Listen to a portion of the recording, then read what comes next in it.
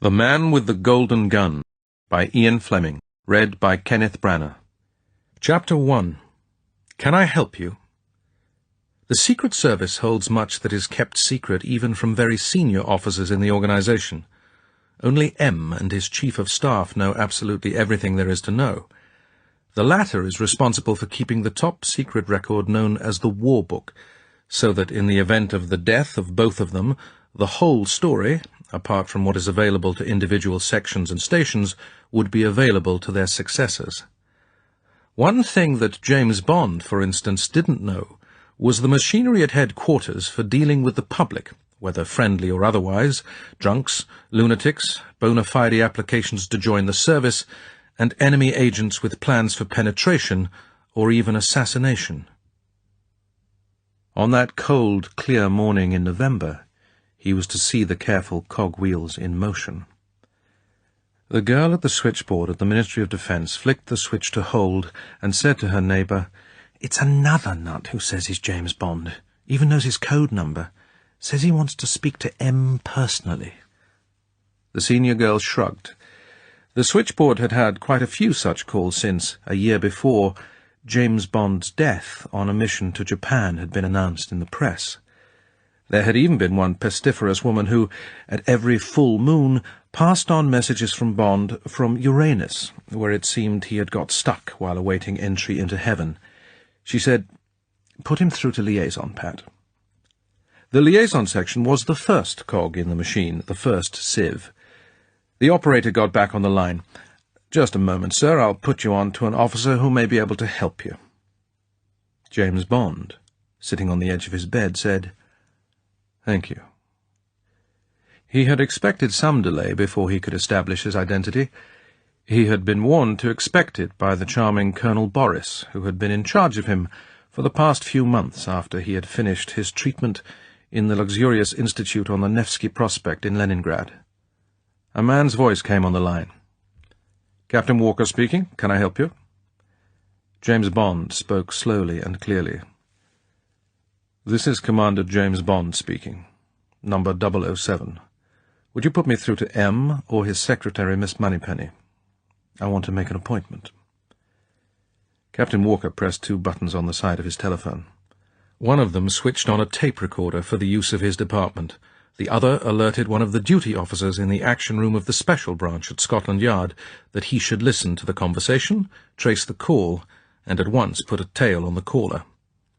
It was now up to Captain Walker, who was in fact an extremely bright ex-prisoner of war interrogator from military intelligence, to keep the subject talking for as near 5 minutes as possible.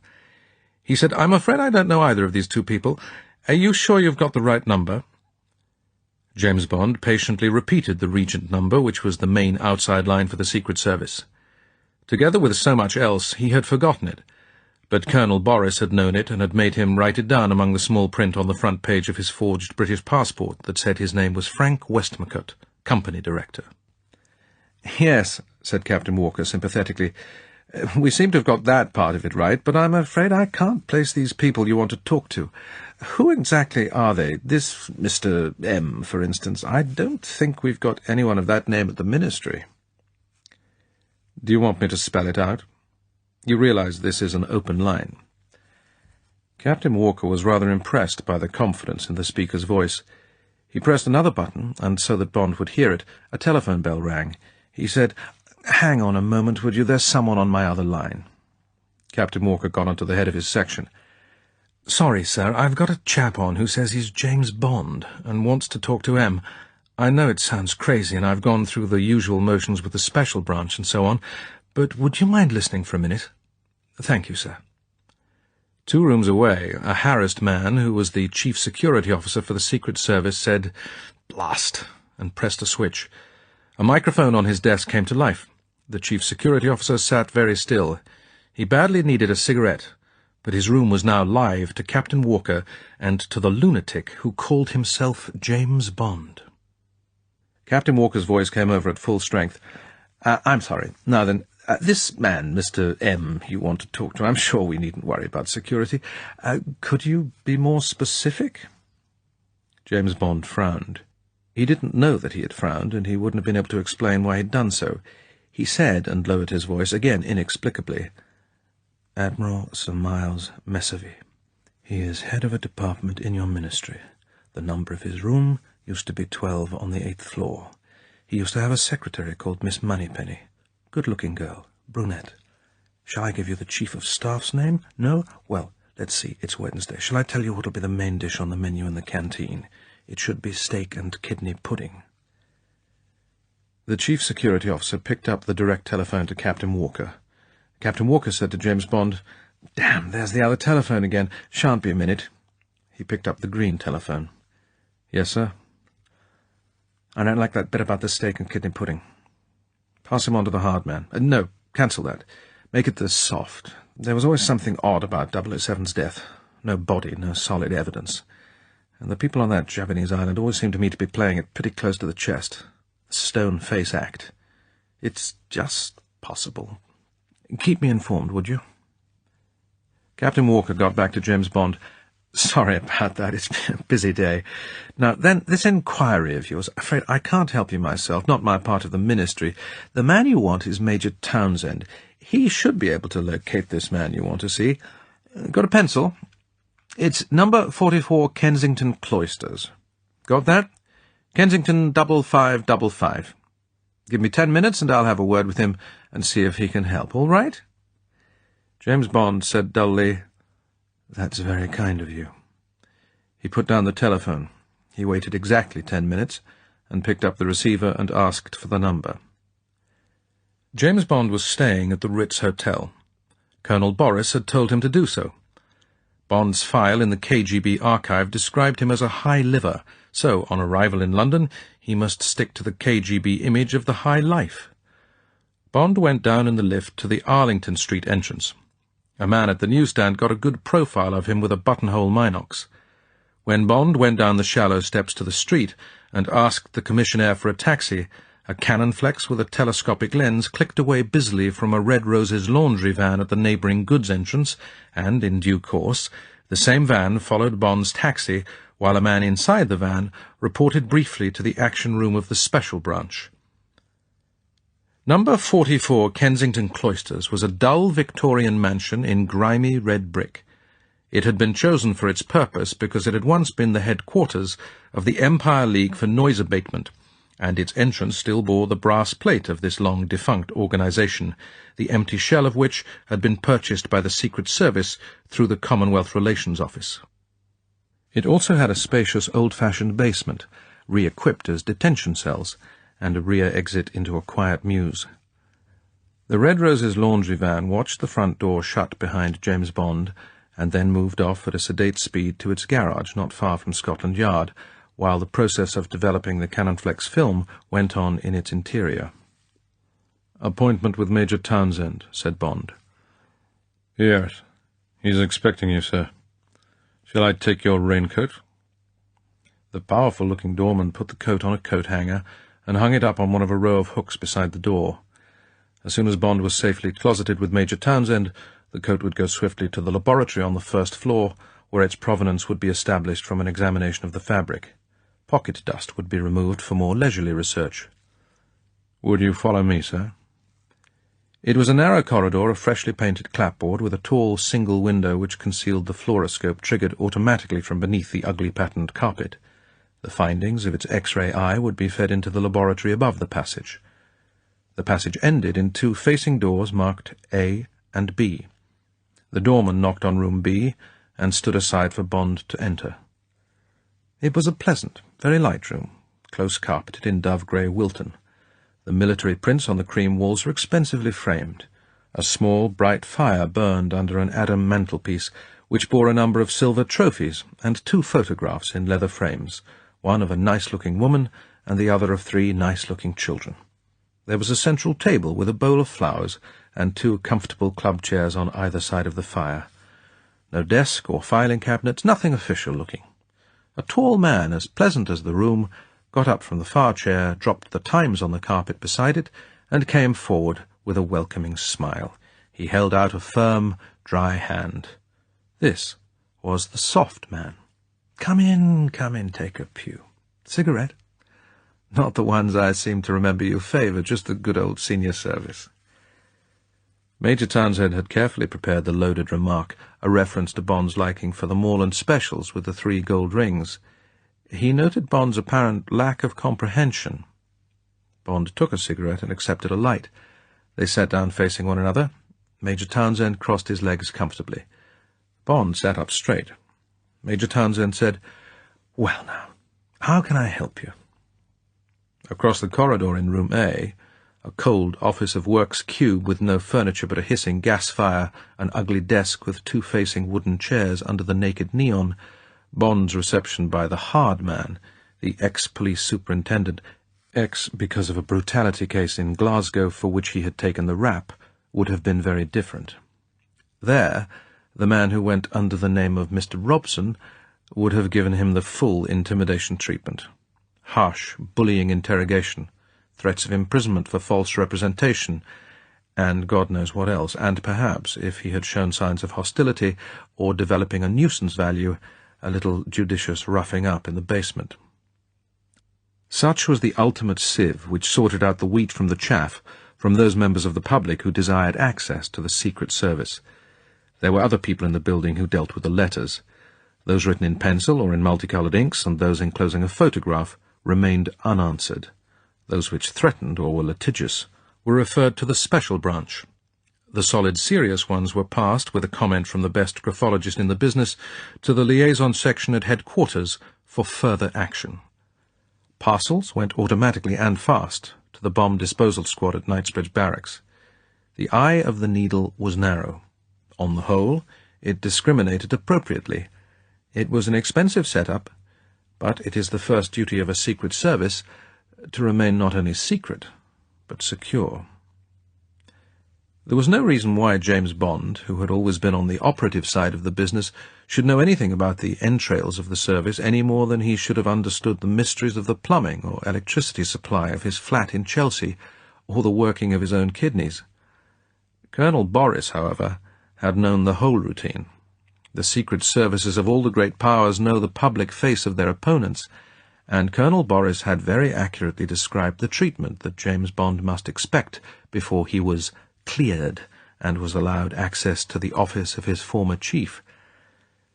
So now James Bond paused before he replied to Major Townsend's question about how he could be of help.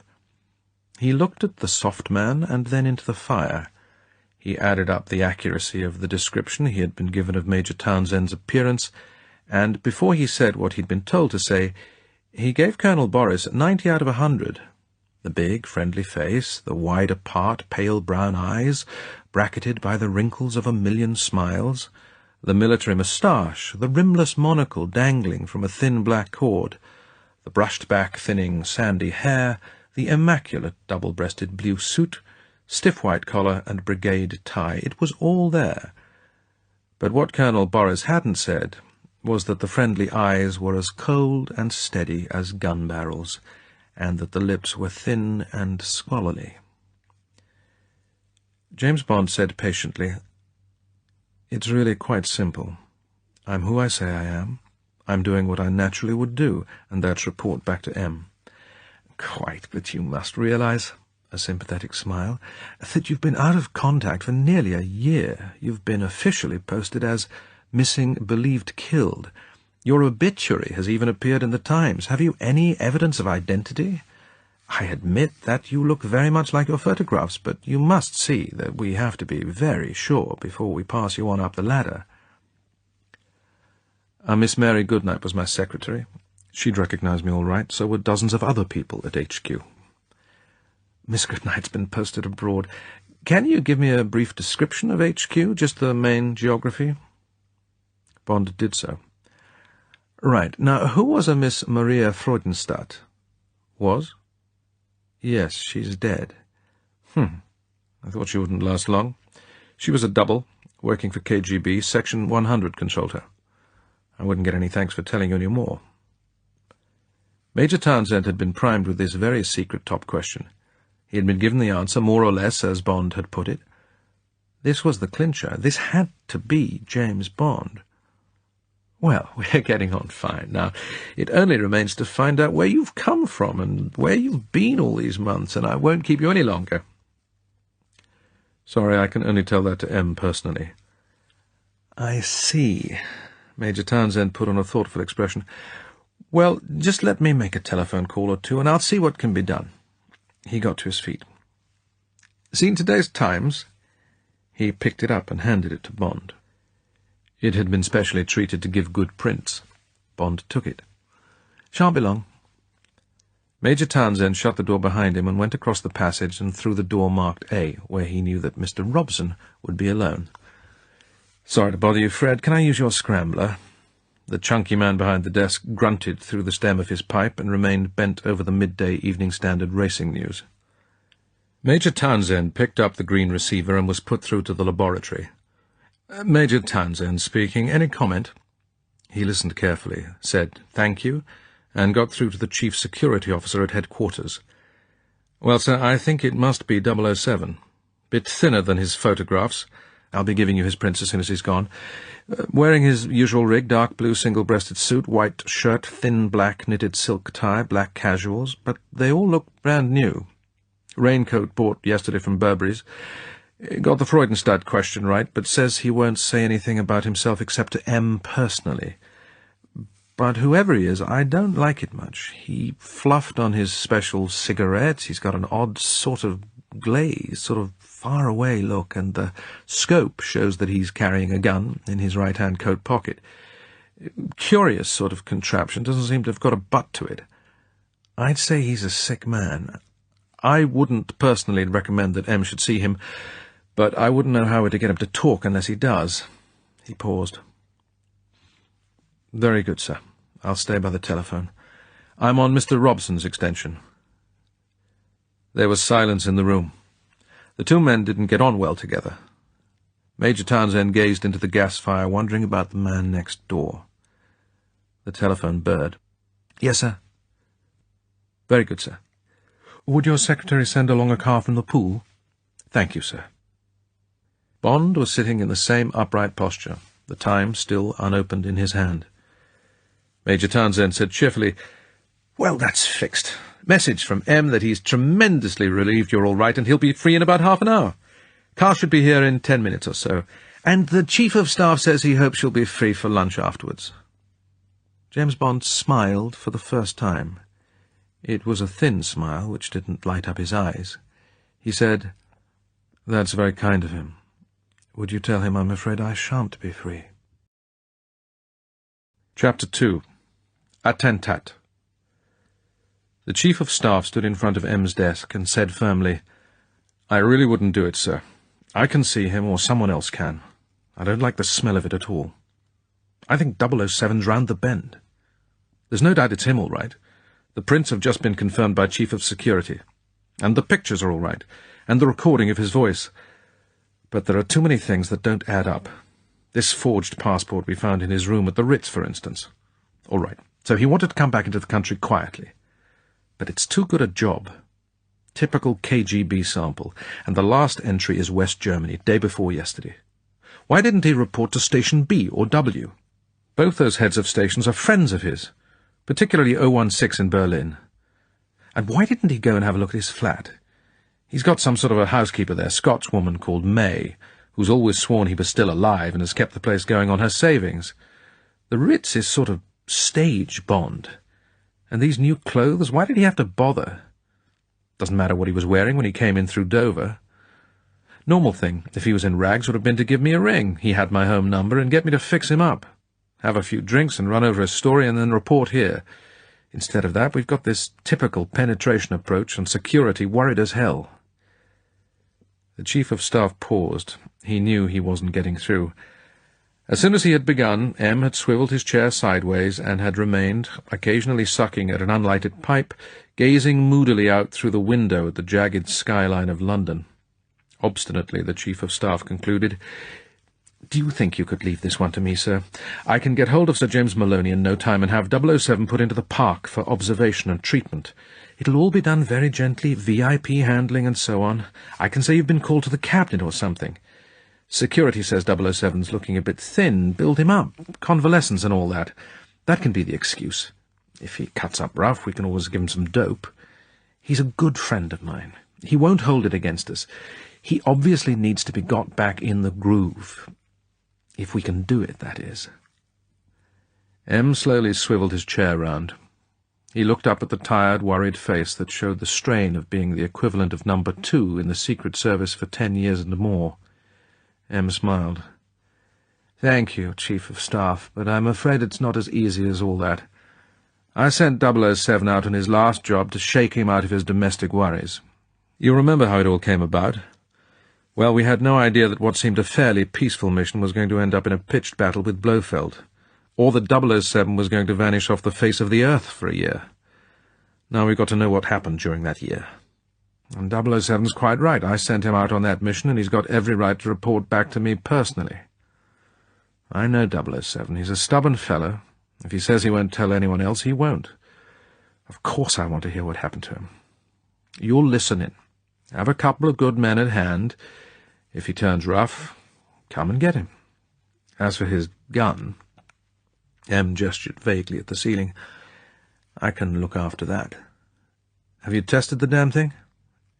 "Yes, sir. It works all right, but—" M held up a hand. "Sorry, Chief of Staff, it's an order." A light winked on the intercom.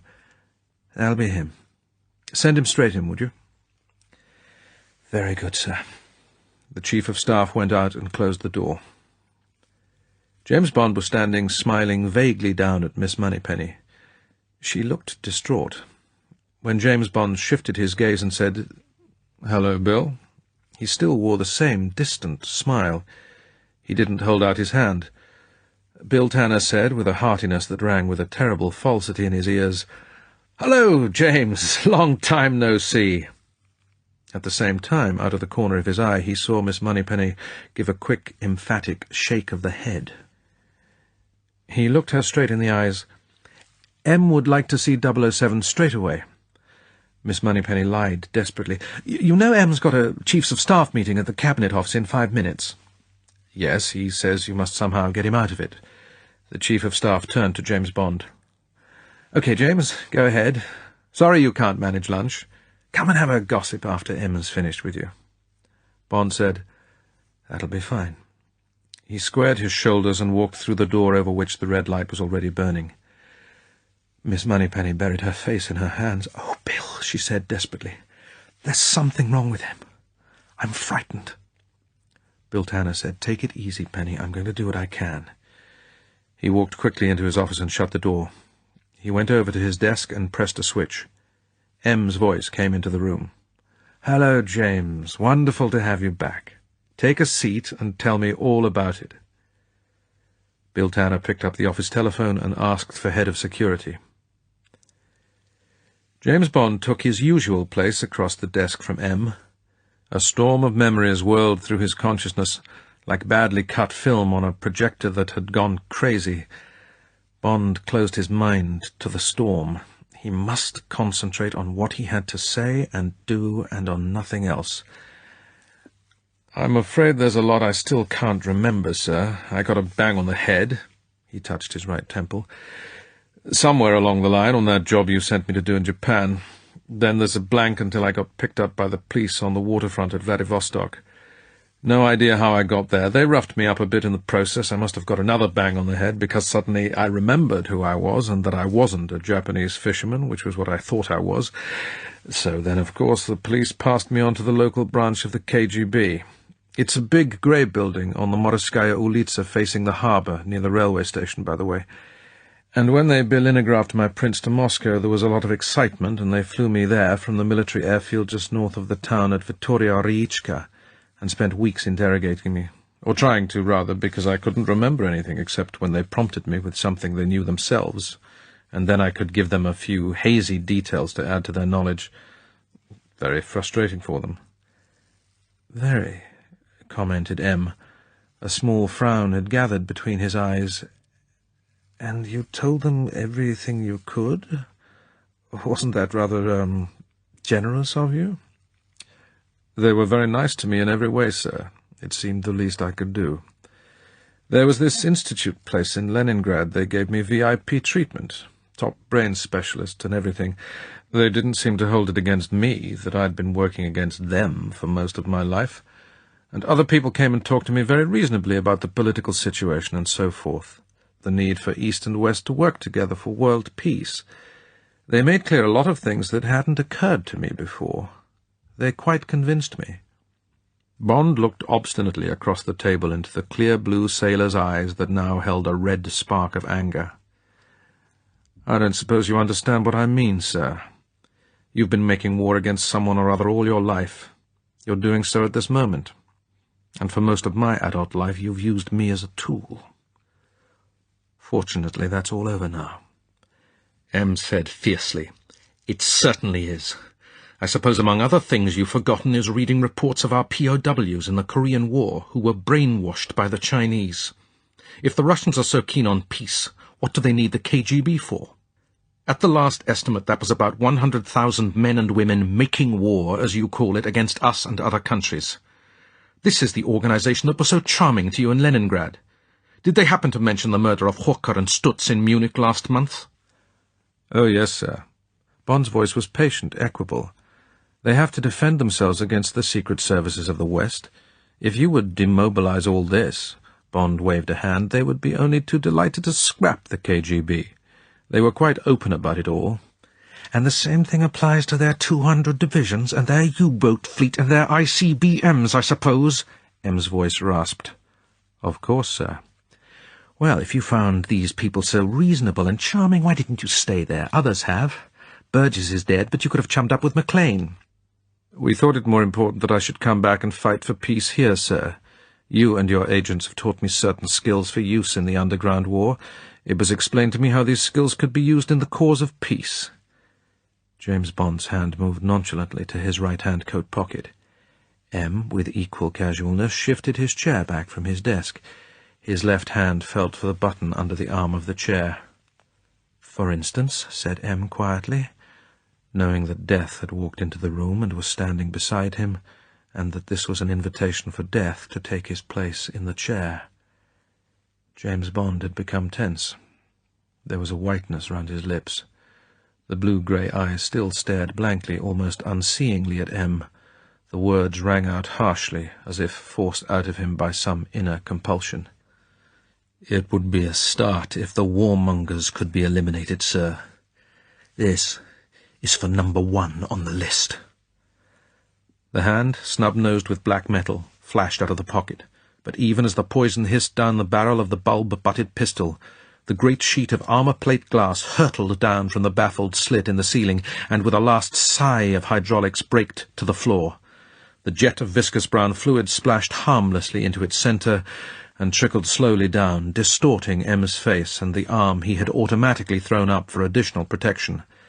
The Chief of Staff had burst into the room, followed by the Head of Security. They threw themselves on James Bond. Even as they seized his arms, his head fell forward on his chest, and he would have slid from his chair to the ground if they hadn't supported him. They hauled him to his feet. He was in a dead faint. The Head of Security sniffed. "Cyanide," he said curtly. "We must all get out of here. And bloody quick." The emergency had snuffed out headquarters' manners. The pistol lay on the carpet where it had fallen. He kicked it away. He said to M, who had walked out from behind his class shield, "Would you mind leaving the room, sir? Quickly. I'll have this cleaned up during the lunch hour." It was an order. M went to the open door. Miss Moneypenny stood with her clenched hand up to her mouth. She watched with horror as James Bond's supine body was hauled out, and the heels of its shoes leaving tracks on the carpet, taken into the Chief of Staff's room. M said sharply, "Close that door, Miss Moneypenny. Get the duty MO up right away. Come along, girl. Don't just stand there gawking. And not a word of this to anyone, understood?" Miss Moneypenny pulled herself back from the edge of hysterics. She said an automatic "yes, sir," pulled the door shut, and reached for the inter-office telephone. M walked across and into the Chief of Staff's office and closed the door. Head of Security was on his knees beside Bond. He had loosened his tie and collar button and was feeling his pulse. Bond's face was white and bathed in sweat. His breathing was a desperate rattle, as if he had just run a race. M looked briefly down at him, and then, his face hidden from the others, at the wall beyond the body. He turned to the Chief of Staff. He said briskly, "Well, that's that. My predecessor died in that chair.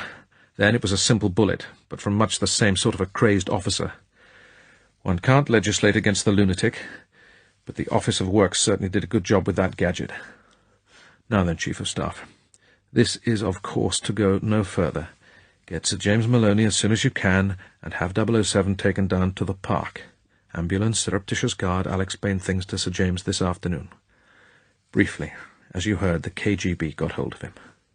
Brainwashed him. He was already a sick man, amnesia of some kind. I'll tell you all I know later.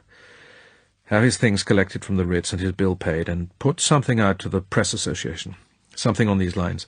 The Ministry of Defence is delighted to announce that Commander James Bond, etc., who was posted as missing, believed killed while on a mission to Japan last November, has returned to this country after a hazardous journey across the Soviet Union, which is expected to yield much valuable information. Commander Bond's health has inevitably suffered from his experiences, and he is convalescing under medical supervision. M smiled frostily. That bit about information will give no joy to Comrade Semachasny and his troops. And added D-notice to editors. It is particularly requested for security reasons that the minimum of speculation or comment be added to the above communique, and that no attempts be made to trace Commander Bond's whereabouts. All right? Bill Tanner had been writing furiously to keep up with M. He looked up from his scratch pad, bewildered. "But aren't you going to make any charges, sir? After all, treason and attempted murder? I mean, not even a court-martial?" "Certainly not." M's voice was gruff. 007 was a sick man, not responsible for his actions. If one can brainwash a man, presumably one can unbrainwash him. If anyone can, Sir James can. Put him back on half pay for the time being, in his old section, and see he gets full back pay and allowances for the past year. If the KGB has the nerve to throw one of my best men at me, I have the nerve to throw him back at them. 007 was a good agent once. There's no reason why he shouldn't be a good agent again. Within limits, that is. After lunch, give me the file on Scaramanga. If we can get him fit again, that's the right-sized target for 007. The Chief of Staff protested. "But that's suicide, sir. Even 007 could never take him." M said coldly. "What would 007 get for this morning's bit of work? 20 years? As a minimum, I'd say. Better for him to fall on the battlefield. If he brings it off, he'll have won his spurs back again, and we can all forget the past. Anyway, that's my decision." There was a knock on the door, and the duty medical officer came into the room. M bade him good afternoon and turned stiffly on his heel and walked out through the open door. The Chief of Staff looked at the retreating back. He said under his breath, "You cold-hearted bastard." Then, with his usual minute thoroughness and sense of duty, he set about the tasks he'd been given. His not to reason why.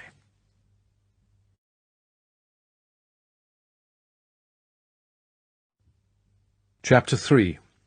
Pistols Scaramanga. At Blades, M ate his usual meagre luncheon, a grilled Dover sole, followed by the ripest spoonful he could gouge from the club Stilton. And as usual he sat by himself in one of the window seats, and barricaded himself behind the Times, occasionally turning a page to demonstrate that he was reading it, which in fact he wasn't. But Porterfield commented to the head waitress, Lily, a handsome, much-loved ornament of the club, that "there's something wrong with the old man today. Or maybe not exactly wrong, but there's something up with him." Porterfield prided himself on being something of an amateur psychologist. As head waiter and father confessor to many of the members, he knew a lot about all of them, and liked to think he knew everything, so that in the tradition of incomparable servants he could anticipate their wishes and their moods. Now, standing with Lily in a quiet moment behind the finest cold buffet on display at that date anywhere in the world, he explained himself. "You know that terrible stuff Sir Miles always drinks? That Algerian red wine that the wine committee won't even allow on the wine list? They only have it in the club to please Sir Miles. Well, he explained to me once that in the Navy they used to call it the infuriator, because if you drank too much of it, it seems that it used to put you into a rage. Well, now, in the 10 years that I've had the pleasure of looking after Sir Miles, he's never ordered more than half a carafe of the stuff." Porterfield's benign, almost priestly countenance assumed an expression of theatrical solemnity, as if he had read something really terrible in the tea-leaves. "Then what happens today?" Lily clasped her hands tensely and bent her head fractionally closer to get the full impact of the news. "The old man says, Porterfield, a bottle of infuriator. Understand? A full bottle. So, of course, I didn't say anything, but I went off and brought it to him. But mark my words, Lily." He noticed a lifted hand down the long room and moved off. "There's something hit Sir Miles hard this morning, and no mistake." M sent for his bill.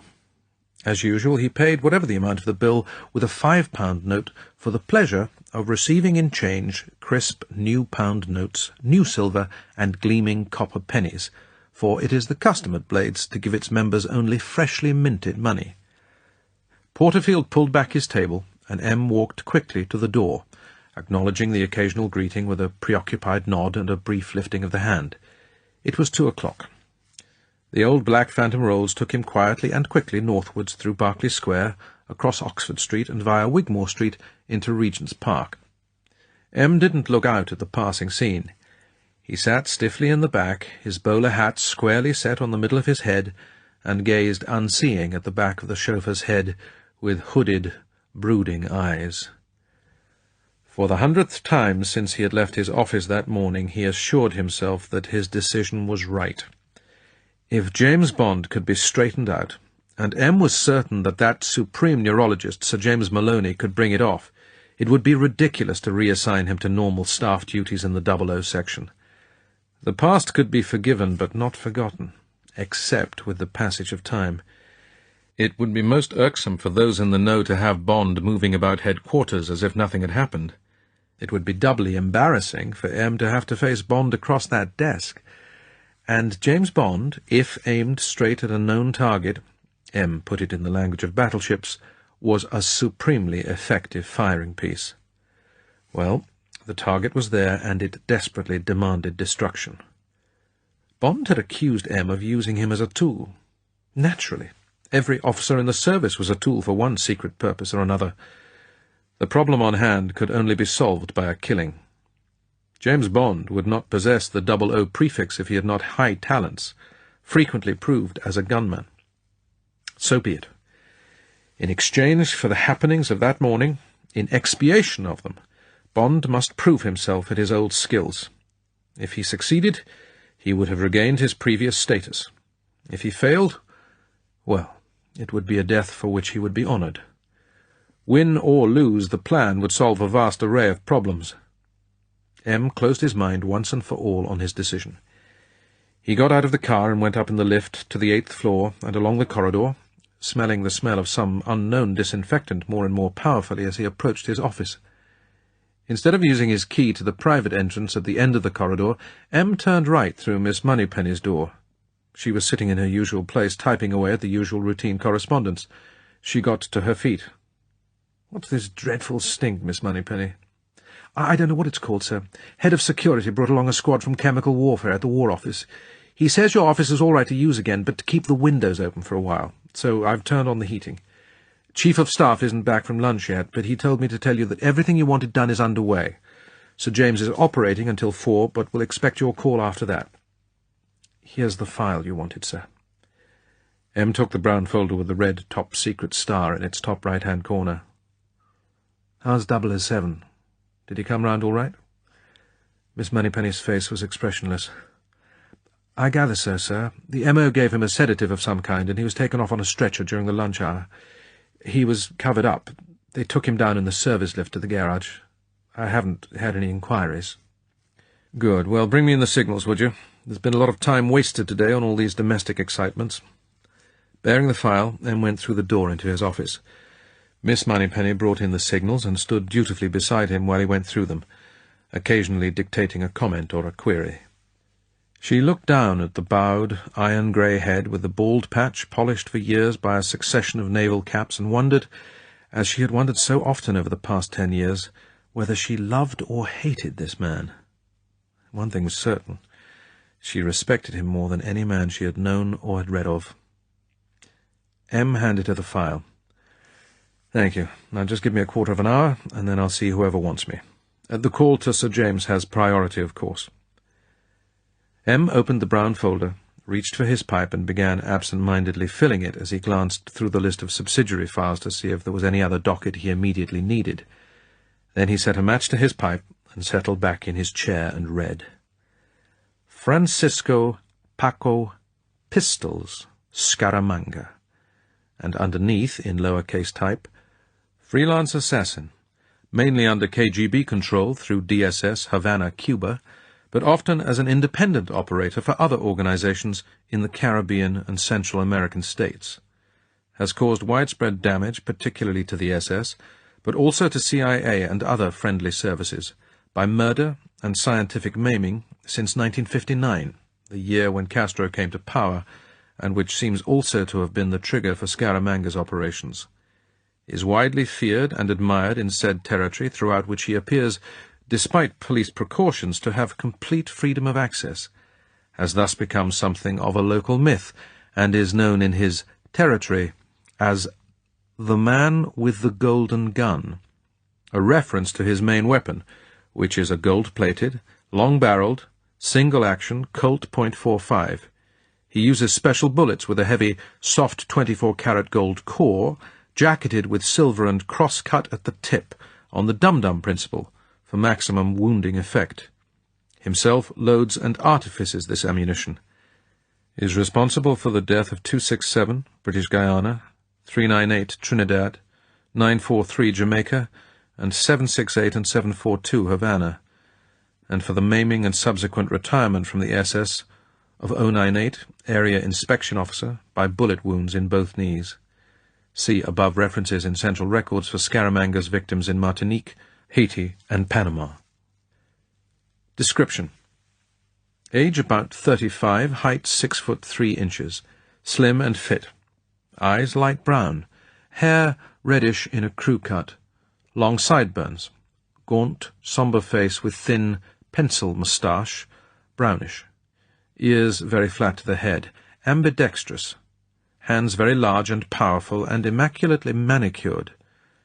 Distinguishing marks: a third nipple about 2 inches below his left breast.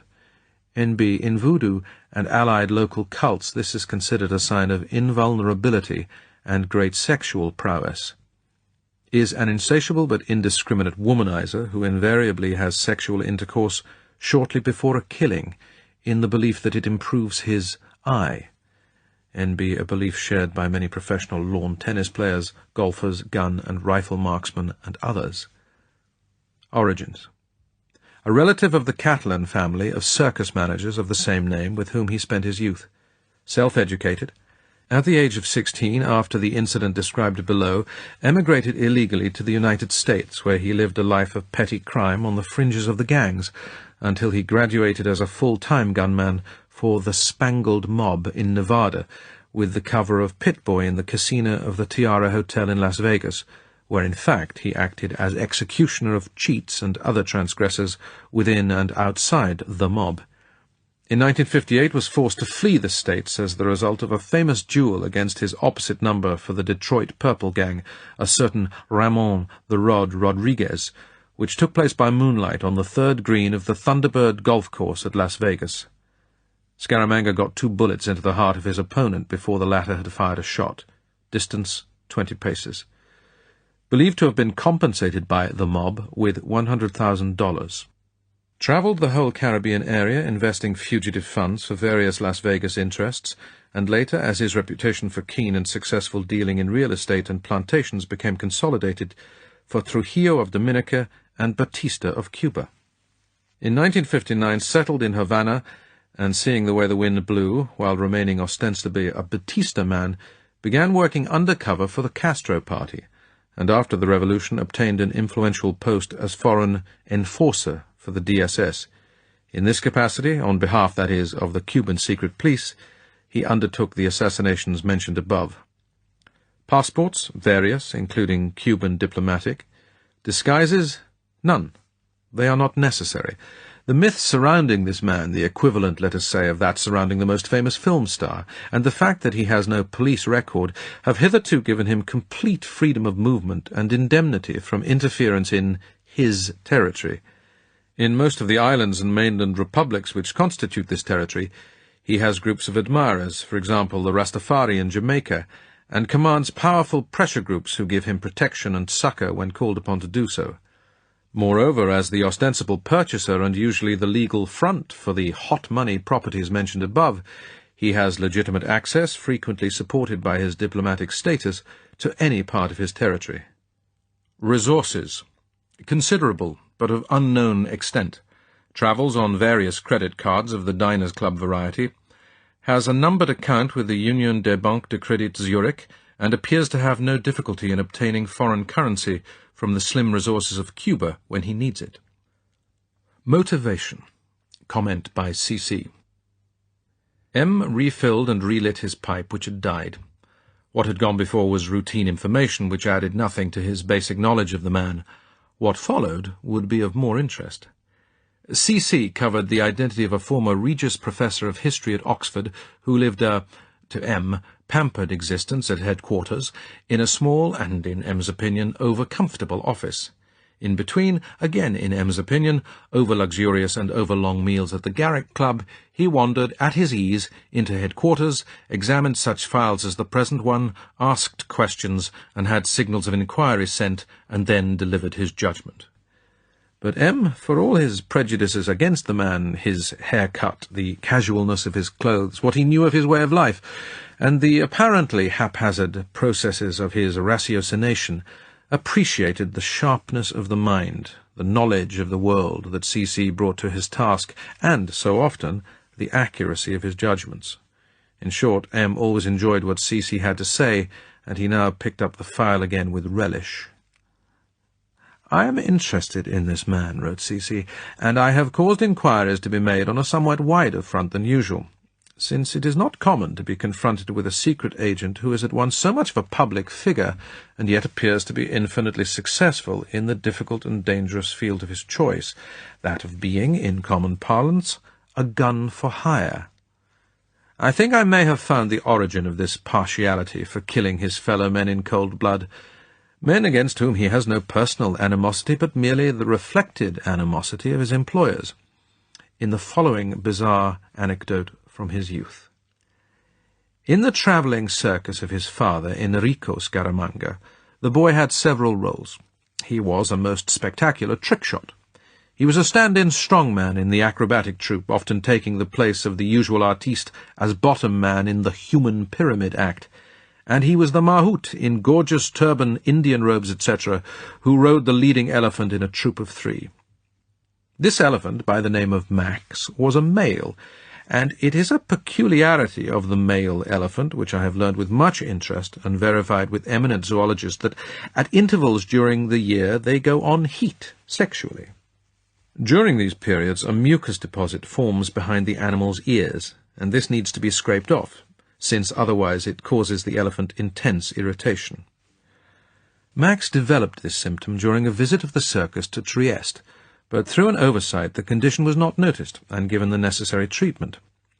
The big top of the circus had been erected on the outskirts of the town, adjacent to the coastal railway line, and on the night which was, in my opinion, to determine the future way of life of the young Scaramanga, Max went berserk, threw the youth, and, screaming horrifically, trampled his way through the auditorium, causing many casualties, and charged off across the fairground and on to the railway line, down which, a frightening spectacle under the full moon which, as newspaper cuttings record, was shining on that night, he galloped at full speed. The local carabinieri were alerted and set off in pursuit by car along the main road that flanks the railway line. In due course they caught up with the unfortunate monster, which, its frenzy expired, stood peacefully facing back the way it had come.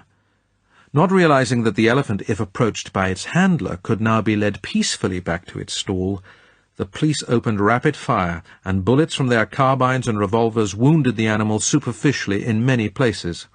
Infuriated afresh, the miserable beast, now pursued by the police car from which the hail of fire continued, charged off again along the railway line.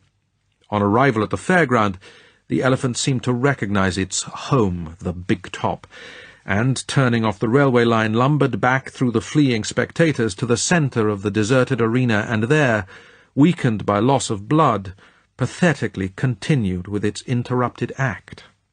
Trumpeting dreadfully in its agony, the mortally wounded Max endeavoured again and again to raise itself and stand upon one leg. Meanwhile, the young Scaramanga, now armed with his pistols, tried to throw a lariat over the animal's head while calling out the elephant talk with which he usually controlled him. Max seems to have recognized the youth and, it must have been a truly pitiful sight, lowered its trunk to allow the youth to be hoisted to his usual seat behind the elephant's head. But at this moment the police burst into the sawdust ring, and their captain, approaching very close, emptied his revolver into the elephant's right eye at a range of a few feet, upon which Max fell, dying, to the ground.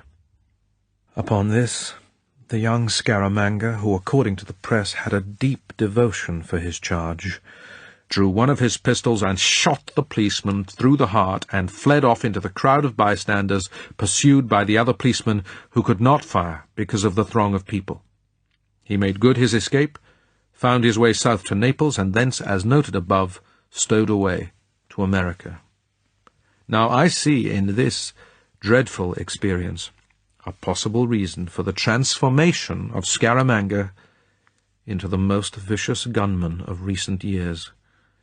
In him was, I believe, born on that day a cold-blooded desire to avenge himself on all humanity. That the elephant had run amok and trampled many innocent people, that the man truly responsible was his handler, and that the police were only doing their duty, would be, psychopathologically, either forgotten or deliberately suppressed by a youth of hot-blooded stock whose subconscious had been so deeply lacerated. At all events, Scaramanga's subsequent career requires some explanation, and I trust I am not being fanciful in putting forward my own prognosis from the known facts. M. rubbed the bowl of his pipe thoughtfully down the side of his nose. Well, fair enough. He turned back to the file. I have comment, wrote C.C., to make on this man's alleged sexual potency when seen in relation to his profession. It is a Freudian thesis with which I am inclined to agree, that the pistol, whether in the hands of an amateur or of a professional gunman, has significance for the owner as a symbol of virility, an extension of the male organ, and that excessive interests in guns, for example gun collections and gun clubs, is a form of fetishism. The partiality of Scaramanga for a particularly showy variation of weapon, and his use of silver and gold bullets, clearly point, I think, to his being a slave to this fetish, and if I am right, I have doubts about his alleged sexual prowess, for the lack of which his gun fetish would be either a substitute or a compensation. I have also noted from a profile of this man in Time magazine one fact which supports my thesis that Scaramanga may be sexually abnormal. In listing his accomplishments, Time notes, but does not comment upon, the fact that this man cannot whistle. Now, it may only be myth, and it is certainly not medical science, but there is a popular theory that a man who cannot whistle has homosexual tendencies. At this point the reader may care to experiment, and from his self-knowledge help to prove or disprove this item of folklore, C.C. M. hadn't whistled since he was a boy. Unconsciously his mouth pursed, and a clear note was emitted. He uttered an impatient "Tch," and continued with his reading. So I would not be surprised to learn that Scaramanga is not the Casanova of popular fancy. Passing to the wider implications of gunmanship, we enter the realms of the Adlerian power urge as compensation for the inferiority complex, and here I will quote some well-turned phrases of a certain Mr. Harold L. Peterson in his preface to his finely illustrated The Book of the Gun, published by Paul Hamlin.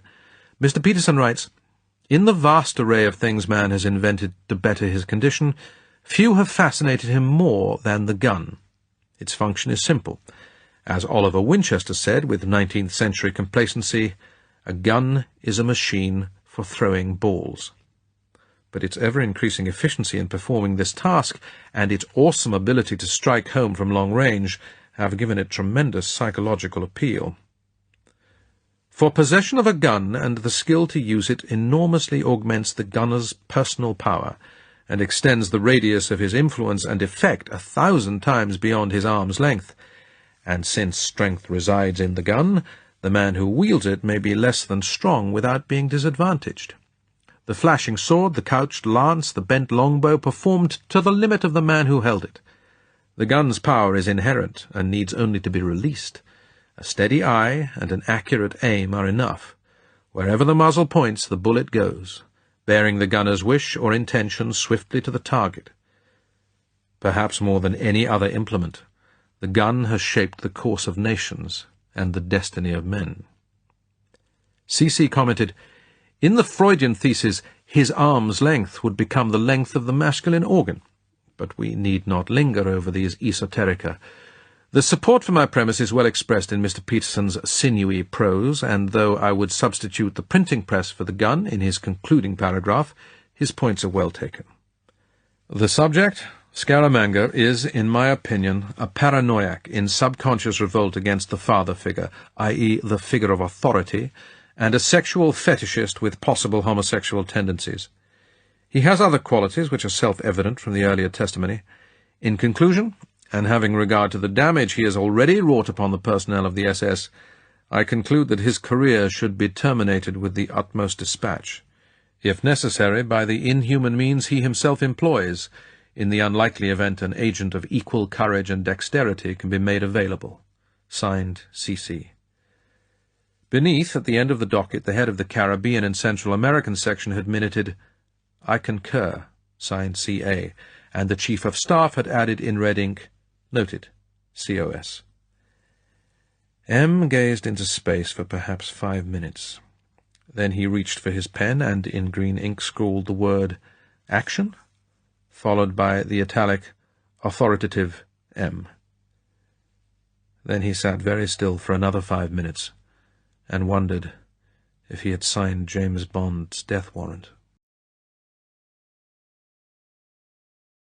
Chapter 4. The Stars Foretell.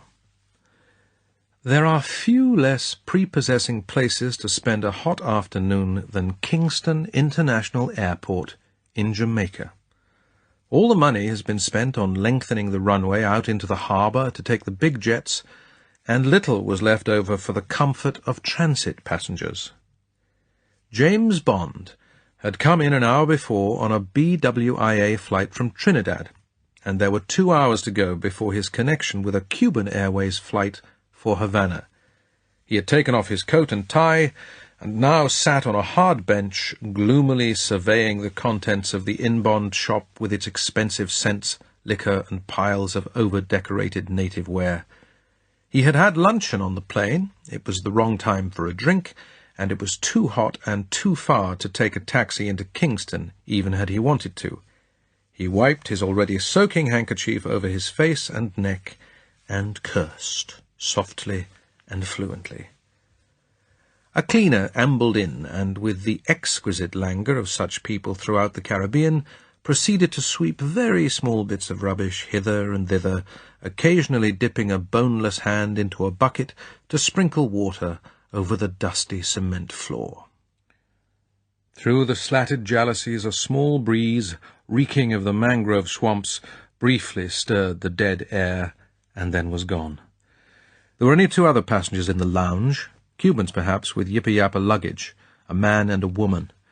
They sat close together against the opposite wall and stared fixedly at James Bond, adding minutely to the oppression of the atmosphere. Bond got up and went over to the shop. He bought a Daily Gleaner and returned to his place. Because of its inconsequent and occasionally bizarre choice of news, the Gleaner was a favourite paper of Bond's. Almost the whole of that day's front page was taken up with new ganja laws to prevent the consumption, sale, and cultivation of this local version of marijuana. The fact that de Gaulle had just sensationally announced his recognition of Red China was boxed well down the page. Bond read the whole paper, country news bits and all, with the minute care bred of desperation. His horoscope said, "Cheer up. Today will bring a pleasant surprise and the fulfillment of a dear wish. But you must earn your good fortune by watching closely for the golden opportunity when it presents itself, and then seizing it with both hands." Bond smiled grimly. He would be unlikely to get on the scent of Scaramanga on his first evening in Havana. It was not even certain that Scaramanga was there. This was a last resort. For 6 weeks Bond had been chasing his man around the Caribbean and Central America. He had missed him by a day in Trinidad, and by only a matter of hours in Caracas. Now he had rather reluctantly taken the decision to try and ferret him out on his home ground, a particularly inimical home ground, with which Bond was barely familiar. At least he had fortified himself in British Guiana with a diplomatic passport, and he was now Courier Bond, with splendidly engraved instructions from Her Majesty to pick up the Jamaican diplomatic bag in Havana and return with it. He had even borrowed an example of the famous silver greyhound, the British courier's emblem for 300 years. If he could do his job and then get a few 100-yard start, this would at least give him sanctuary in the British Embassy. Then it would be up to the FO to bargain him out.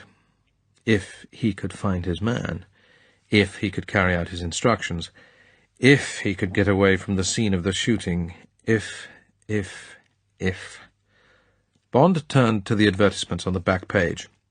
At once an item caught his eye. It was so typically old Jamaica. This is what he read. "For sale by auction, at 77 Harbour Street, Kingston, at 10:30 a.m. on Wednesday, the 28th of May. Under powers of sale contained in a mortgage from Cornelius Brown et Ux, number 3.5 Love Lane, Savannah, Lamar. Containing the substantial residence and all that parcel of land by measurement on the northern boundary, 3 chains and 5 perches, on the southern boundary 5 chains and 1 perch, on the eastern boundary 2 chains exactly, and on the western boundary 4 chains and 2 perches, to be the same in each case, and more or less and abutting northerly on number 4 Love Lane. The C.D. Alexander Company Limited, 77 Harbour Street, Kingston, phone 4897. James Bond was delighted. He had had many assignments in Jamaica and many adventures on the island. The splendid address and all the stuff about chains and perches and the old-fashioned abracadabra at the end of the advertisement brought back all the authentic smell of one of the oldest and most romantic of former British possessions. For all her newfound independence, he would bet his bottom dollar that the statue of Queen Victoria in the centre of Kingston had not been destroyed or removed to a museum, as similar relics of an historic infancy had been in the resurgent African states. He looked at his watch. The Gleaner had consumed a whole hour for him. He picked up his coat and briefcase. Not much longer to go. In the last analysis, life wasn't all that dismal. One must forget the bad and remember the good. What were a couple of hours of heat and boredom in this island compared with memories of Beau Desert and Honeychild Ryder and his survival against the mad Dr. No?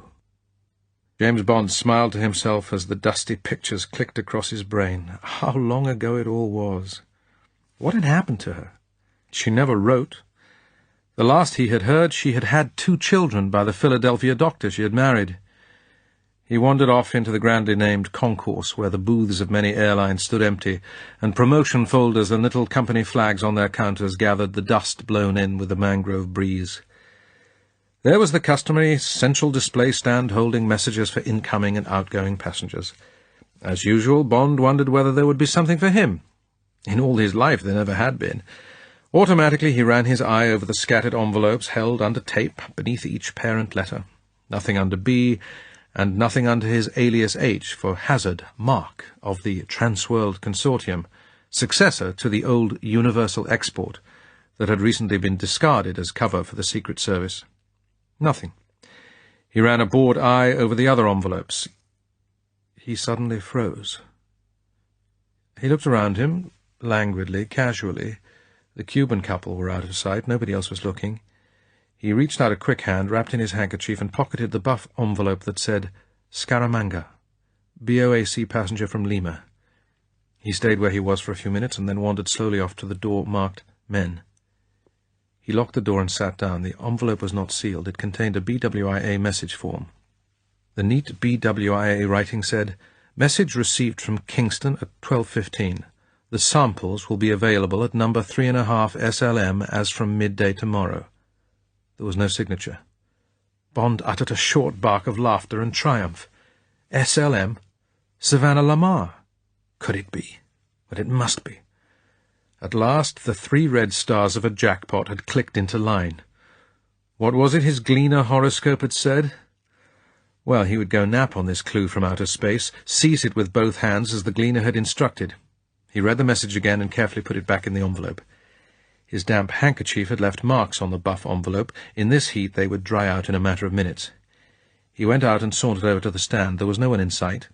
He slipped the message back into its place under S and walked over to the Cuban Airlines booth and cancelled his reservation. He then went to the BOAC counter and looked through the timetable.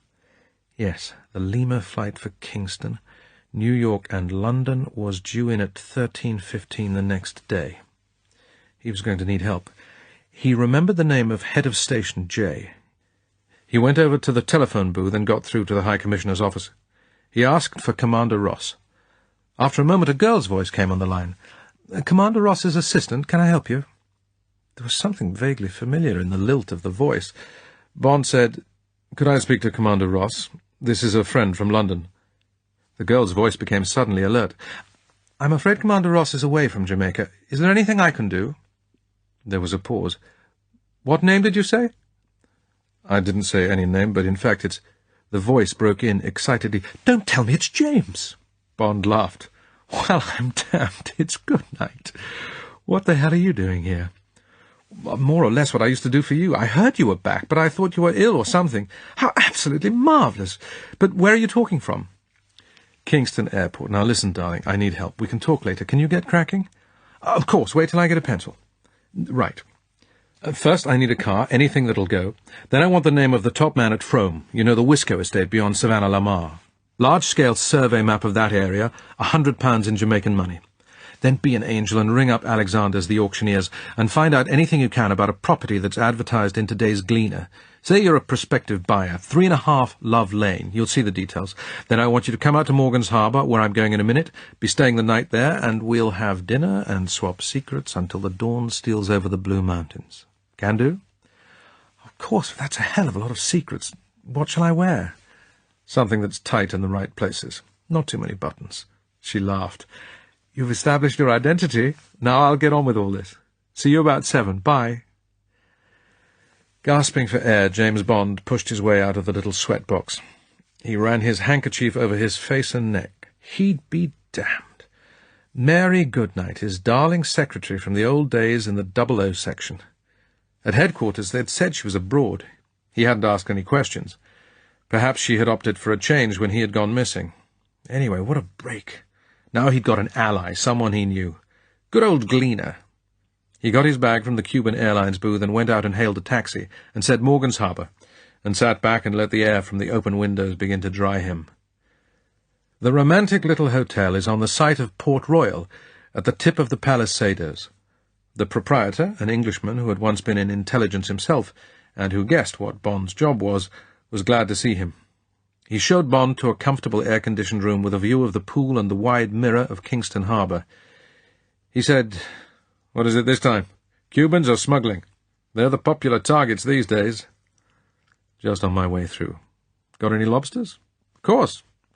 "Be a good chap and save 2 for dinner, broiled with melted butter, and a pot of that ridiculously expensive foie gras of yours. All right?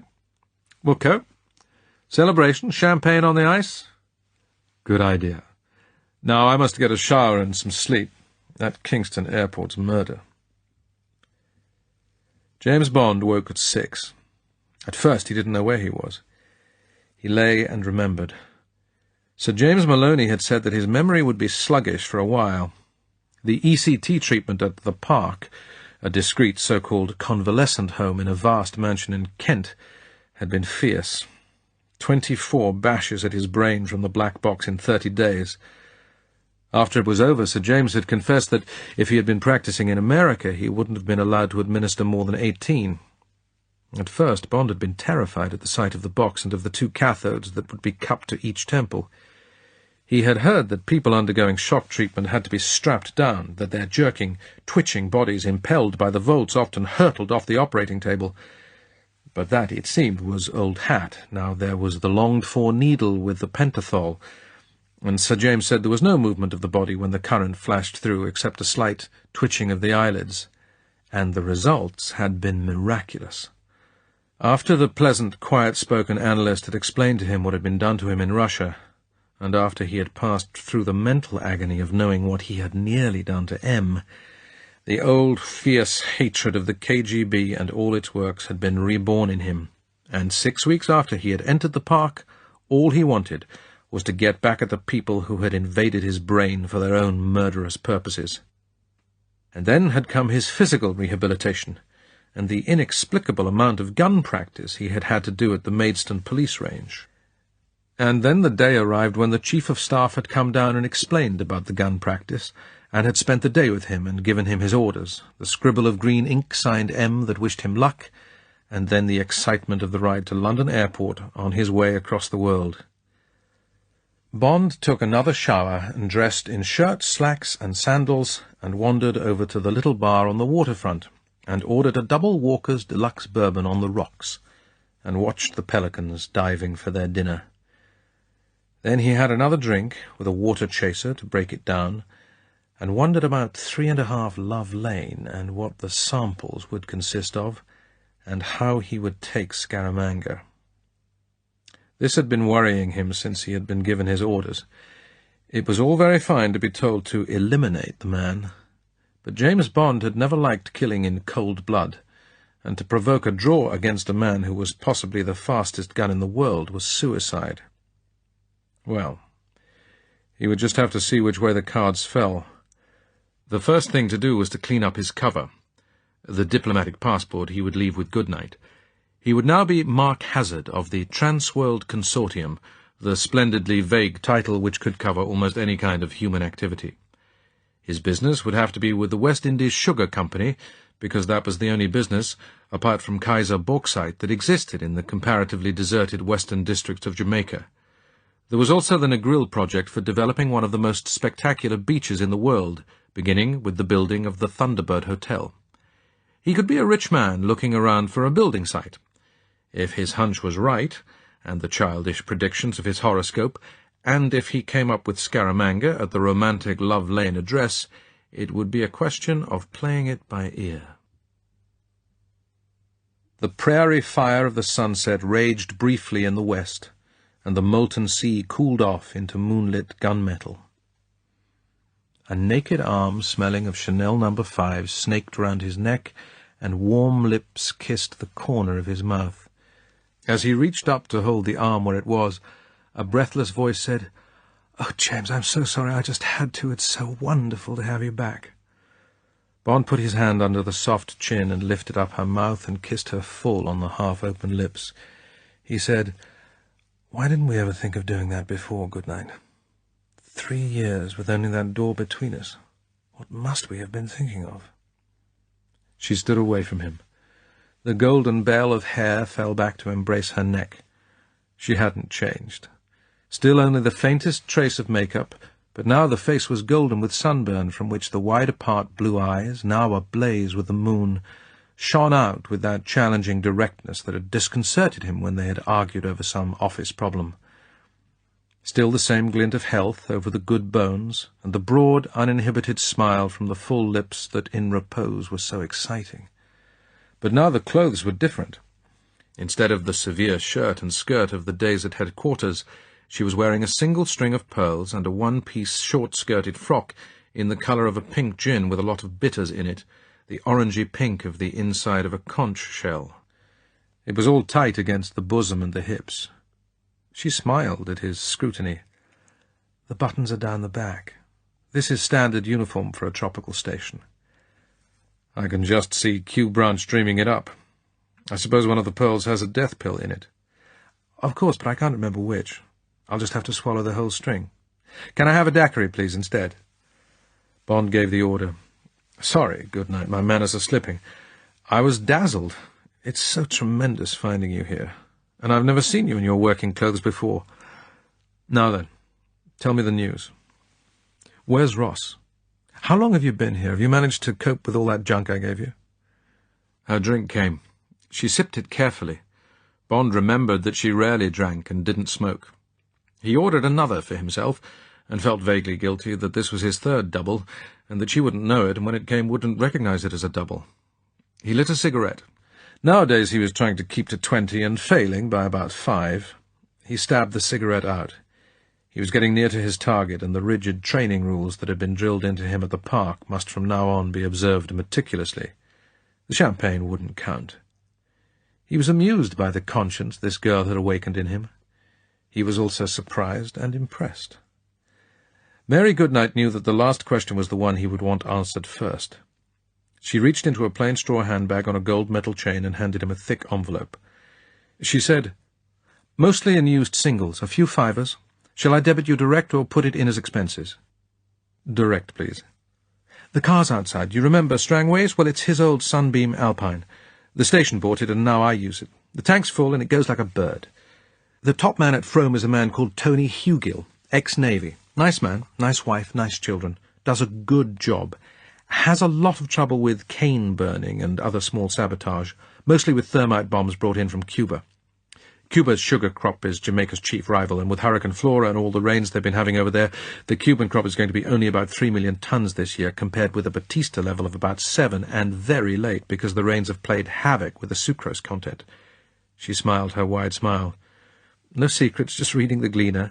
So it's worth Castro's trouble to try and keep the world price up by doing as much damage as he can to rival crops, so that he's in a better position to bargain with Russia. He's only got his sugar to sell, and he wants food badly. This wheat the Americans are selling to Russia. A lot of that will find its way back to Cuba in exchange for sugar to feed the Cuban sugar croppers." She smiled again. "Pretty daft business, isn't it? I don't think Castro can hold out much longer. The missile business in Cuba must have cost Russia about £1 billion, and now they're having to pour money into Cuba, money and goods, to keep the place on its feet. I can't help thinking they'll pull out soon and leave Castro to go the way Batista went. It's a fiercely Catholic country, and Hurricane Flora was considered as the final judgment from heaven. It sat over the island and simply whipped it day after day for 5 days. No hurricane in history has ever behaved like that. The churchgoers don't miss an omen like that.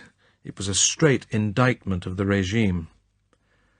Bond said with admiration, "Goodnight, you're a treasure.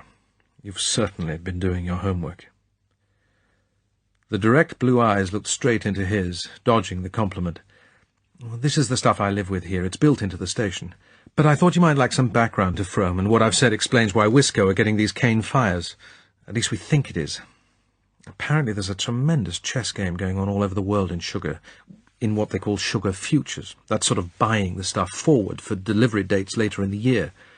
Washington's trying to keep the price down to upset Cuba's economy, but there's increased world consumption and a shortage largely due to Flora and the tremendous rains we've been having here after Flora, which have delayed the Jamaican crop. I don't understand it all, but it's in Cuba's interest to do as much damage as possible to the Jamaican crop, and this place Frome you're interested in produces about 1/4 of Jamaica's total output." She took a sip at her drink. "Well, that's all about sugar. The top man there is this man Hugill. We've had a lot to do with him, so he'll be friendly. He was in naval intelligence during the war, sort of commando job, so he knows the score. The car's a bit aged, but it's still pretty fast, and it won't let you down. It's rather bashed about, so it won't be conspicuous. I've put the survey map in the glove compartment." "That's fine. Now, last question, and then we'll go and have dinner and tell each other our life stories. But, by the way, what's happened to your chief, Ross?" Mary Goodnight looked worried. "To tell you the truth, I don't exactly know. He went off last week on some job in Trinidad. It was to try and locate a man called Scaramanga. He's a local gunman of some sort. I don't know much about him. Apparently headquarters want him traced for some reason." She smiled ruefully. "Nobody ever tells me anything that's interesting. I just do the donkey work. Well, Commander Ross was due back 2 days ago, but he hasn't turned up. I've had to send off a red warning, but I've been told to give him another week." "Well, I'm glad he's out of the way." "I'd rather have his number too." "Last question. What about this 3.5 Love Lane? Did you get anywhere?" Mary Goodnight blushed. "Did I not? That was a fine question to get me mixed up with. Alexander's were non-committal, and I finally had to go to the special branch. I shan't be able to show my face there for weeks. Heaven knows what they must think of you. That place is a... She wrinkled her nose.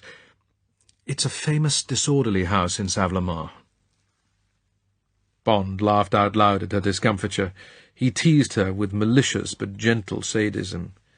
"You mean it's a whorehouse?" "James, for heaven's sake, must you be so crude?" Chapter 5. Number 3.5, Love Lane.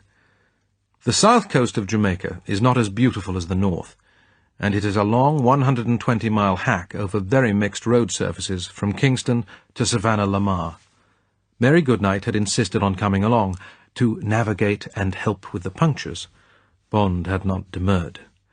Spanish Town, May Pen, Alligator Pond, Black River, White House Inn, where they had luncheon, the miles unrolled under the fierce sun until, around 4 in the afternoon, a stretch of good straight road brought them among the spruce little villas, each with its patch of brownish lawn, bougainvillea, and single bed of canna lilies and crotons which make up the smart suburbs of the modest little coastal township that is, in the vernacular, Sav-la-Mar.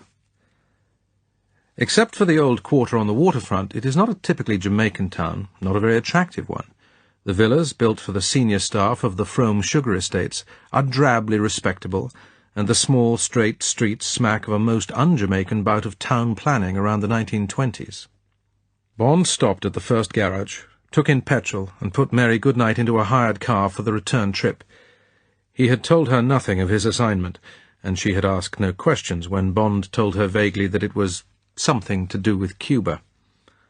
Bond said he would keep in touch when he could and get back to her when his job was done, and then, businesslike, she was off back down the dusty road, and Bond drove slowly down to the waterfront. He identified Love Lane, a narrow street of broken-down shops and houses that meandered back into the town from the jetty. He circled the area to get the neighbouring geography clear in his mind, and parked the car in a deserted area near the spit of sand on which fishing canoes were drawn up on raised stilts. He locked the car and sauntered back and into Love Lane. There were a few people about, poor people of the fisherman class. Bond bought a packet of Royal Blend at a small general store that smelled of spices. He asked where number 3.5 was, and got a look of polite curiosity. "Further up the street, maybe a chain, big house on the right." Bond moved over to the shady side and strolled on.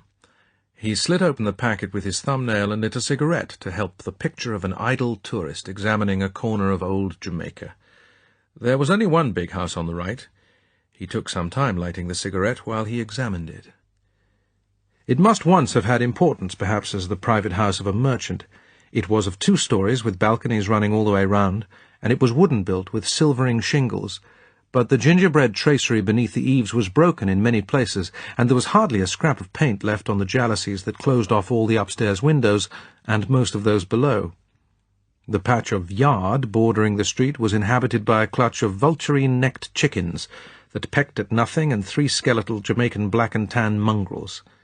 They gazed lazily across the street at Bond, and scratched and bit at invisible flies. But in the background there was one very beautiful lignum vitae tree in full blue blossom. Bond guessed that it was as old as the house, perhaps 50 years. It certainly owned the property by right of strength and adornment. In its delicious black shade a girl in a rocking-chair sat reading a magazine. At the range of about 30 yards she looked tidy and pretty. Bond strolled up the opposite side of the street until a corner of the house hid the girl. Then he stopped and examined the house more closely. Wooden steps ran up to an open front door over whose lintel, whereas few of the other buildings in the street bore numbers, a big enamelled metal sign announced 3.5 in white on dark blue. Of the 2 broad windows that bracketed the door, the left-hand one was shuttered, but the right-hand one was a single broad sheet of rather dusty glass, through which tables and chairs and a serving counter could be seen. Over the door, a swinging sign said Dreamland Café in sun-bleached letters, and round this window were advertisements for Red Stripe beer, Royal Blend, 4 Aces cigarettes, and Coca-Cola. A hand-painted sign said Snacks, and underneath, Hot Cock Soup Fresh Daily. Bond walked across the street and up the steps and parted the bead curtain that hung over the entrance.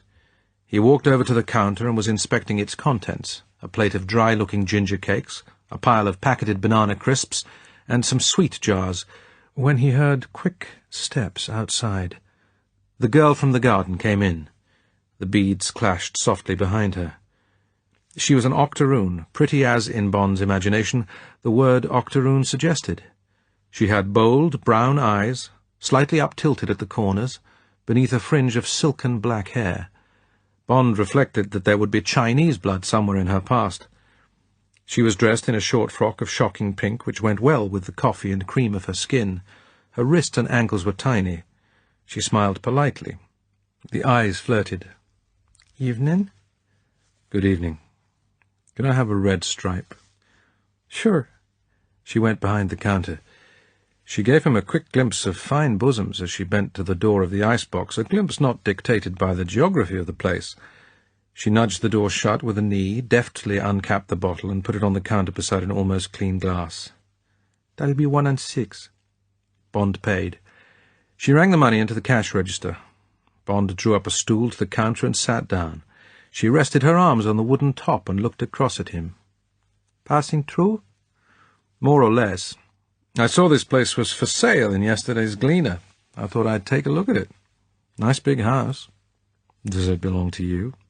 She laughed. It was a pity because she was a pretty girl, but the teeth had been sharpened by munching raw sugar cane. "What a hope! I'm sort of manager. There's the cafe." She pronounced it, cafe. "And maybe you heard we got other attractions." Bond looked puzzled. "What sort?" "Girls. 6 bedrooms upstairs. Very clean. It only cost £1. There's Sarah up there now. You care to meet up with her?" "Not today, thanks. It's too hot. But you only have one at a time?" "There's Lindy, but she's engaged. She's a big girl. If you like them big, she'll be free in half an hour." She glanced at a kitchen clock on the wall behind her. "Around 6 o'clock. It'll be cooler then." "I prefer girls like you." "What's your name?" She giggled. "I only do it for love. I told you I just manage the place. They call me Tiffy." "That's an unusual name. How did you come by it?" "My mama had 6 girls, called them all after flowers: Violet, Rose, Cherry, Pansy, and Lily. Then when I came, she couldn't think of any more flower names, so she called me Artificial." Tiffy waited for him to laugh. When he didn't, she went on. "When I went to school, they all said it was a wrong name and laughed at me and shortened it to Tiffy, and that's how I've stayed." "Well, I think it's a very pretty name." "My name's Mark." She flirted. "You a saint, too?" "No one's ever accused me of it. I've been up at Frome doing a job. I like this part of the island, and it crossed my mind to find some place to rent. But I want to be closer to the sea than this. I'll have to look around a bit more. Do you rent rooms by the night?" She reflected. "Sure, why not? But you may find it a bit noisy. There's sometimes a customer who's taken some drinks too many, and there's not too much plumbing." She leaned closer and lowered her voice. "But I wouldn't have advised you to rent the place. The shingles are in bad shape. Cost you maybe 500, maybe 1,000 to get the roof done." "It's nice of you to tell me that. But why is the place being sold? Trouble with the police?" "Not so much. We operate a respectable place, but in the Gleaner, after Mr. Brown, that's my boss. You read that, et ux?" "Yes." "Well, it seems that means and his wife, and Mistress Brown, Mistress Agatha Brown. She was Church of England, but she just done gone to the Catholics. And it seems they don't hold with places like 3.5, not even when they're decently run. And their church here, just up the street, seems that needs a new roof like here. So Mistress Brown figures to kill 2 birds with the same stone, and she goes on at Mr. Brown to close the place down and sell it, and with her portion she gonna fix the roof for the Catholics." "That's a shame. It seems a nice, quiet place. What's going to happen to you?" "I guess I'll move to Kingston, live with one of my sisters, and maybe work in one of the big stores. Issa's, maybe, or Nathan's. Savlemar's sort of quiet." The brown eyes became introspective. "But I sure miss the place. Folks have fun here, and Love Lane's a pretty street. We're all friends up and down the lane. It's got sort of atmosphere." "Right, that's what it got. Like sort of old Jamaica, like it must have been in the old days. Everyone's friends with each other, help each other when they have trouble. You'd be surprised how often the girls do it for free if the man's a good feller, regular customer sort of, and he's short." The brown eyes gazed inquiringly at Bond to see if he understood the strength of the evidence. "Well, that's nice of them, but it can't be good for business." She laughed. This ain't no business, Mr. Mark, not while I'm running it. This is a public service like water and electricity and health and education and—" She broke off and glanced over her shoulder at the clock, which said 5:45.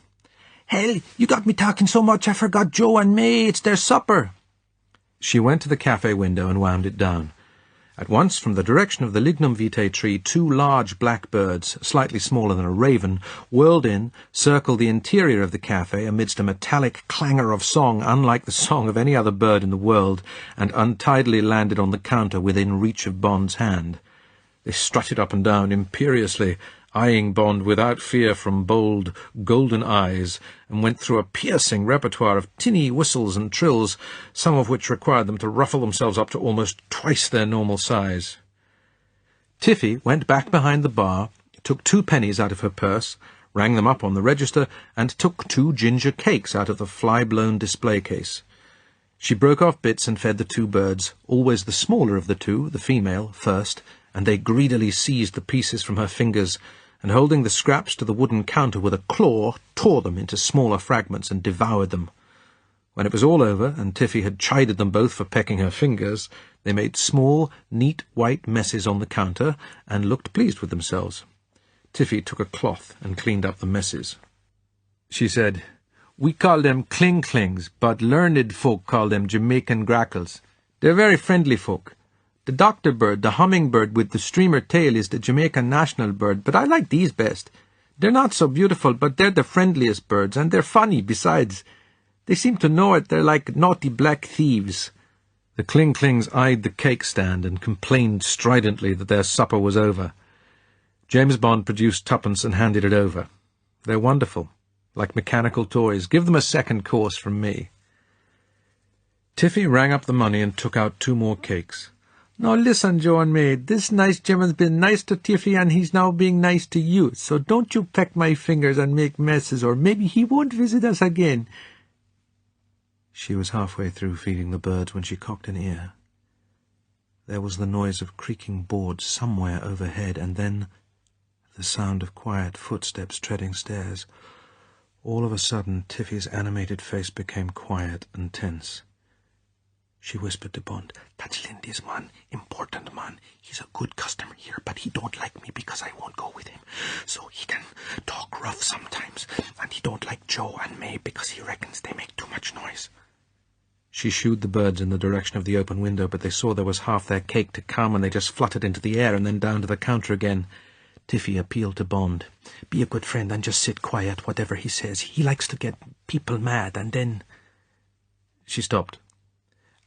"Will you have another red stripe, mister?" Bead curtains swished in the shadowy back of the room. Bond had been sitting with his chin propped on his right hand. He now dropped the hand to the counter and sat back. The Walther PPK inside the waistband of his trousers to the left of his flat stomach signalled its presence to his skin. The fingers of his right hand curled slightly, ready to receive its butt. He moved his left foot off the rail of the stool onto the floor. He said, "That'll be fine." He unbuttoned his coat with his left hand, and then with the same hand took out his handkerchief and wiped his face with it. "It always gets extra hot around 6 before the Undertaker's wind has started to blow." "Mister, the Undertaker's right here. You care to feel his wind?" James Bond turned his head slowly. Dusk had crept into the big room, and all he could see was a pale, tall outline. The man was carrying a suitcase. He put it down on the floor and came forward. He must have been wearing rubber-soled shoes, for his feet made no sound. Tiffy moved nervously behind the counter, and a switch clicked. 6 low-voltage bulbs came to life in rusty brackets around the walls. Bond said easily, "You made me jump." Scaramanga came up and leant against the counter. The description in records was exact, but it had not caught the cat-like menace of the big man, the extreme breadth of the shoulders and the narrow waist, or the cold immobility of the eyes that now examined Bond with an expression of aloof disinterest. He was wearing a well-cut, single-breasted tan suit and correspondent shoes in brown and white. Instead of a tie, he wore a high stock in white silk secured by a gold pin the shape of a miniature pistol. There should have been something theatrical about the get-up, but perhaps because of the man's fine figure there wasn't. He said, "I sometimes make 'em dance, and then I shoot their feet off." There was no trace of a foreign accent underneath the American. Bond said, "That sounds rather drastic. What do you do it for?" "The last time it was $5,000. Seems like you don't know who I am. Didn't the cool cat tell you?" Bond glanced at Tiffy. She was standing very still, her hands by her sides. The knuckles were white. Bond said, "Why should she? Why would I want to know?" There was a quick flash of gold. The small black hole looked directly at Bond's navel. "Because of this. What are you doing here, stranger? Kind of a coincidence finding a city slicker at 3.5? Or at Savlamar, for the matter of that. Not by any chance from the police, or any of their friends?" "Camarade!" Bond raised his hands in mock surrender. He lowered them and turned to Tiffy. "Who is this man? A one-man takeover bid for Jamaica? Or a refugee from a circus? Ask him what he'd like to drink. Whoever he is, it was a good act." James Bond knew that he had very nearly pulled the trigger of the gun. Hit a gunman in his vanity. He had a quick vision of himself writhing on the floor, his right hand without the power to reach for his own weapon. Tiffy's pretty face was no longer pretty. It was a taut skull. She stared at James Bond. Her mouth opened, but no sound came from the gaping lips. She liked him, and she knew he was dead. The Kling-Klings, Joe and May, smelled the same electricity. With a tremendous din of metallic squawks, they fled for the open window like black thieves escaping into the night. The explosions from the Colt .45 were deafening. The two birds disintegrated against the violet backdrop of the dusk, the scraps of feathers and pink flesh blasting out of the yellow light of the cafe into the limbo of the deserted street like shrapnel. There was a moment of deafening silence. James Bond didn't move. He sat where he was, waiting for the tension of the deed to relax. It didn't. With an inarticulate scream that was half a filthy word, Tiffy took James Bond's bottle of Red Stripe off the counter and clumsily flung it. There came a distant crash of glass from the back of the room. Then, having made her puny gesture, Tiffy fell to her knees behind the counter and went into sobbing hysterics. James Bond drank down the rest of his beer and got slowly to his feet. He walked towards Scaramanga and was about to pass him when the man reached out a languid left arm and caught him at the biceps. He held the snout of his gun to his nose, sniffing delicately.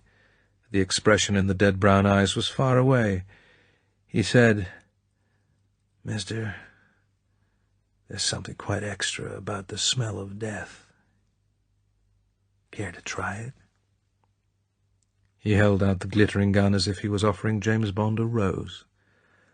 Bond stood quite still. He said, "Mind your manners. Take your hand off me." Scaramanga raised his eyebrows. The flat, leaden gaze seemed to take in Bond for the first time. He released his grip. James Bond went on round the edge of the counter. When he came opposite the other man, he found the eyes were now looking at him with faint, scornful curiosity. Bond stopped. The sobbing of the girl was the crying of a small dog. Somewhere down the street, a sound system, a loudspeaker record player, began braying Calypso. Bond looked the man in the eye. He said, "Thanks, I've tried it. I recommend the Berlin vintage, 1945. He smiled a friendly, only slightly ironical smile. "But I expect you were too young to be at that tasting." Chapter 6. The Easy Grand. Bond knelt down beside Tiffy and gave her a couple of sharp slaps on the right cheek, then on the left. The wet eyes came back into focus. She put her hand up to her face and looked at Bond with surprise. Bond got to his feet. He took a cloth and wetted it at the tap, then leant down and put his arm round her and wiped the cloth gently over her face. Then he lifted her up and handed her her bag that was on a shelf behind the counter. He said, "Come on, Tiffy, make up that pretty face again. Business'll be warming up soon. The leading lady's got to look her best." Tiffy took the bag and opened it. She looked past Bond and saw Scaramanga for the first time since the shooting. Their pretty lips drew back in a snarl. She whispered fiercely so that only Bond could hear. "I'm gonna fix that man, but good. There's Mother Edna up Orange Hill way. She's an Obeah top woman. I'll go up there tomorrow. Come a few days, he won't know what hit him." She took out a mirror and began doing up her face. Bond reached into his hip pocket and counted out 5 one-pound notes. He stuffed them into her open bag. "You forget all about it. This'll buy you a nice canary in a cage to keep you company. Anyway, another pair of clings will come along if you put some food out."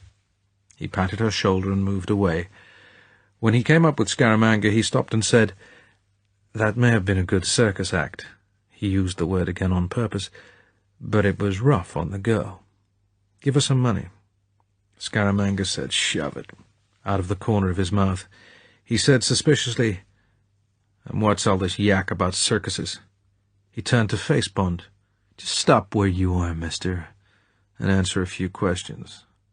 Like I said, are you from the police? You've sure got the smell of cops around you. If not, what are you doing hereabouts?" Bond said, "People don't tell me what to do. I tell them."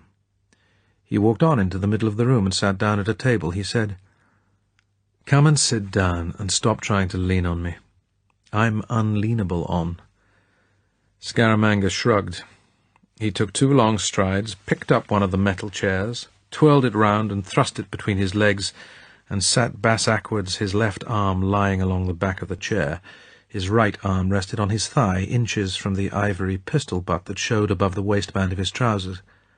Bond recognized that it was a good working position for a gunman, the metal back of the chair acting as a shield for most of the body. This was certainly a most careful and professional man.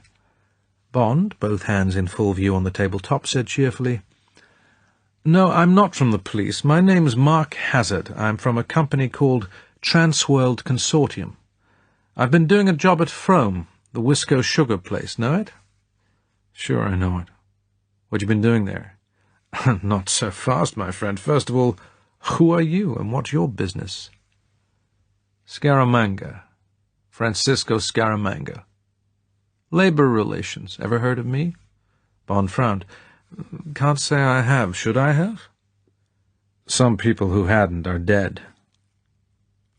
"A lot of people who haven't heard of me are dead." Bond leaned back. He crossed one leg over the other, above the knee, and grasped the ankle in a clubman pose. "I do wish you'd stop talking in heroics. For instance, 700 million Chinese have certainly heard of neither of us. You must be a frog in a very small pool." Scaramanga did not rise to the jibe. He said reflectively, "Yeah, I guess you could call the Caribbean a pretty small pool, but there's good pickings to be had from it. The man with the golden gun, that's what they call me in these parts. It's a handy tool for solving labor problems. We could do with you up at Frome." "Been having trouble up there?" Scaramanga looked bored. "Too many cane fires." "Was that your business?" Sort of. One of the jobs of my company is insurance investigation." "Security work. I've come across guys like you before. Thought I could smell the cop smell." Scaramanga looked satisfied that his guess had been right. "Did you get anywhere?" "I picked up a few Rastafari. I'd have liked to get rid of the lot of them, but they went crying to their union that they were being discriminated against because of their religion, so we had to call a halt. So the fires will begin again soon. That's why I say we could do with a good enforcer up there," Bond added blandly. "I take it that's another name for your profession." Again Scaramanga dodged the sneer. He said, "You carry a gun?" "Of course. You don't go after the Rastas without one." "What kind of a gun?" "Walter PPK, 7.65 millimeter. "Yes, that's a stopper, all right." Scaramanga turned towards the counter. "Hey, cool cat. Couple of red stripes, if you're in business again." He turned back and the blank eyes looked hard at Bond. "What's your next job?" "Don't know. I'll have to contact London and find out if they've got any other problems in the area. But I'm in no hurry. I work for them more or less on a freelance basis." "Why? Any suggestions?" The other man sat quiet while Tiffy came out from behind the counter. She came over to the table and placed the tin tray with the bottles and glasses in front of Bond. She didn't look at Scaramanga. Scaramanga uttered a harsh bark of laughter. He reached inside his coat and took out an alligator skin billfold. He extracted $100 bill and threw it on the table. "No hard feelings, cool cat. You'd be okay if you didn't always keep your legs together. Go buy yourself some more birds with that. I like to have smiling people around me." Tiffy picked up the note. She said, "Thanks, mister. You'd be surprised what I'm going to spend your money on." She gave him a long, hard look and turned on her heel. Scaramanga shrugged. He reached for a bottle of beer and a glass, and both men poured and drank. Scaramanga took out an expensive cigar case, selected a pencil-thin cheroot, and lit it with a match. He let the smoke dribble out between his lips and inhaled the thin stream up his nostrils. He did this several times with the same mouthful of smoke until the smoke was dissipated. All the while he stared across the table at Bond, seeming to weigh up something in his mind. He said, "Care to earn yourself $1,000? $1,000? Bond said, "Possibly." He paused and added, "Probably." What he meant was, "Of course, if it means staying close to you, my friend." Scaramanga smoked a while in silence. A car stopped outside, and 2 laughing men came quickly up the steps. When they came through the bead curtains, working-class Jamaicans, they stopped laughing and went quickly over to the counter and began whispering to Tiffy. Then they both slapped a pound note on the counter and, making a wide detour away from the white men, disappeared through the curtains at the back of the room. Their laughter began again as Bond heard their footsteps on the stairs. Scaramanga hadn't taken his eyes from Bond's face. "Now," he said, keeping his voice low, "I got myself a problem. Some partners of mine, they've taken an interest in the Negril development, far end of the property. Place called Bloody Bay. Know it?" "I've seen it on the map, just short of Green Island Harbor." "Right. So I've got some shares in the business. So we start building a hotel and get the first story finished and the main living rooms and restaurant and so on. So then the tourist boom slackens off. Americans get frightened of being so close to Cuba or some such crap. And the banks get difficult. Money begins to run short. Follow me? So you're a stale bull of the place." "Right. So I came over a few days ago, and I'm staying at the Thunderbird, and I've got a half-dozen of the main stockholders to fly in for a meeting on the spot, sort of look the place over and get our heads together and figure out what to do next. Now, I want to give these guys a good time, so I've got a smart combo over from Kingston, Calypso singers, limbo, plenty of girls, all that jazz, and there's swimming, and one of the features of the place is a small-scale railway that used to handle the sugar cane. Runs to Green Island Harbor, where I got a 40-foot Chris-Craft roamer. Deep-sea fishing, that'll be another outing. You get me? Give the fellas a real good time, so that they'll all get enthusiastic and buy out your share of the stock." Scaramanga frowned angrily. "I'm not paying you $1,000 to get the wrong ideas. Or any ideas, for the matter of that." "Well, what for, then?" For a moment or two Scaramanga went through his smoking routine, the little pillars of smoke vanishing again and again into the black nostrils. It seemed to calm him. His forehead cleared. He said, "Some of these men are kind of rough. We're all stockholders, of course, but that don't necessarily mean we're friends, understand? I'll be wanting to hold some meetings, private meetings, with maybe only 2 or 3 guys at a time, sort of sounding out the different interests. Could be that some of the other guys, the ones not invited to a particular meeting, might get it into their heads to bug a meeting or try and get wise to what goes on in one way or another. So it just occurs to me that you being live to security and such, that you could act as a kind of guard at these meetings. Clean the room for Mike, stay outside the door, and see that no one comes nosing around. See that when I want to be private, I get private. You get the photo?" Bond had to laugh. He said, "So you want to hire me as a kind of personal bodyguard, is that it?" The frown was back. "And what's so funny about that, mister? It's good money, ain't it? 3, maybe 4 days on a luxury joint like the Thunderbird? $1,000 at the end of it? What's so screwy about that proposition, eh?" Scaramanga mashed out the butt of his cigar against the underside of the table. A shower of sparks fell. He let them lie. Bond scratched the back of his head as if reflecting, which he was, furiously. He knew that he hadn't heard the full story. He also knew that it was odd, to say the least of it, for this man to hire a complete stranger to do this job for him. The job itself stood up, but only just. It made sense that Scaramanga would not want to hire a local man, an ex-policeman, for instance, even if one could be found. Such a man might have friends in the hotel business who would be interested in the speculative side of the Negril development, and of course on the plus side Bond would be achieving what he had never thought possible. He would have got right inside Scaramanga's guard. Or would he? There was the strong smell of a trap. But assuming that Bond had not, by some obscure bit of ill luck, been blown, he couldn't for the life of him see what the trap could be. Well, clearly he must make the gamble. In so many respects it was a chance in a million. Bond lit a cigarette. He said, "I was only laughing at the idea of a man of your particular skills wanting protection. But it all sounds great fun. Of course I'll come along. When do we start? I've got a car at the bottom of the road." Scaramanga thrust out an inside wrist and looked at a thin gold watch on a two-coloured gold bracelet. He said, 6:32, my car will be outside. He got up. "Let's go. But don't forget one thing, Mr. Husis. I rile mighty easy. Get me?" Bond said easily, "I saw how annoyed you got with those inoffensive birds." He stood up. "I don't see any reason why either of us should get riled." Scaramanga said indifferently, "Okay, then."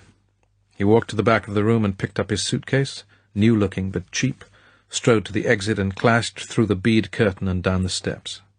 Bond went quickly over to the counter. "Goodbye, Tiffy. Hope I'll be coming by again one day. If anyone should ask after me, say I'm at the Thunderbird Hotel at Bloody Bay." Tiffy reached out a hand and timidly touched his sleeve. "Go careful over there, Mr. Mark. There's gangster money in that place, and watch out for yourself." She jerked her head towards the exit. "That the worstest man I ever heard tell of." She leaned forward and whispered, "That's £1,000 worth of ganja he's got in that bag. Rasta left it for him this morning, so I smelled the bag." She drew quickly back. Bond said, "Thanks, Tiffy. See Mother Edna puts a good hex on him. I'll tell you why some day. I hope.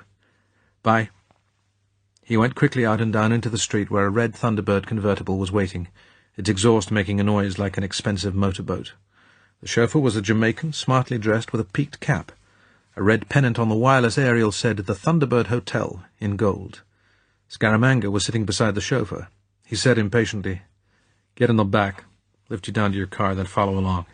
It gets a good road after a while." James Bond got into the car behind Scaramanga and wondered whether to shoot the man now in the back of the head, the old Gestapo KGB point of puncture. A mixture of reasons prevented him: the itch of curiosity, an inbuilt dislike of cold murder, the feeling that this was not the predestined moment, the likelihood that he would have to murder the chauffeur also. These, combined with the softness of the night and the fact that the sound system was now playing a good recording of one of his favourites, After You've Gone, and that cicadas were singing from the lignum vitae tree, said no. But at that moment, as the car coasted down Love Lane towards the bright mercury of the sea, James Bond knew that he was not only disobeying orders, or at best dodging them, he was also being a bloody fool. Chapter 7. Unreal Estate. When he arrives at a place on a dark night, particularly in an alien land which he has never seen before, a strange house, perhaps, or an hotel, even the most alert man is assailed by the confused sensations of the meanest tourist. James Bond more or less knew the map of Jamaica.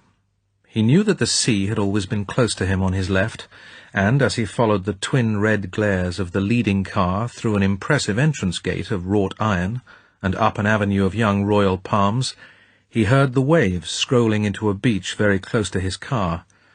The fields of sugar cane would, he guessed from the approach, come close up against the new high wall that surrounded the Thunderbird property, and there was a slight smell of mangrove swamp coming down from below the high hills, whose silhouette he had occasionally glimpsed under a scudding three-quarter moon on his right. But otherwise he had no clue to exactly where he was or what sort of place he was now approaching, and particularly for him, the sensation was an uncomfortable one. The first law for a secret agent is to get his geography right, his means of access and exit, and assure his communications with the outside world. James Bond was uncomfortably aware that for the past hour he had been driving into limbo, and that his nearest contact was a girl in a brothel 30 miles away. The situation was not reassuring. Half a mile ahead, someone must have seen the approaching lights of the leading car and pressed switches, for there was a sudden blaze of brilliant yellow illumination through the trees, and a final sweep of the drive revealed the hotel.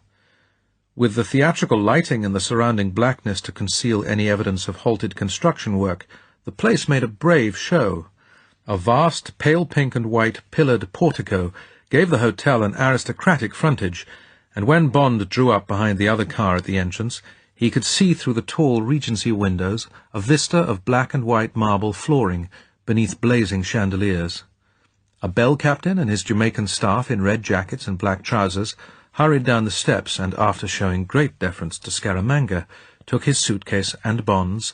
Then the small cavalcade moved into the entrance hall, where Bond wrote Mark Hazard and the Kensington address of Transworld Consortium in the register. Scaramanga had been talking to a man who appeared to be the manager, a young American with a neat face and a neat suit. He turned to Bond. "You're in number 24 in the West Wing. I'm close by in number 20. Order what you want from room service. I'll see you about 10 in the morning. The guys will be coming in from Kingston around midday, okay?" The cold eyes in the gaunt face didn't mind whether it was or not. Bond said it was.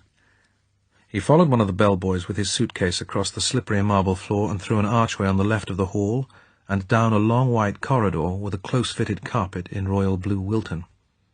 There was a smell of new paint and Jamaican cedar. The numbered doors and the light fittings were in good taste. Bond's room was almost at the end on the left. Number 20 was opposite. The bellhop unlocked number 24 and held the door for Bond. Air-conditioned air gushed out. It was a pleasant, modern double-bedroom and bath in grey and white. When he was alone, Bond went to the air-conditioning control and turned it to 0. Then he drew back the curtains and wound down the 2 broad windows to let in real air. Outside, the sea whispered softly on an invisible beach, and the moonlight splashed the black shadows of palms across trim lawns. To his left, where the yellow light of the entrance showed a corner of the gravel sweep, Bond heard his car being started up and driven away, presumably to a parking lot which would, he guessed, be at the rear so as not to spoil the impact of the facade. He turned back into his room and inspected it minutely. The only objects of suspicion were a large picture on the wall above the 2 beds and the telephone. The picture was a Jamaican market scene painted locally. Bond lifted it off its nail, but the wall behind was innocent.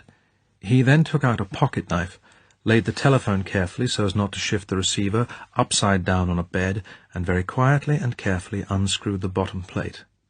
He smiled his satisfaction. Behind the plate was a small microphone, joined by leads to the main cable inside the cradle. He screwed back the plate with the same care, and put the telephone quietly back on the night table. He knew the gadget. It would be transistorized and of sufficient power to pick up a conversation in normal tones anywhere in the room.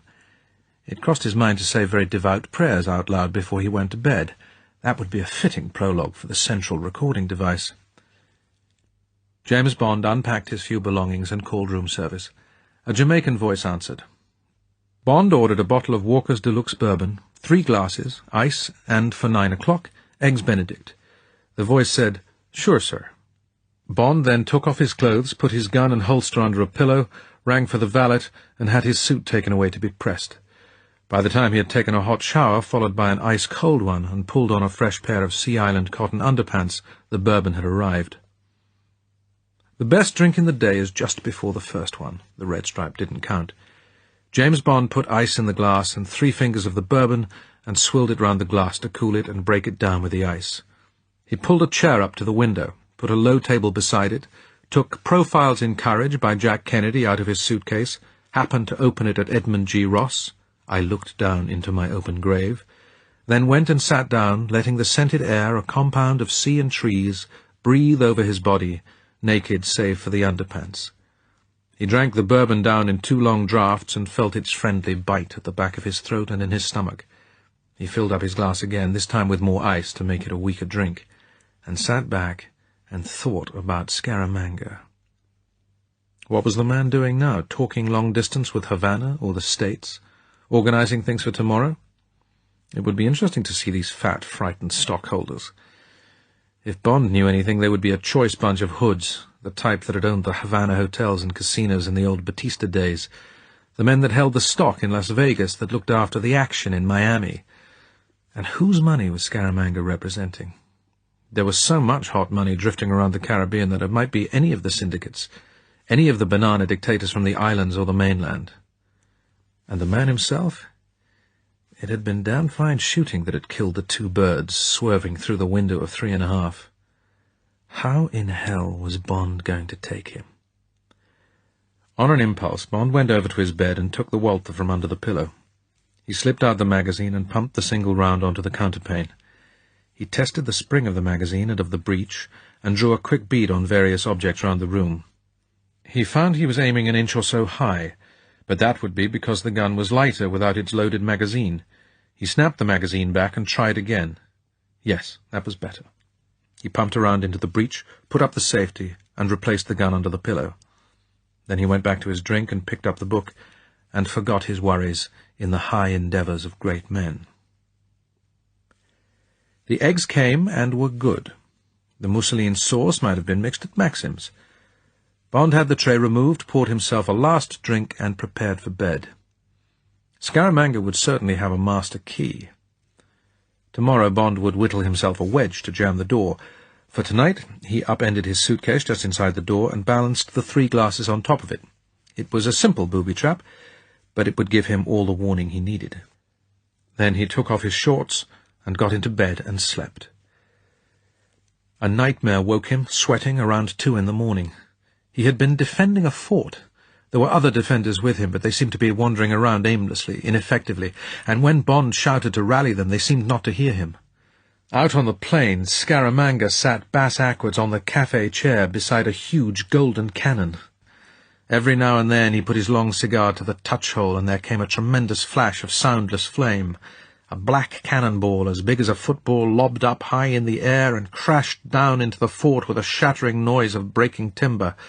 Bond was armed with nothing but a longbow, but even this he could not fire, because every time he tried to fit the notch of the arrow into the gut, the arrow slipped out of his fingers to the ground. He cursed his clumsiness. Any moment now, and a huge cannonball would land on the small open space where he was standing. Out on the plain, Scaramanga reached his cigar to the touch-hole. The black ball soared up. It was coming straight for Bond.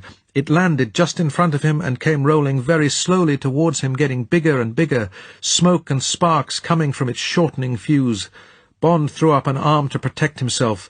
Painfully the arm crashed into the side of the night table, and Bond woke up. Bond got out of bed, gave himself a cold shower, and drank a glass of water. By the time he was back in bed, he had forgotten the nightmare, and he went quickly to sleep and slept dreamlessly until 7:30 in the morning. He put on swimming trunks, removed the barricade from in front of the door, and went out into the passage. To his left, a door into the garden was open, and sun streamed in. He went out and was walking over the dewy grass towards the beach when he heard a curious thumping noise from among the palms on his right. He walked over. It was Scaramanga, in trunks, attended by a good-looking young negro holding a flame-coloured terry-cloth robe, doing exercises on a trampoline.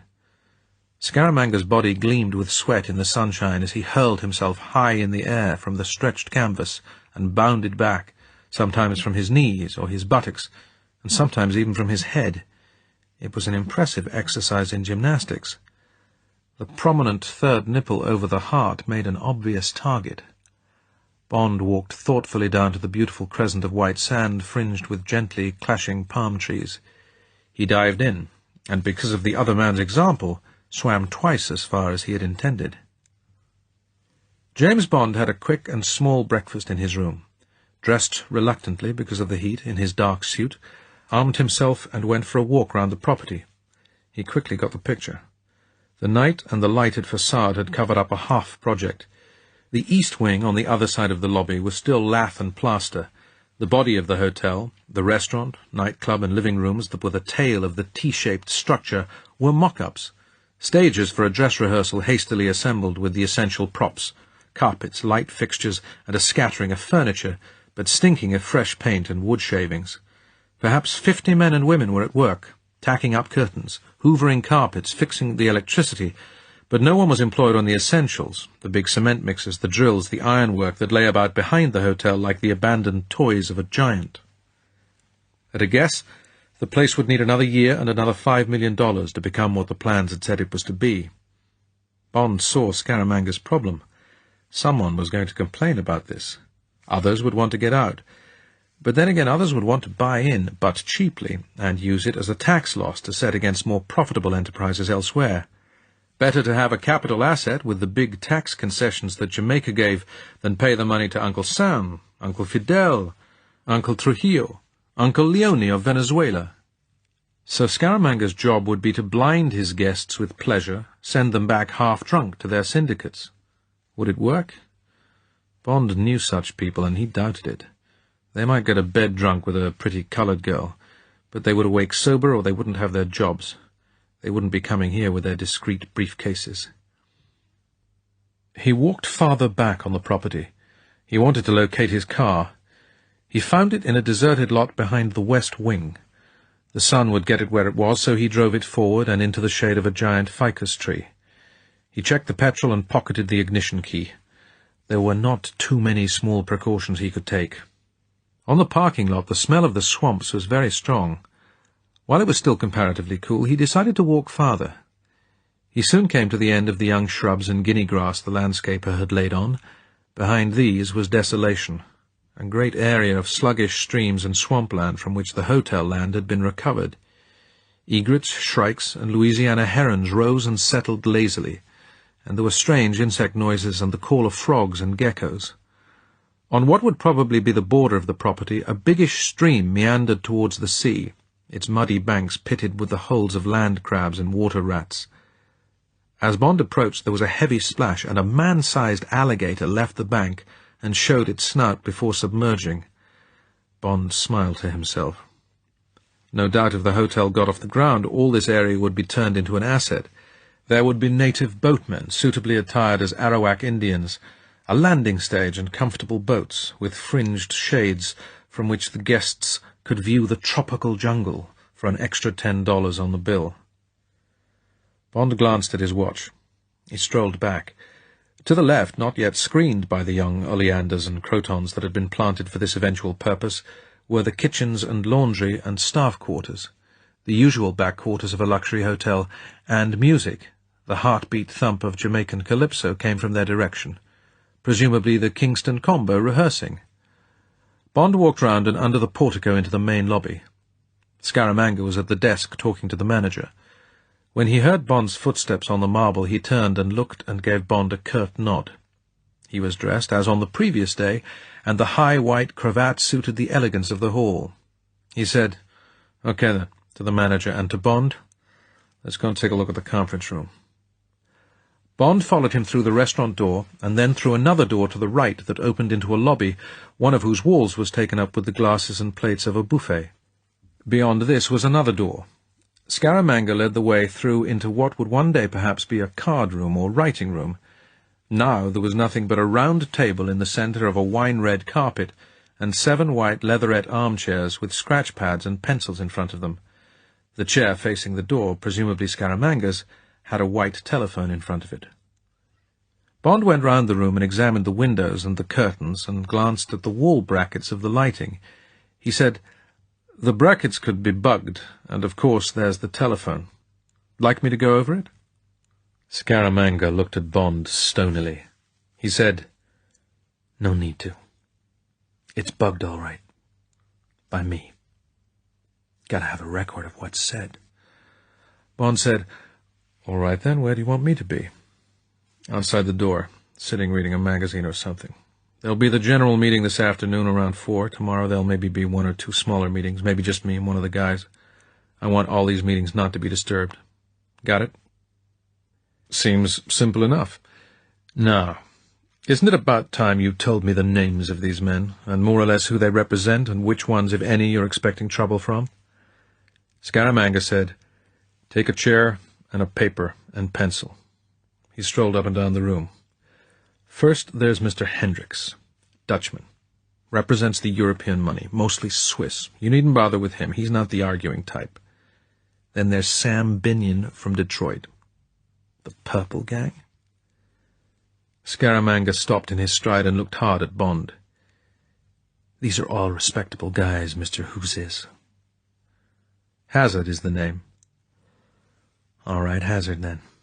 but respectable, you understand? Don't go getting the notion that this is another Appalachian.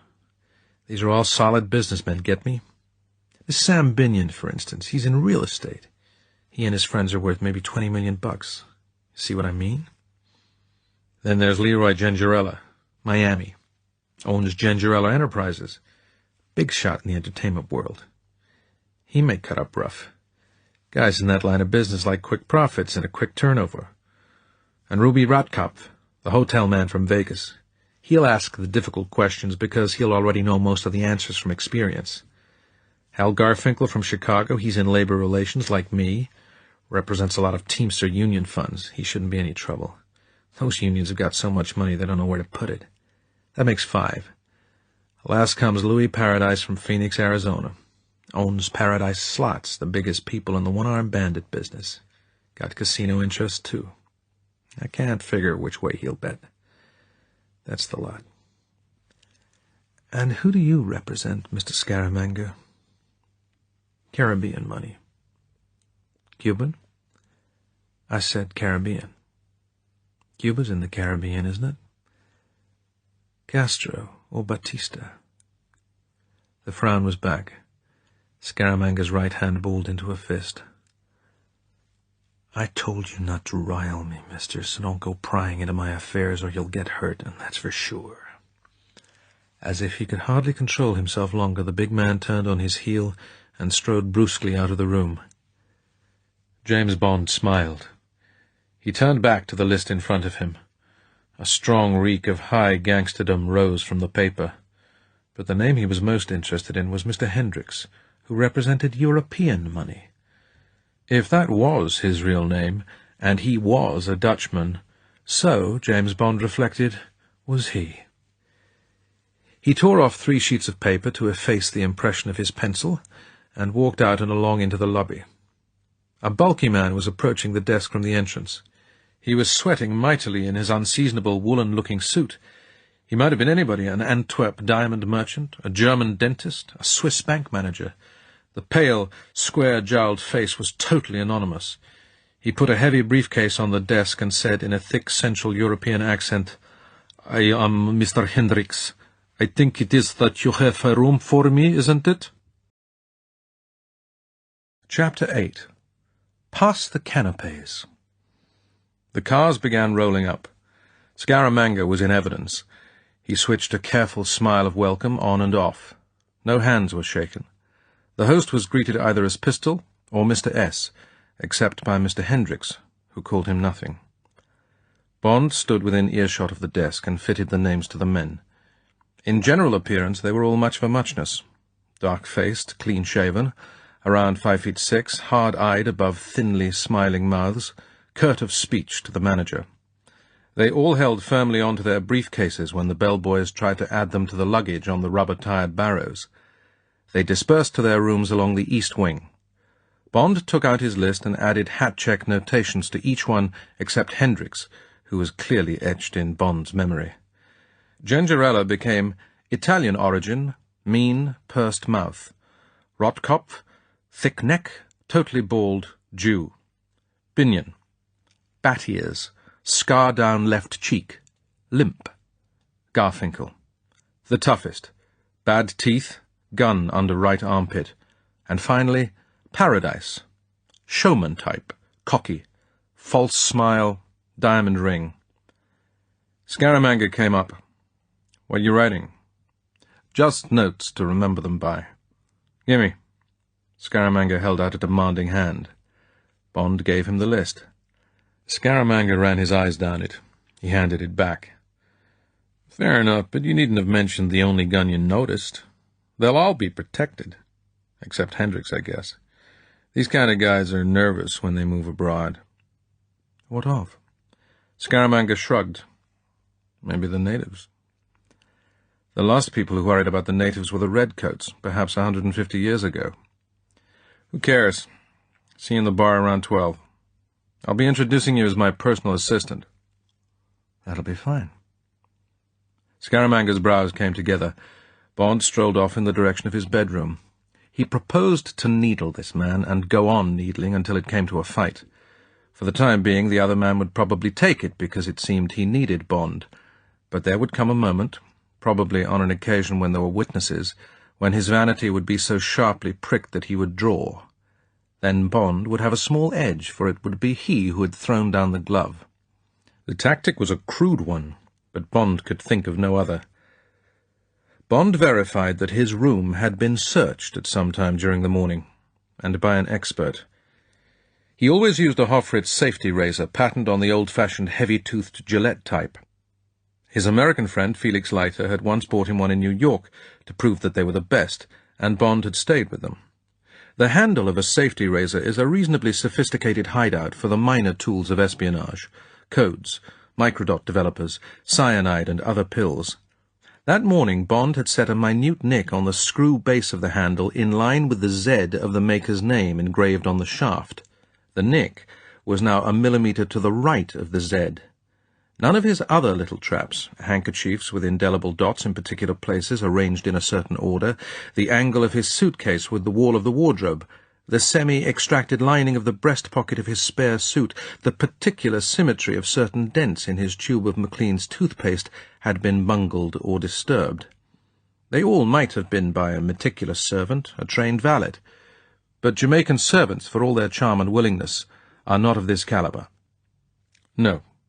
Between 9 and 10, when Bond was doing his rounds and was well away from the hotel, his room had received a thorough going over by someone who knew his business. Bond was pleased. It was good to know that the fight was well and truly joined. If he found a chance of making a foray into number 20, he hoped that he would do better. He took a shower. Afterwards, as he brushed his hair, he looked at himself in the mirror with inquiry. He was feeling 100% fit, but he remembered the dull, lacklustre eyes that had looked back at him when he shaved after first entering the park, the tense, preoccupied expression on his face. Now the grey-blue eyes looked back at him from the tanned face with the brilliant glint of suppressed excitement and accurate focus of the old days. He smiled ironically back at the introspective scrutiny that so many people make of themselves before a race, a contest of wits, a trial of some sort.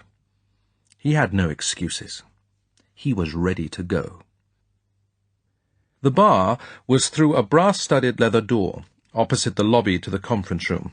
It was, in the fashion, a mock English public-house saloon bar, with luxury accessories. The scrubbed wooden chairs and benches had foam-rubber squabs in red leather. Behind the bar, the tankards were of silver, or simulated silver, instead of pewter. The hunting prints, copper and brass hunting horns, muskets and powder horns on the walls could have come from the Parker galleries in London. Instead of tankards of beer, bottles of champagne in antique coolers stood on the tables, and instead of yokels, the hoods stood around in what looked like Brooks Brothers' tropical attire, and carefully sipped their drinks while mine host leant against the polished mahogany bar and twirled his golden gun round and round on the first finger of his right hand like the snide poker cheat out of an old western. As the door closed behind Bond with a pressurized sigh, the golden gun halted in mid-whirl and sighted on Bond's stomach.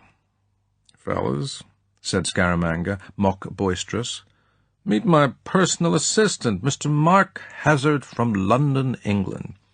He's come along to make things run smoothly over this weekend. Mark, come over and meet the gang and pass around the canapes."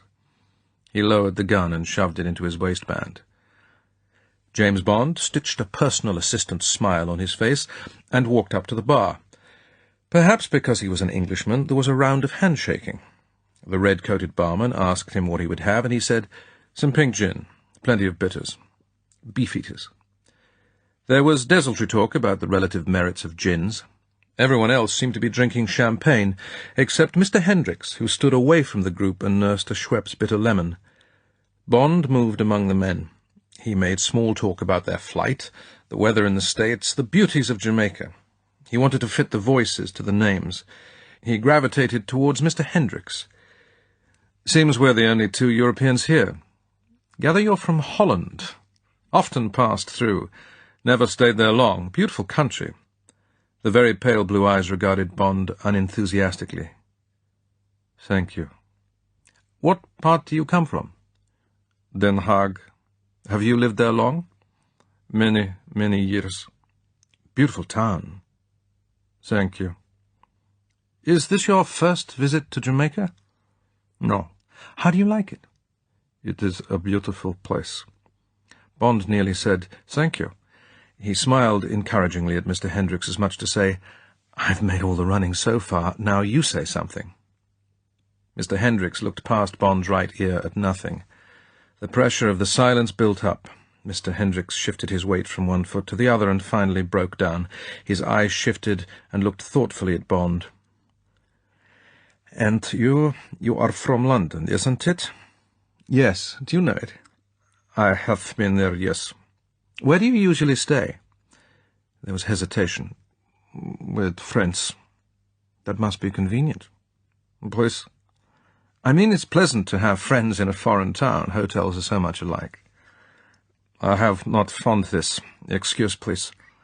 With a Germanic bob of the head, Mr. Hendricks moved decisively away from Bond and went up to Scaramanga, who was still lounging in solitary splendour at the bar.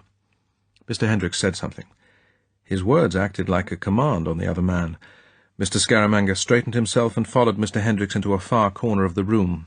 He stood and listened with deference as Mr. Hendricks talked rapidly in a low tone. Bond, joining the other men, was interested. It was his guess that no other man in the room could have buttonholed Scaramanga with so much authority. He noticed that many fleeting glances were cast in the direction of the couple apart. For Bond's money, this was either the Mafia or KGB. Probably even the other five wouldn't know which, but they would certainly recognize the secret smell of the machine, which Mr. Hendricks exuded so strongly. Luncheon was announced. The Jamaican head waiter hovered between two richly prepared tables. There were place cards. Bond found that while Scaramanga was host at one of them, he himself was at the head of the other table between Mr. Paradise and Mr. Rotkopf.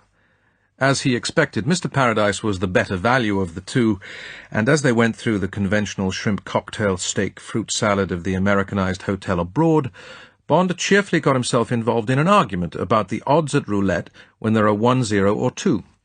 Mr. Rotkopf's only contribution was to say, through a mouthful of steak and French fried, that he had once tried 3 zeros at the Black Cat Casino in Miami, but that the experiment had failed. Mr. Paradise said that so it should have. "You gotta let the suckers win sometimes, Ruby, or they won't come back. Sure, you can squeeze the juice out of them, but you ought to leave them the pips. Like with my slots, I tell the customers, don't be too greedy. Don't set them at 30% for the house. Set them at 20. You ever heard of Mr. J.P. Morgan turning down a net profit of 20%?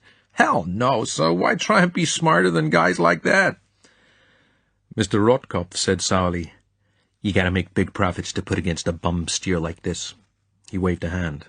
"If you ask me," he held up a bit of steak on his fork, "you're eating the only money you're going to see out of this dump at this minute." Mr. Paradise leaned across the table and said softly, "You know something?" Mr. Rotkopf said, "I always told my money that the bindweed would get this place. The damn fools wouldn't listen. Now look where we are in 3 years. Second mortgage nearly run out, and we've only got one story up. What I say is—" The argument went off into the realms of high finance. At the next-door table there was not even this amount of animation. Scaramanga was a man of few words. There were clearly none available for social occasions. Opposite him, Mr. Hendricks exuded a silence as thick as Gouda cheese. The three hoods addressed an occasional glum sentence to anyone who would listen. James Bond wondered how Scaramanga was going to electrify this unpromising company into having a good time. Luncheon broke up, and the company dispersed to their rooms. James Bond wandered round to the back of the hotel and found a discarded shingle on a rubbish dump. It was blazing hot under the afternoon sun, but the doctor's wind was blowing in from the sea. For all its air conditioning, there was something grim about the impersonal grey and white of Bond's bedroom. Bond walked along the shore, took off his coat and tie, and sat in the shade of a bush of sea grapes and watched the fiddler crabs about their minuscule business in the sand, while he whittled 2 chunky wedges out of the Jamaican cedar. Then he closed his eyes and thought about Mary Goodnight. She would now be having her siesta in some villa on the outskirts of Kingston. It would probably be high up in the Blue Mountains for the coolness. In Bond's imagination she would be lying on her bed under a mosquito net. Because of the heat, she would have nothing on, and one could see only an ivory and gold shape through the fabric of the net. But one would know that there were small beads of sweat on her upper lip and between her breasts, and the fringes of the golden hair would be damp. Bond took off his clothes and lifted up the corner of the mosquito net, not wanting to wake her until he had fitted himself against her thighs. But she turned in half-sleep towards him and held out her arms. James. Under the sea-grape bush, 120 miles away from the scene of the dream, James Bond's head came up with a jerk. He looked quickly, guiltily at his watch. 3:30. He went off to his room and had a cold shower, verified that his cedar wedges would do what they were meant to do, and strolled down the corridor to the lobby. The manager, with the neat suit and the neat face, came out from behind his desk. Mr. Hazard?" "Yes." "I don't think you've met my assistant, Mr. Travis." "No, I don't think I have." "Would you care to step into the office for a moment and shake him by the hand?"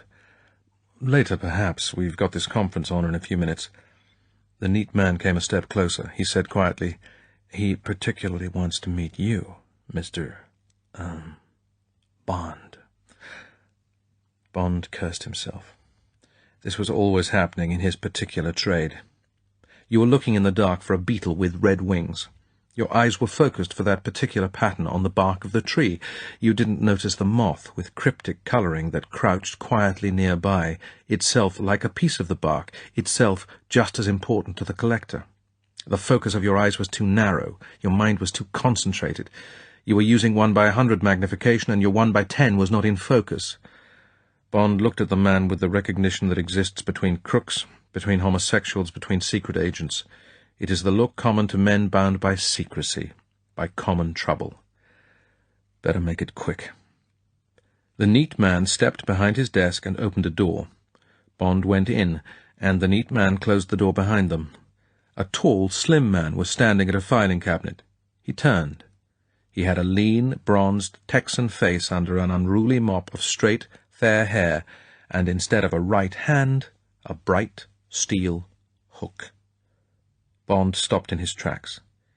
His face split into a smile broader than he had smiled for what, was it 3 years or 4? He said, "You goddamn lousy crook, what in hell are you doing here?" He went up to the man and hit him hard on the biceps of the left arm. The grin was slightly more creased than Bond remembered, but it was just as friendly and ironical. Mr. Travis said, "The name is Leiter, Mr. Felix Leiter, temporary accountant on loan from Morgan Guarantee Trust to the Thunderbird Hotel. We're just checking up on your credit rating, Mr. Hazard. Would you kindly, in your royal parlance, extract your finger and give me some evidence that you are who you claim to be?" Chapter 9. Minutes of the Meeting. James Bond, almost light-headed with pleasure, picked up a handful of travel literature from the front desk, said "Hi" to Mr. Gingerella, who didn't reply, and followed him into the conference-room lobby. They were the last to show. Scaramanga, beside the open door to the conference-room, looked pointedly at his watch and said to Bond, "Okay, fella, lock the door when we're all settled, and don't let anyone in, even if the hotel catches fire." He turned to the barman behind the loaded buffet. "Get lost, Joe. I'll call for you later." He said to the room, "Right. We're all set. Let's go." He led the way into the conference room, and the 6 men followed. Bond stood by the door and noted the seating order round the table. He closed the door and locked it, and quickly also locked the exit from the lobby. Then he picked up a champagne glass from the buffet, pulled over a chair, and sighted the chair very close to the door of the conference room. He placed the bowl of the champagne glass as near as possible to a hinge of the door, and holding the glass by the stem, put his left ear up against its base. Through the crude amplifier, what had been the rumble of a voice became Mr. Hendricks speaking. "And so it is that I will now report from my superiors in Europe." The voice paused, and Bond heard another noise, the creak of a chair. Like lightning, he pulled the chair back a few feet, opened one of the travel folders on his lap, and raised the glass to his lips. The door jerked open, and Scaramanga stood in the opening, twirling his pass-key on a chain. He examined the innocent figure on the chair.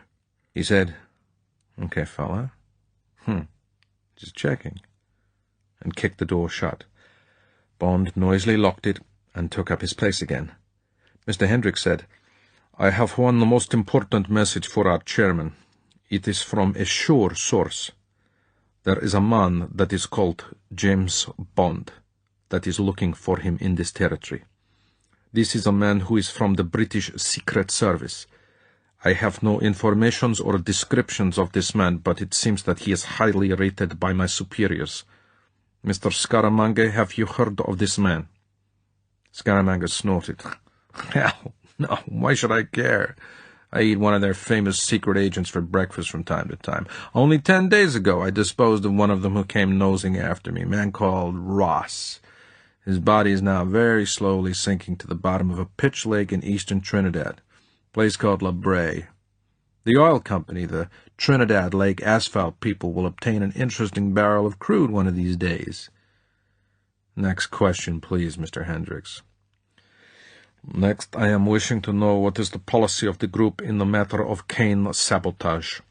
At our meeting 6 months ago in Havana, against my minority vote, it was decided in exchange for certain favors to come to the aid of Fidel Castro and assist in maintaining and indeed increasing the world price of sugar to offset the damage caused by Hurricane Flora. Since this time, there have been very numerous fires in the cane fields of Jamaica and Trinidad.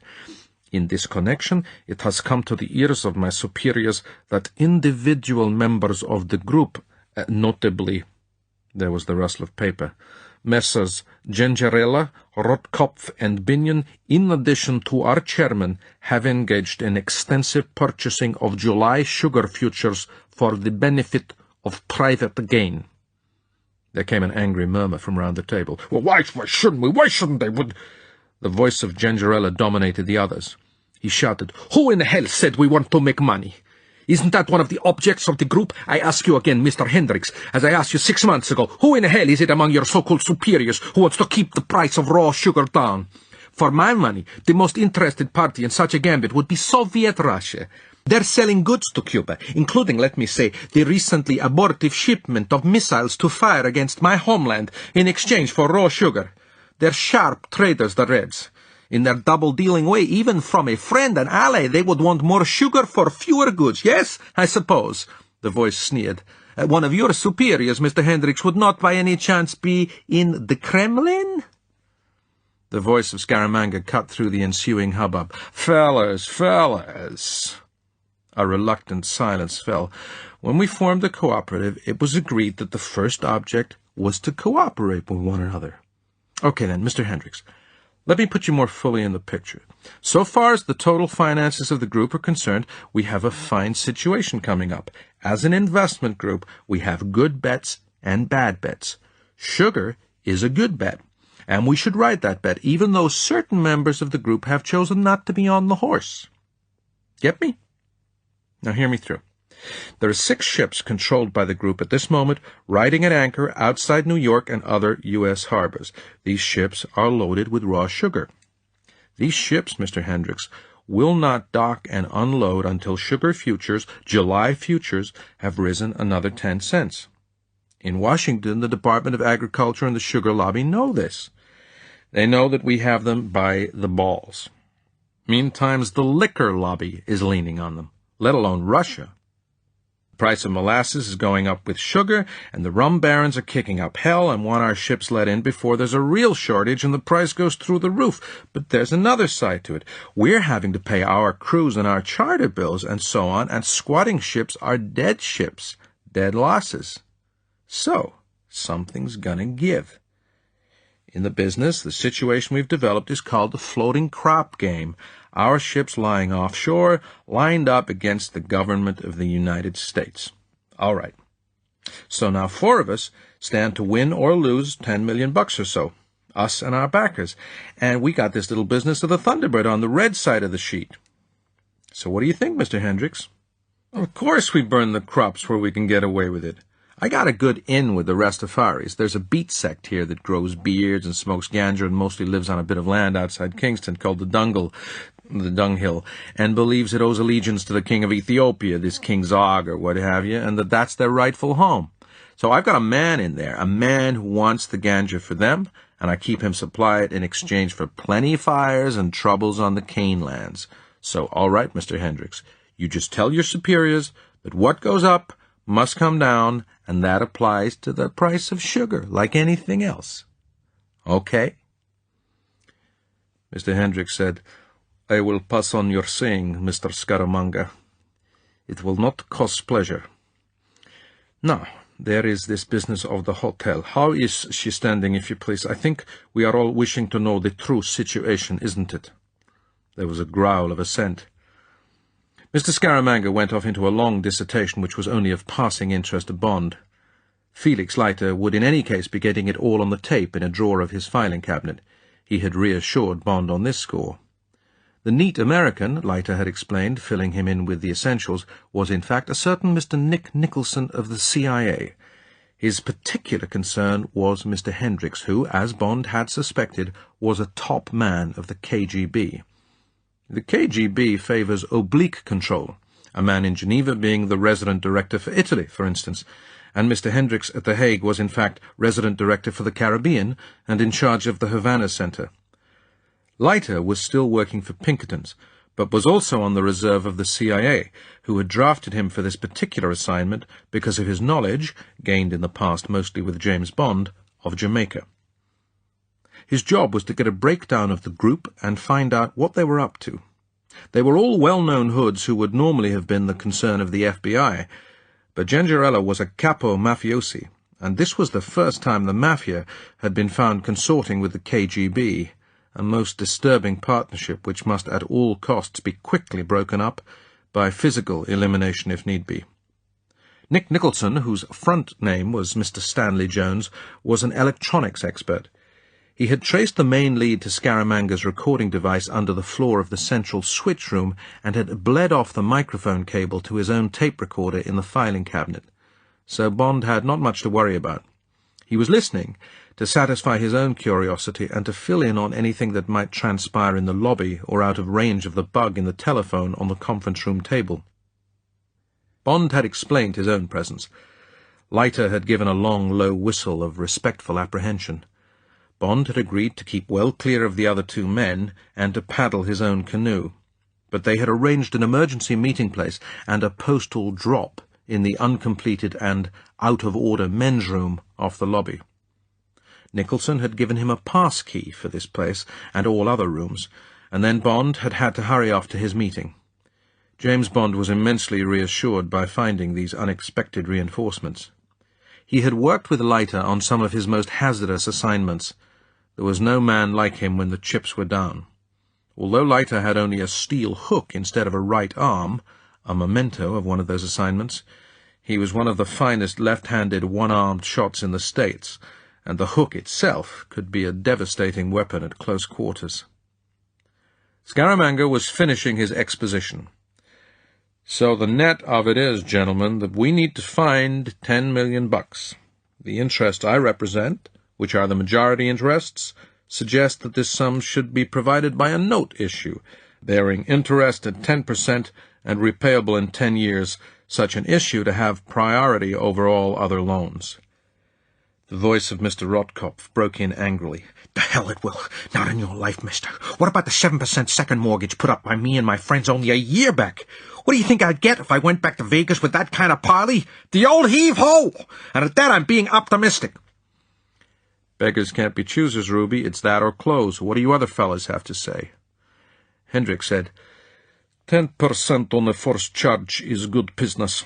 My friends and I will take $1 million, on the understanding, it is natural, that the conditions of the issue are, how shall I say, more substantial, less open to misunderstandings than the second mortgage of Mr. Rotkopf and his friends.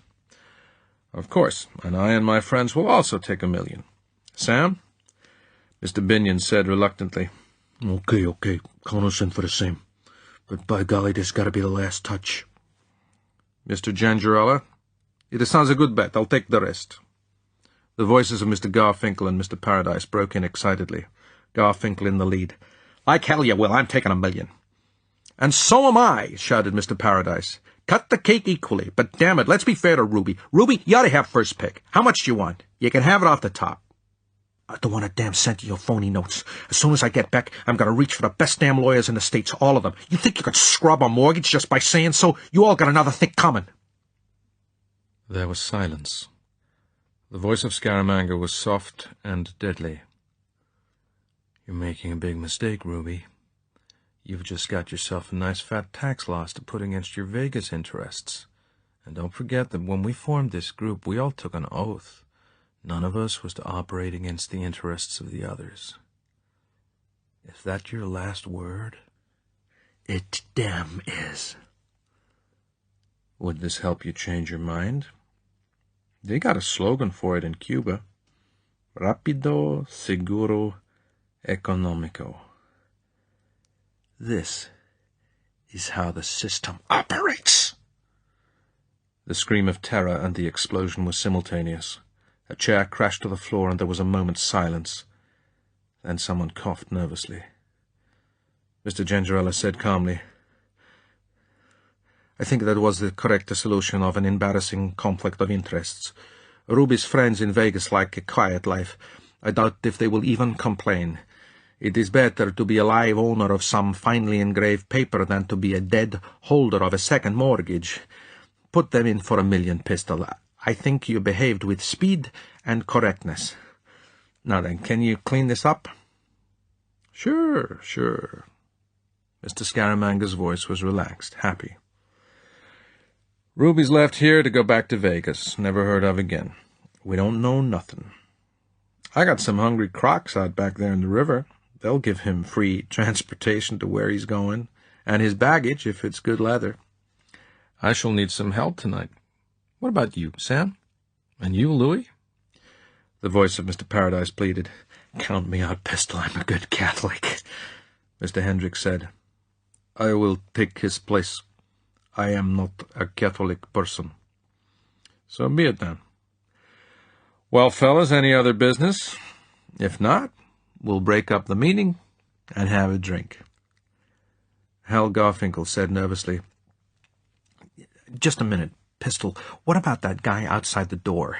That limey fella? What's he going to say about the fireworks and all? Mr. Scaramanga's chuckle was like the dry chuckle of a gecko. Just don't you worry your tiny head about the limey, Hal. He'll be looked after when the weekend's over.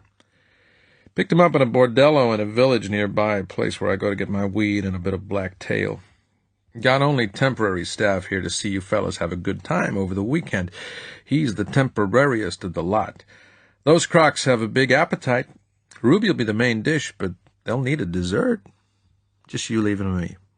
For all I know, he may be this James Bond man Mr. Hendricks has told us about.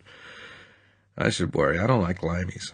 Like some good Yankee once said, for every Britisher that dies, there's a song in my heart. Remember the guy? Around the time of the Israeli war against them. I dig that viewpoint. Stuck-up bastards. Stuffed shirts. When the time comes, I'm going to let the stuffing out of this one. Just you leave him to me. Or let's just say leave him to this. Bond smiled a thin smile. He could imagine the golden gun being produced and twirled round the finger and stuck back in the waistband. He got up and moved his chair away from the door and poured champagne into the useful glass and leant against the buffet and studied the latest handout from the Jamaica Tourist Board. The click of Scaramanga's passkey sounded in the lock. Scaramanga looked at Bond from the doorway. He ran a finger along the small moustache. Okay, feller, I guess that's enough of the house champagne. Cut along to the manager and tell him Mr. Ruby Rotkopf will be checking out tonight. I'll fix the details. And say a major fuse blew during the meeting. I'm going to seal off this room and find out why we're having so much bad workmanship around the place, okay? Then drinks and dinner, and bring on the dancing girls. Got the photo? James Bond said that he had. He weaved slightly as he went to the lobby door and unlocked it. E and OE, errors and omissions accepted, as the financial prospectuses say. He thought that he had indeed now got the photo, and it was an exceptionally clear print, in black and white, without fuzz.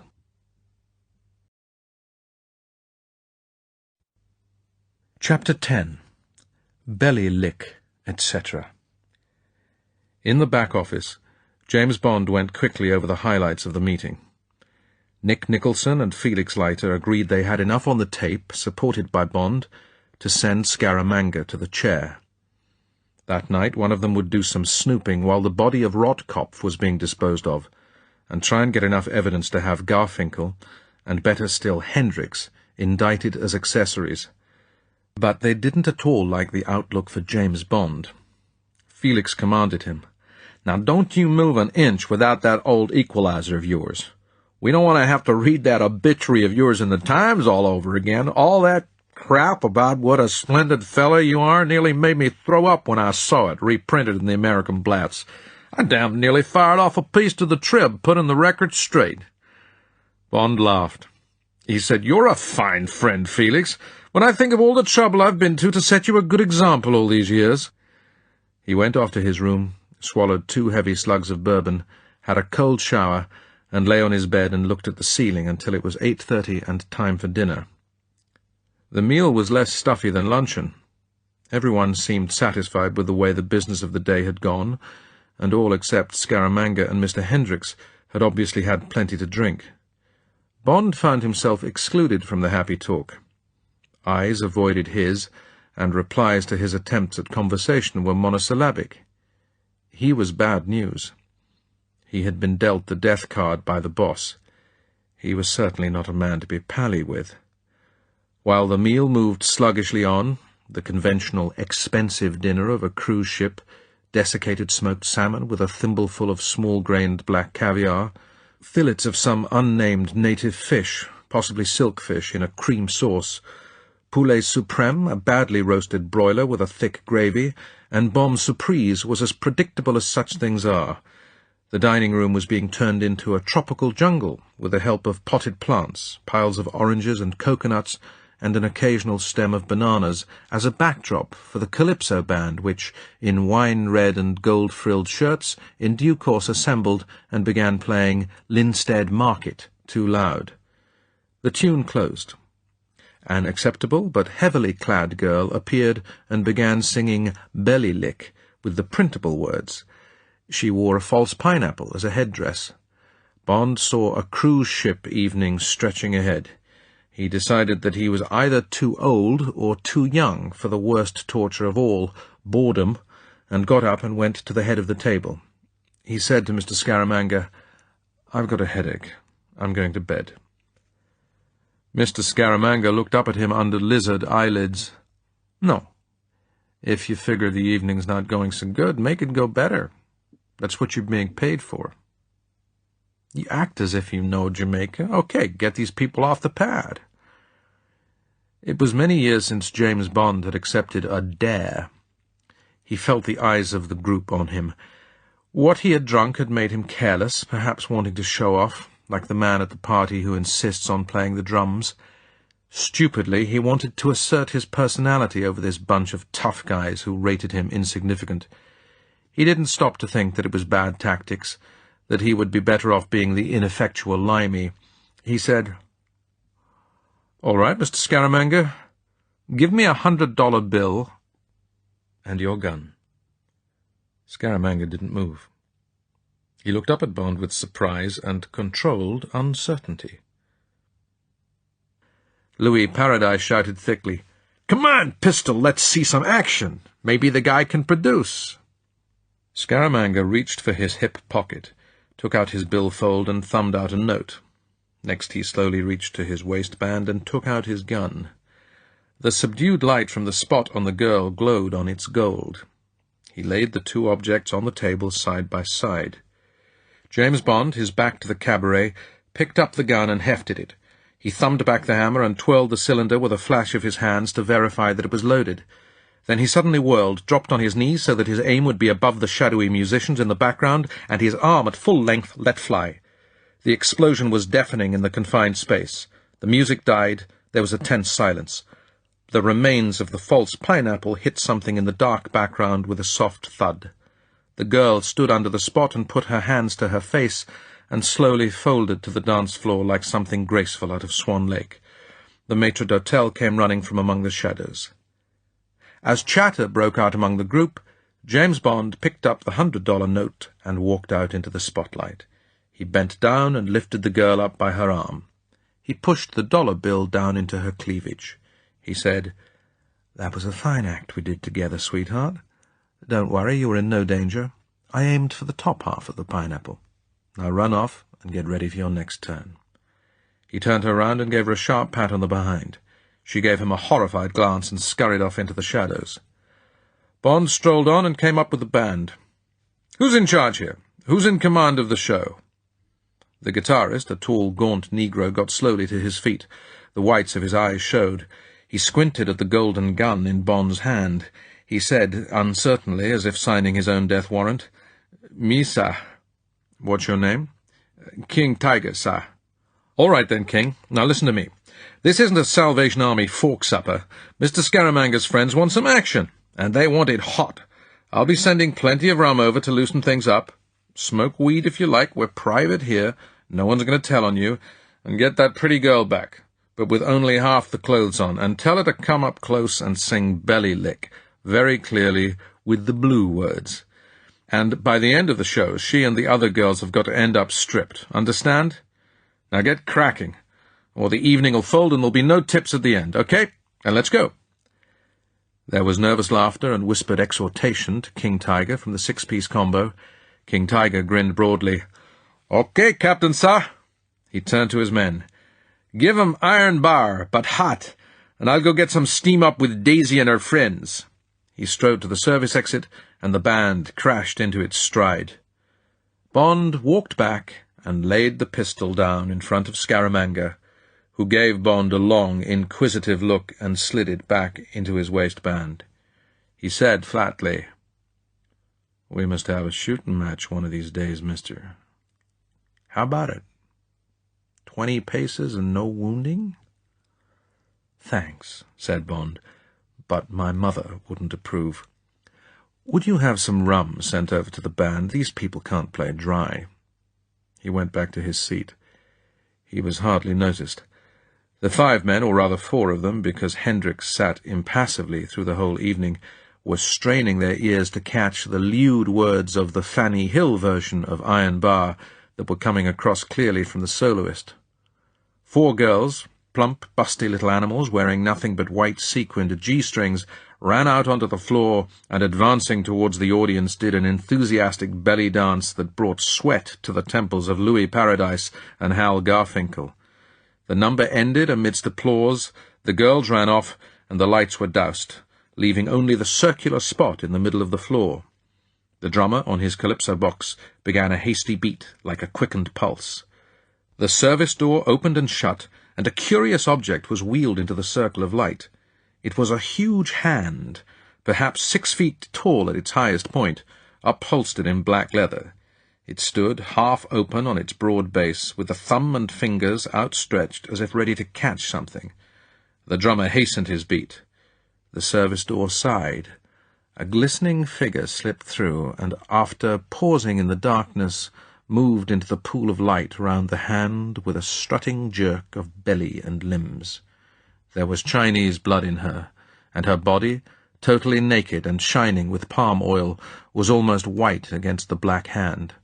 As she jerked round the hand, she caressed its outstretched fingers with her hands and arms, and then, with well-acted, swooning motions, climbed into the palm of the hand, and proceeded to perform languorous but explicit and ingenious acts of passion with each of the fingers in turn.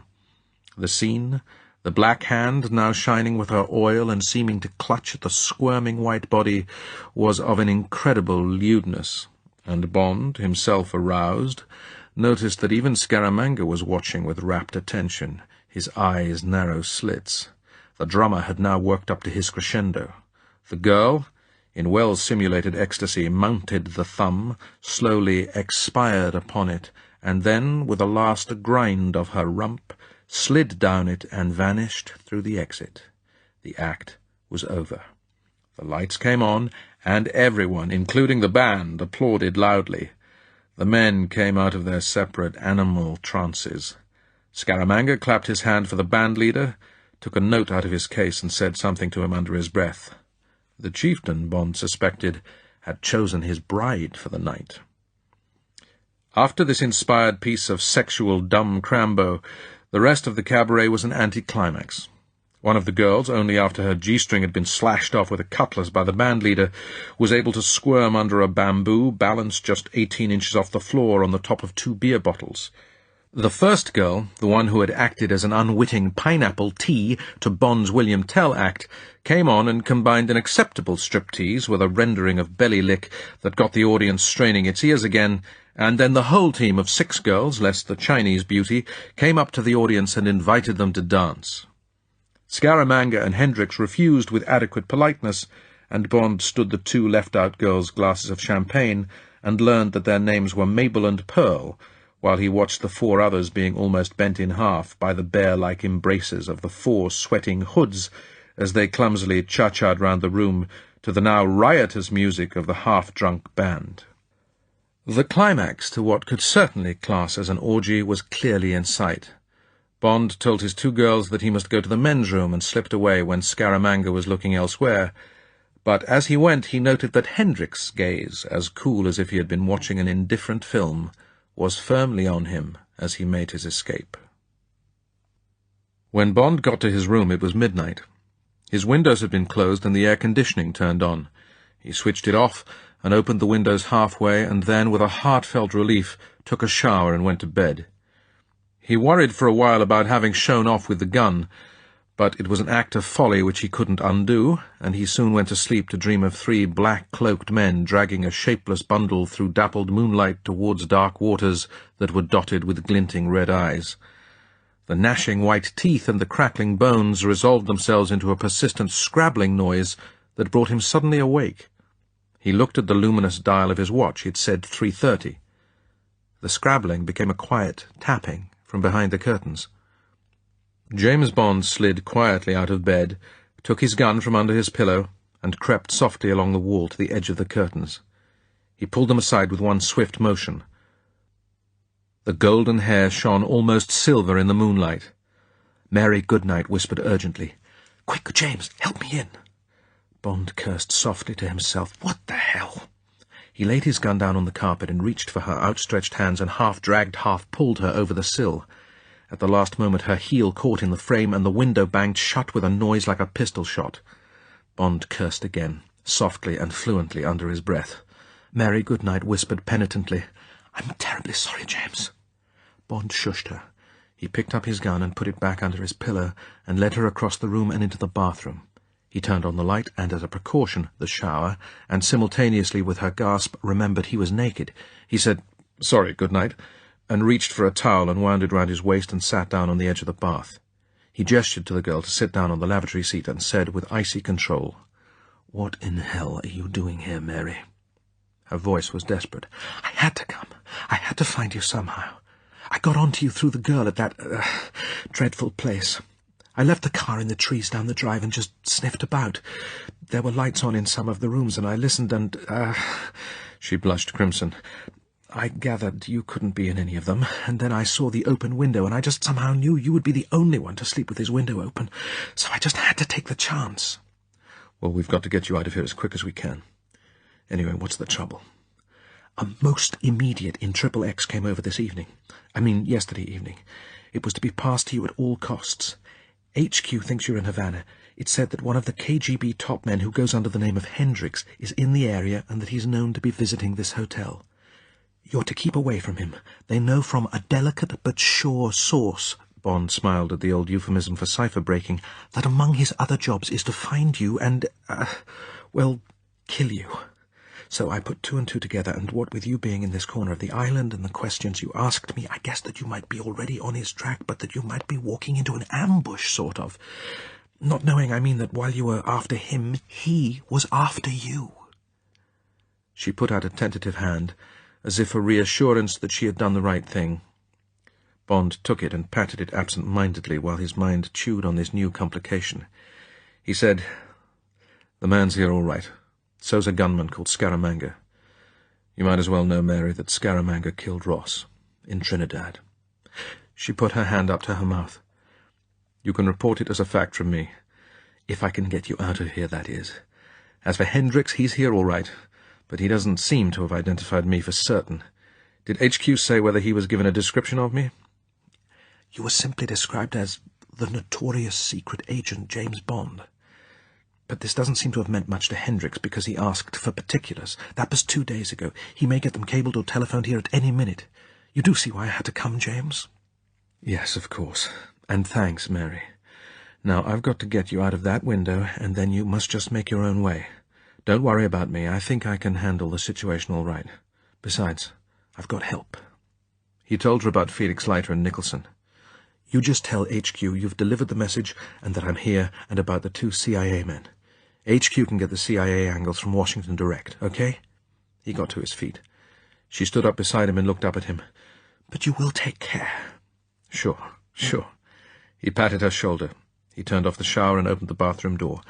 "Now, come on, we must pray for a stroke of luck." A silken voice from the darkness at the end of the bed said, "Well, the holy man just ain't running for you today, mister. Step forward, both of you. Hands clasped behind the neck." Chapter 11. Ballcock and Other Trouble. Scaramanga walked to the door and turned the lights on. He was naked save for his shorts and the holster below his left arm. The golden gun remained trained on Bond as he moved. Bond looked at him incredulously, then to the carpet inside the door. The wedges were still there, undisturbed. He could not possibly have got through the window unaided. Then he saw that his clothes cupboard stood open, and that light showed through into the next room. It was the simplest of secret doors. Just the hole of the back of the cupboard, impossible to detect from Bond's side of the wall, and on the other, probably in appearance, a locked communicating door. Scaramanga came back into the centre of the room and stood looking at them both. His mouth and eyes sneered. He said, "I didn't see this piece of tail on the line-up. Where you been keeping it, Buster? And why'd you have to hide it away in the bathroom? Like doing it under the shower?" Bond said, "We're engaged to be married. She works in the British High Commissioner's office in Kingston. Cipher clerk. She found out where I was staying from that place you and I met. She came out to tell me that my mother's in hospital in London, had a bad fall. Her name's Mary Goodnight. What's wrong with that, and what do you mean, busting into my room in the middle of the night, waving a gun about? And kindly keep your foul tongue to yourself."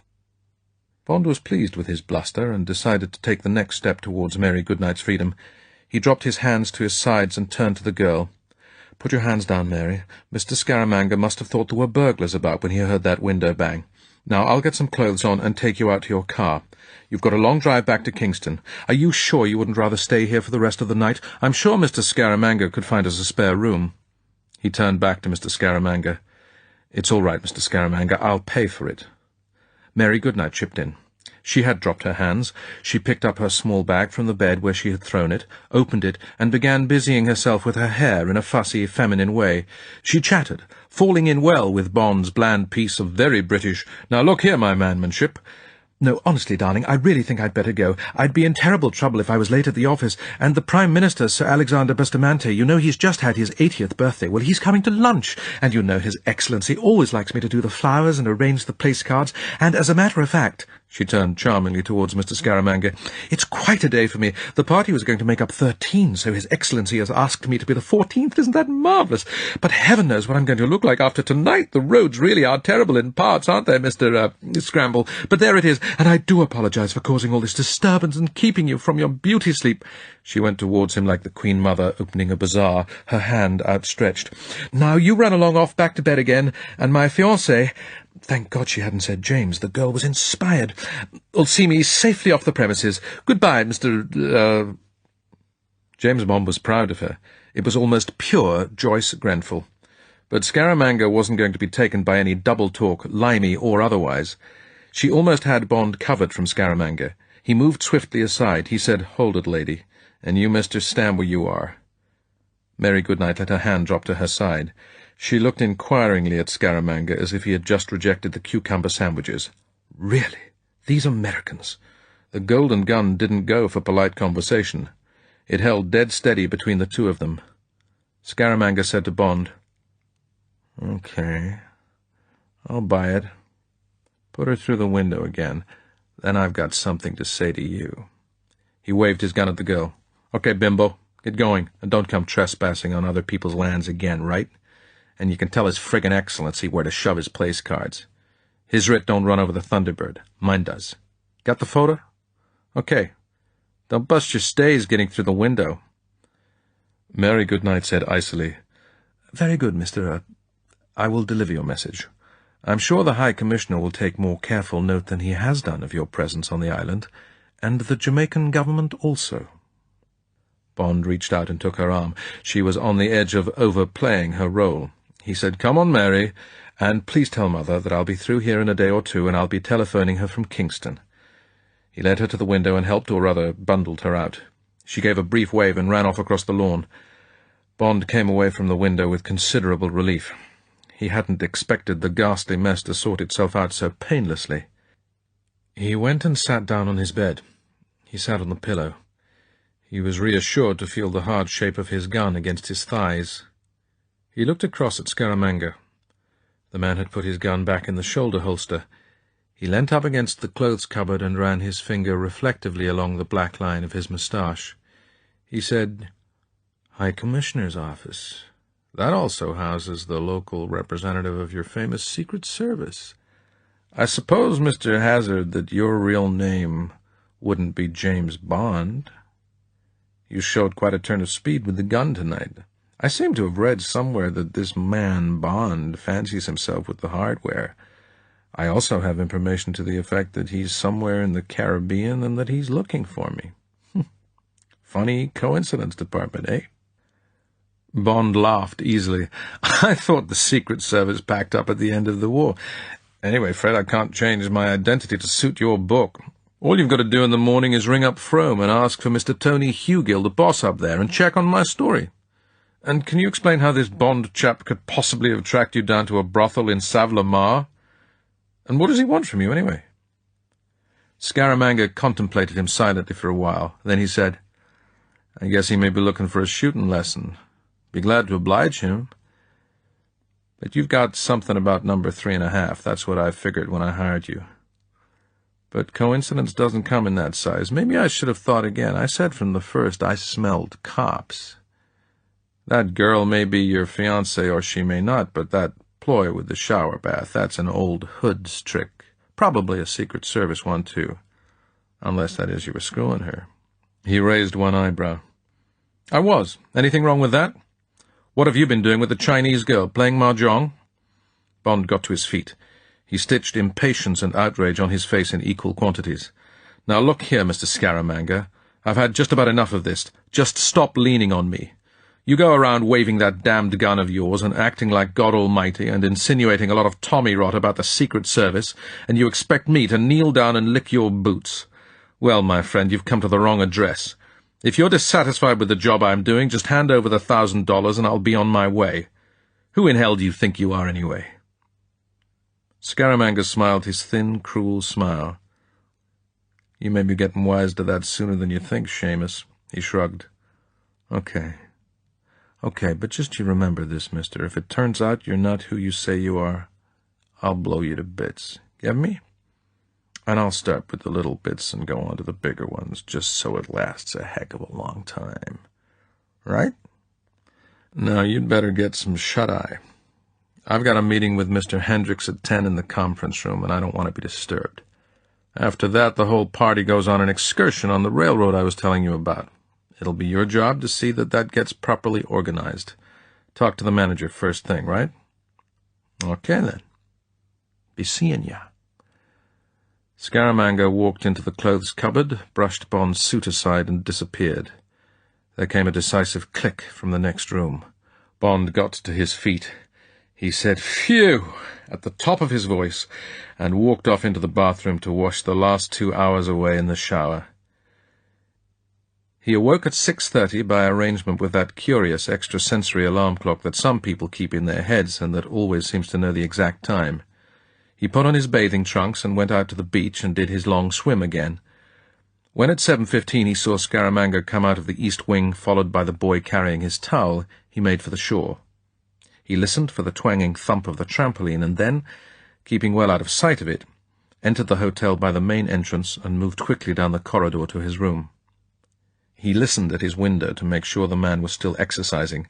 Then he took the master key Nick Nicholson had given him and slipped across the corridor to number 20 and was quickly inside. He left the door on the latch. Yes, there was his target lying on the dressing table. He strode across the room, picked up the gun, and slipped out the round in the cylinder that would next come up for firing. He put the gun down exactly as he had found it, got back to the door, listened, and then was out and across the corridor and into his own room. He went back to the window and listened. Yes, Scaramanga was still at it. It was an amateurish ploy that Bond had executed, but it might gain him just that fraction of a second that he felt it in his bones was going to be life or death for him in the next 24 hours. In his mind he smelled that slight whiff of smoke that indicated that his cover was smouldering at the edges. At any moment, Mark Hazard of the Transworld Consortium might go up in flames like some clumsy effigy on Guy Fawkes Night, and James Bond would stand there, revealed, with nothing between him and a possible force of 6 other gunmen but his own quick hand and the Walther PPK. So every shade of odds that he could shift to his side of the board would be worthwhile. Undismayed by the prospect, in fact rather excited by it, he ordered a large breakfast, consumed it with relish, and after pulling the connecting pin out of the ballcock in his lavatory, he went along to the manager's office.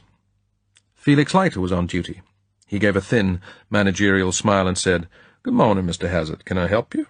Leiter's eyes were looking beyond Bond over his right shoulder. Mr. Hendricks materialized at the desk before Bond could answer. Bond said, "Good morning." Mr. Hendricks replied with his little Germanic bow. He said to Leiter, "The telephone operator is saying that there is a long-distance call from my office in Havana. Where is the most private place to take it, please?" "Not in your bedroom, sir?" "Is not sufficiently private." Bond guessed that he too had bowled out the microphone. Leiter looked helpful. He came out from behind his desk. "Just over here, sir, the lobby telephone. This box is soundproof." Mr. Hendricks looked stonily at him.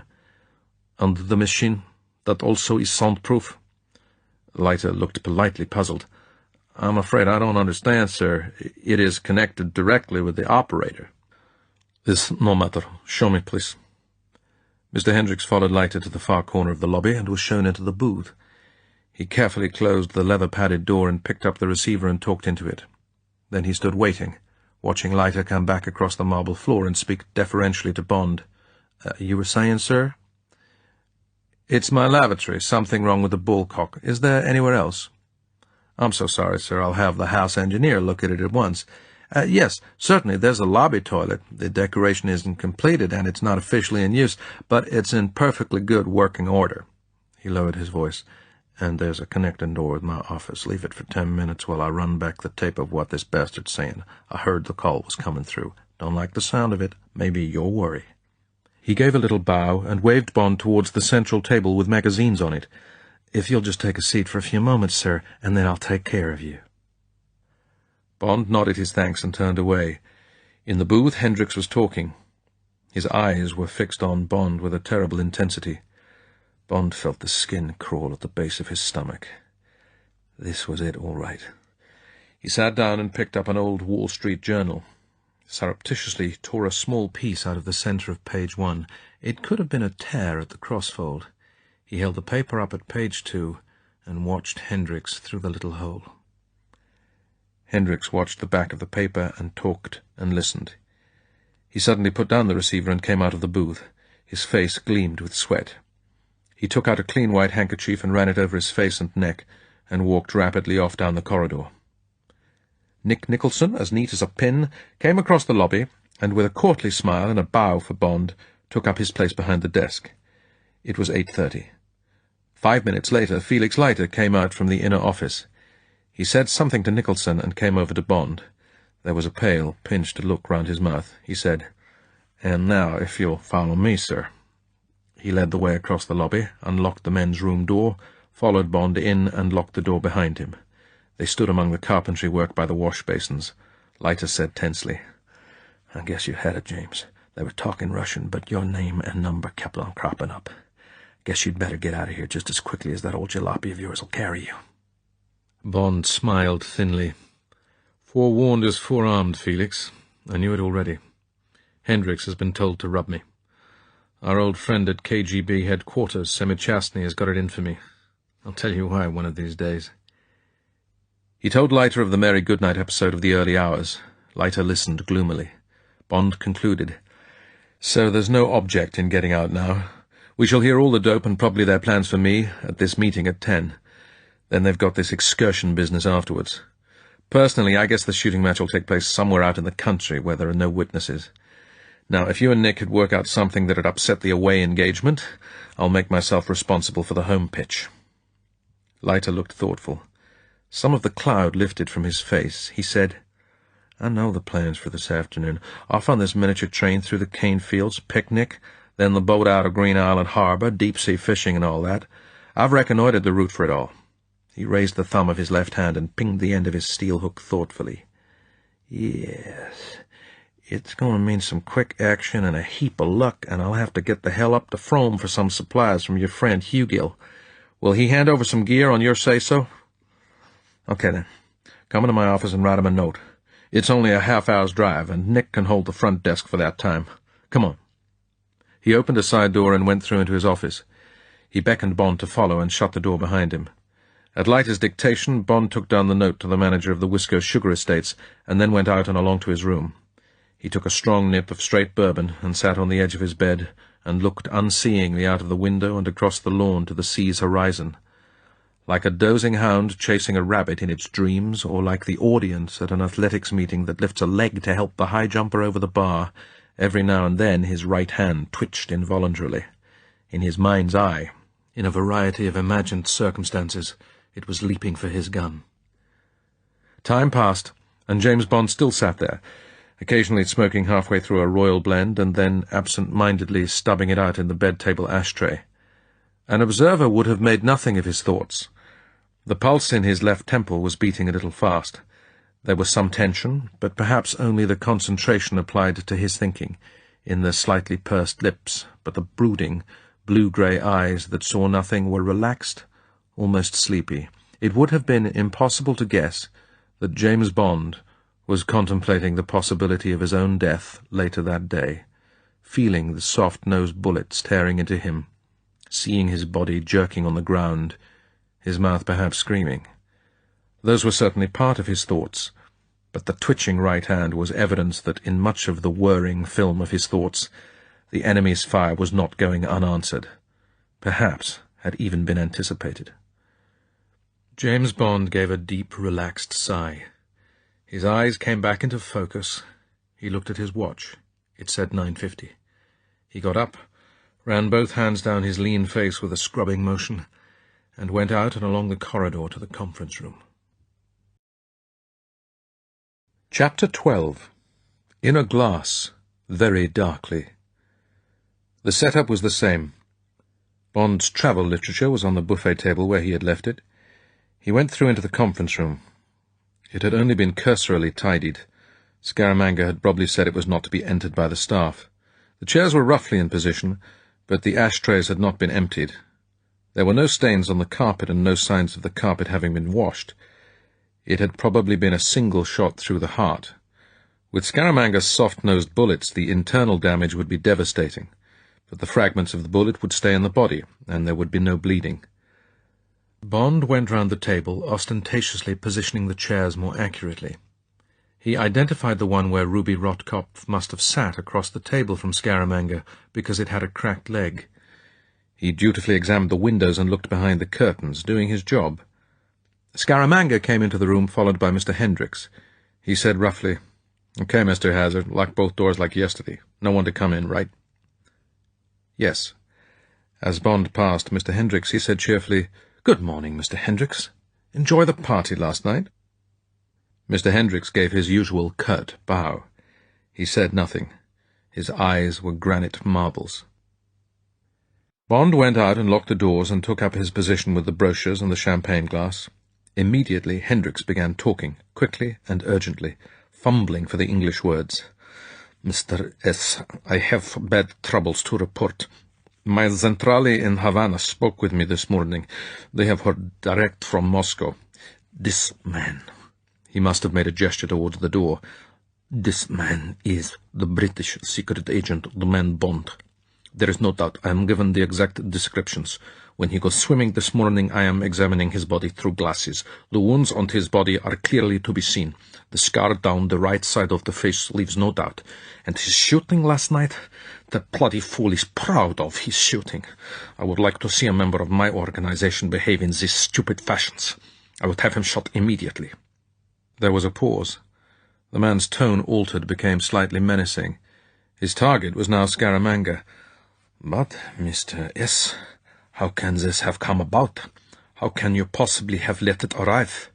My centrale is dumbfounded at the mistake. The man might have done much damage but for the watchfulness of my superiors. Please explain, Mr. S. I must be making the very full report. How is it that you are meeting this man? How is it that you are then carrying him even into the center of the group? The details, please, mister. The full accounting. My superiors will be expressing sharp criticism of the lack of vigilance against the enemy." Bond heard the rasp of a match against a box. He could imagine Scaramanga sitting back and going through the smoking routine. The voice, when it came, was decisive, uncowed. "Mr. Hendricks, I appreciate your outfit's concern about this, and I congratulate them on their sources of information. But you tell your central this.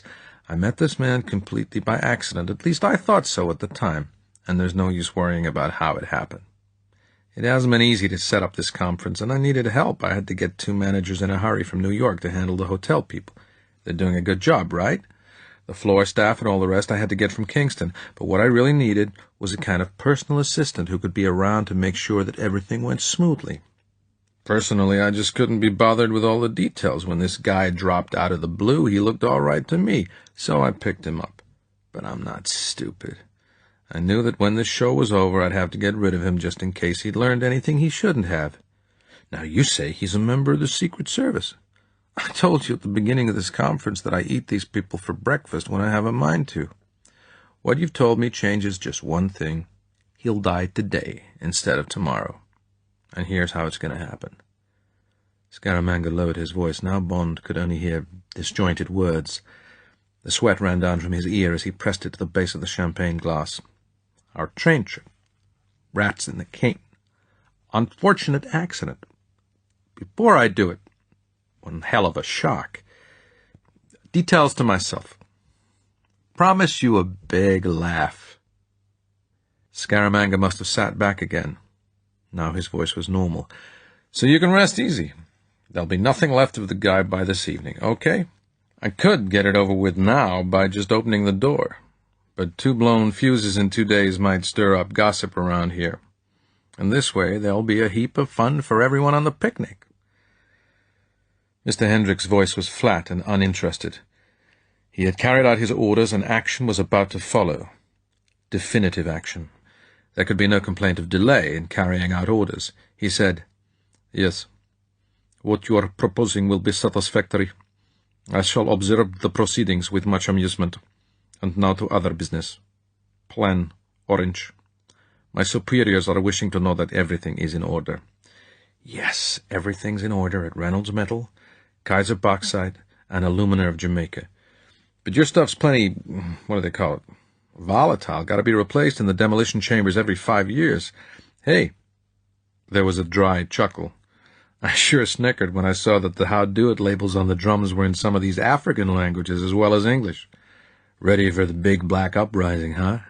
You better warn me about the day. I hold some pretty vulnerable stocks on Wall Street." "Then you will lose a lot of money," said Mr. Hendricks flatly. "I shall not be told the date. I do not mind. I hold no stocks. You would be wise to keep your money in gold or diamonds or rare postage stamps. And now the next matter. It is of interest to my superiors to be able to place their hands on a very great quantity of narcotics. You have a source for the supply of ganja, or marijuana as we call it. You are now receiving your supplies in pound weight. I am asking whether you can stimulate your sources of supply to providing the weed by the hundredweight. It is suggested that you then run shipments to the Pedro Keys. My friends can arrange for collection from there. There was a brief silence. Scaramanga would be smoking his thin cheroot. He said, "Yeah, I think we could swing that. But they've just put some big teeth into these ganja laws, real rough jail sentences, see, so the goddamn price is up and gone through the roof. The going price today is £16 an ounce. 1 hundredweight of this stuff could cost thousands of pounds, and it's darn bulky in those quantities. My fishing boat could probably only ship 1 hundredweight at a time. Anyway, where's it for? You'll be lucky to get those quantities ashore. A pound or two is difficult enough." "I am not being told the destinations. I assume it is for America. They are the largest consumers. Arrangements have been made to receive this and other consignments initially off the coast of Georgia. I am being told that this area is full of small islands and swamps and is already much favored by smugglers. The money is of no importance. I have instructions to make an initial outlay of $1 million, but at keen market prices. You will be receiving your usual 10% commission. Is it that you are interested?" "I'm always interested in $100,000. I'll have to get in touch with my growers. They have their plantations in the Maroon country. That's in the center of the island. This is going to take time. I can give you a quotation in about 2 weeks. 1 hundredweight of the stuff FOB the Pedro Keys, okay? And the date? The keys are very flat. This is not stuff to be left lying about, isn't it?" Sure. Now then, any other business?" "Okay. Well, I got something I'd like to bring up. This casino lark. Now, this is the picture. The government attempted. They think it'll stimulate the tourist industry. But the heavies, the boys who were kicked out of Havana, the Vegas machine, the Miami Jokers, Chicago, the whole works, didn't take the measure of these people before they put the heat on. And they overplayed the slush fund approach, put too much money in the wrong pockets. Guess they should have employed a public relations outfit. Jamaica looks small on the map, and I guess the syndicates thought they could hurry through a neat little operation like the Nassau job. But the opposition party got wise, and the church, and the old women, and there was talk of the mafia taking over in Jamaica, the old Cosa Nostra and all that crap, and the spiel flopped. Remember we were offered an inn a couple of years back? That was when they saw it was a bust and wanted to unload their promotion expenses. A couple of $1 million or so onto the group. You recall I advised against and gave my reasons. Okay, we said no. But things have changed. Different party in power, bit of a tourist slump last year, and a certain minister has been in touch with me. Says the climate's changed. Independence has come along, and they've got out from behind the skirts of Auntie England. Want to show that Jamaica's with it. Got oomph and all that. So this friend of mine says he can get gambling off the pad here. He told me how, and it makes sense. Before I said stay out, now I say come in. But it's going to cost money. Each of us will have to chip in with $100,000 to give local encouragement. Miami will be the operators and get the franchise. The deal is that they'll put us in for 5%, but off the top. Get me? On these figures, and they're not loaded, our juice should have been earned in 18 months. After that, it's gravy. Get the photo? But your friends don't seem too keen on these capitalist enterprises. How do you figure it? Will they ante up? I don't want for us to go outside for the green, and as from yesterday, we're missing a shareholder. Come to think of it, we got to think of that too. Who are we going to rope in as number 6? We're short of a game for now.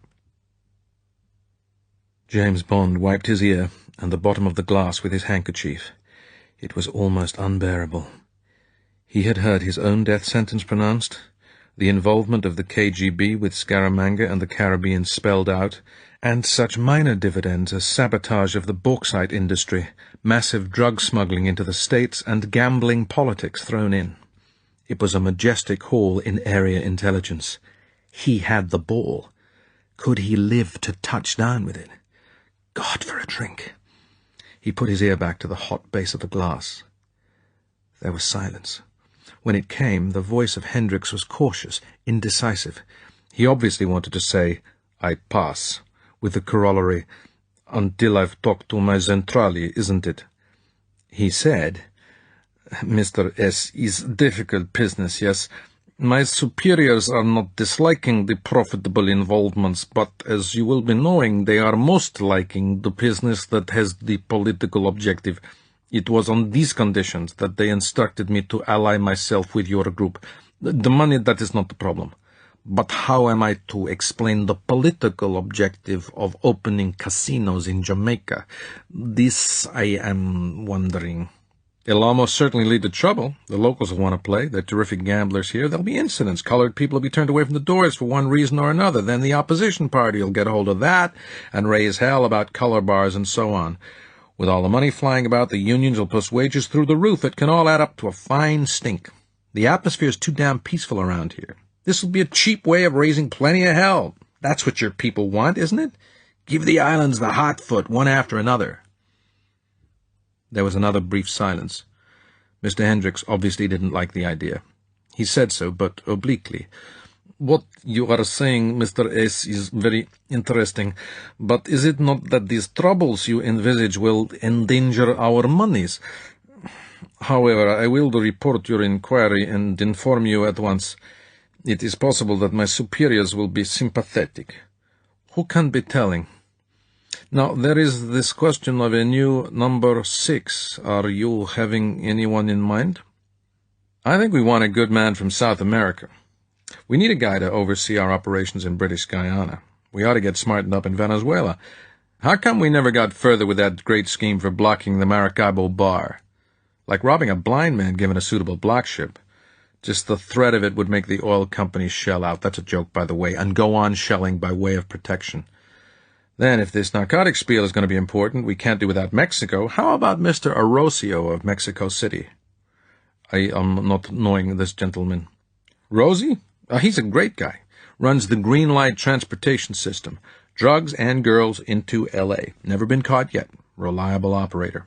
Got no affiliates. Your people will know about him. Why not check with them, and then we'll put it up to the others. They'll go along with our say-so. Yes, good.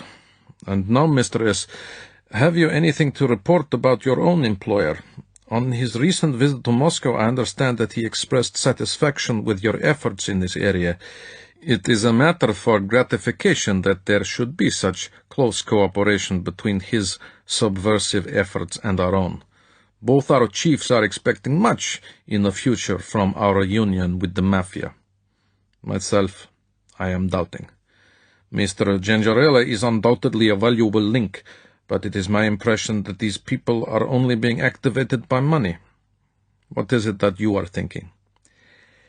You said it, Mr. Hendricks. In the opinion of my chief, the mafia's first and only consideration is the mafia. It has always been so, and it always will be so. My Mr. C is not expecting great results in the States. Even the mafia can't buck the anti-Cuban feeling there.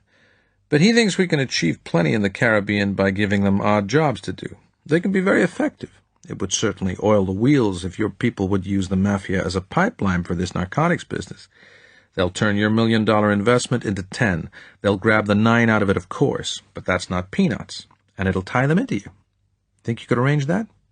It'll give Leroy G some good news to report when he gets home.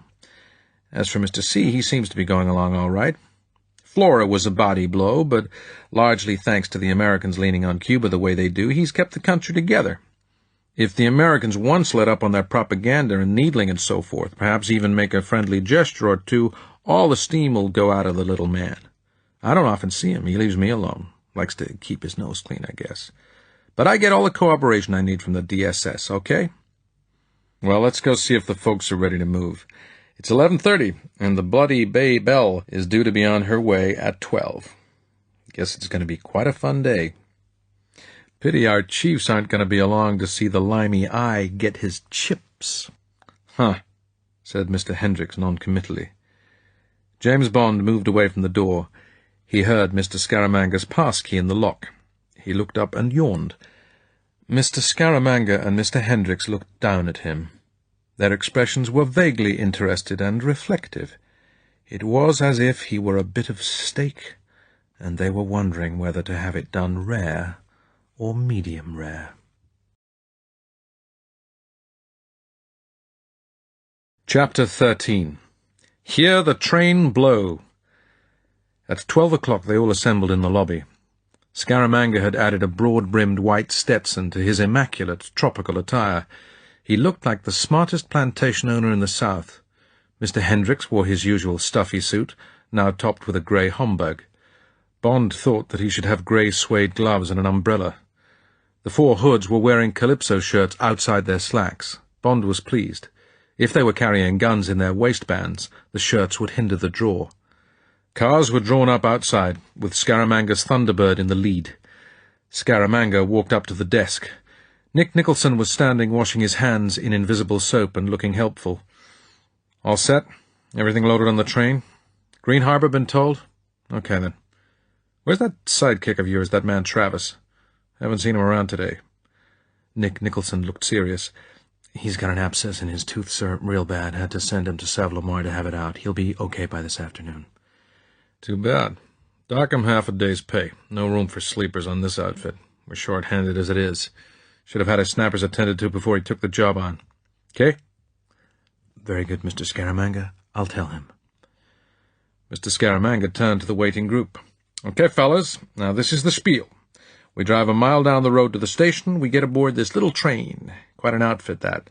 Fellow by the name of Lucius Beebe had it copied for the Thunderbird Company from the engine and rolling stock and the little old Denver, South Park, and Pacific line. Okay, so we steam along this old Canefield line about 20 miles to Green Island Harbor. Plenty birds, bush rats, crocs in the rivers. Maybe we get a little hunting.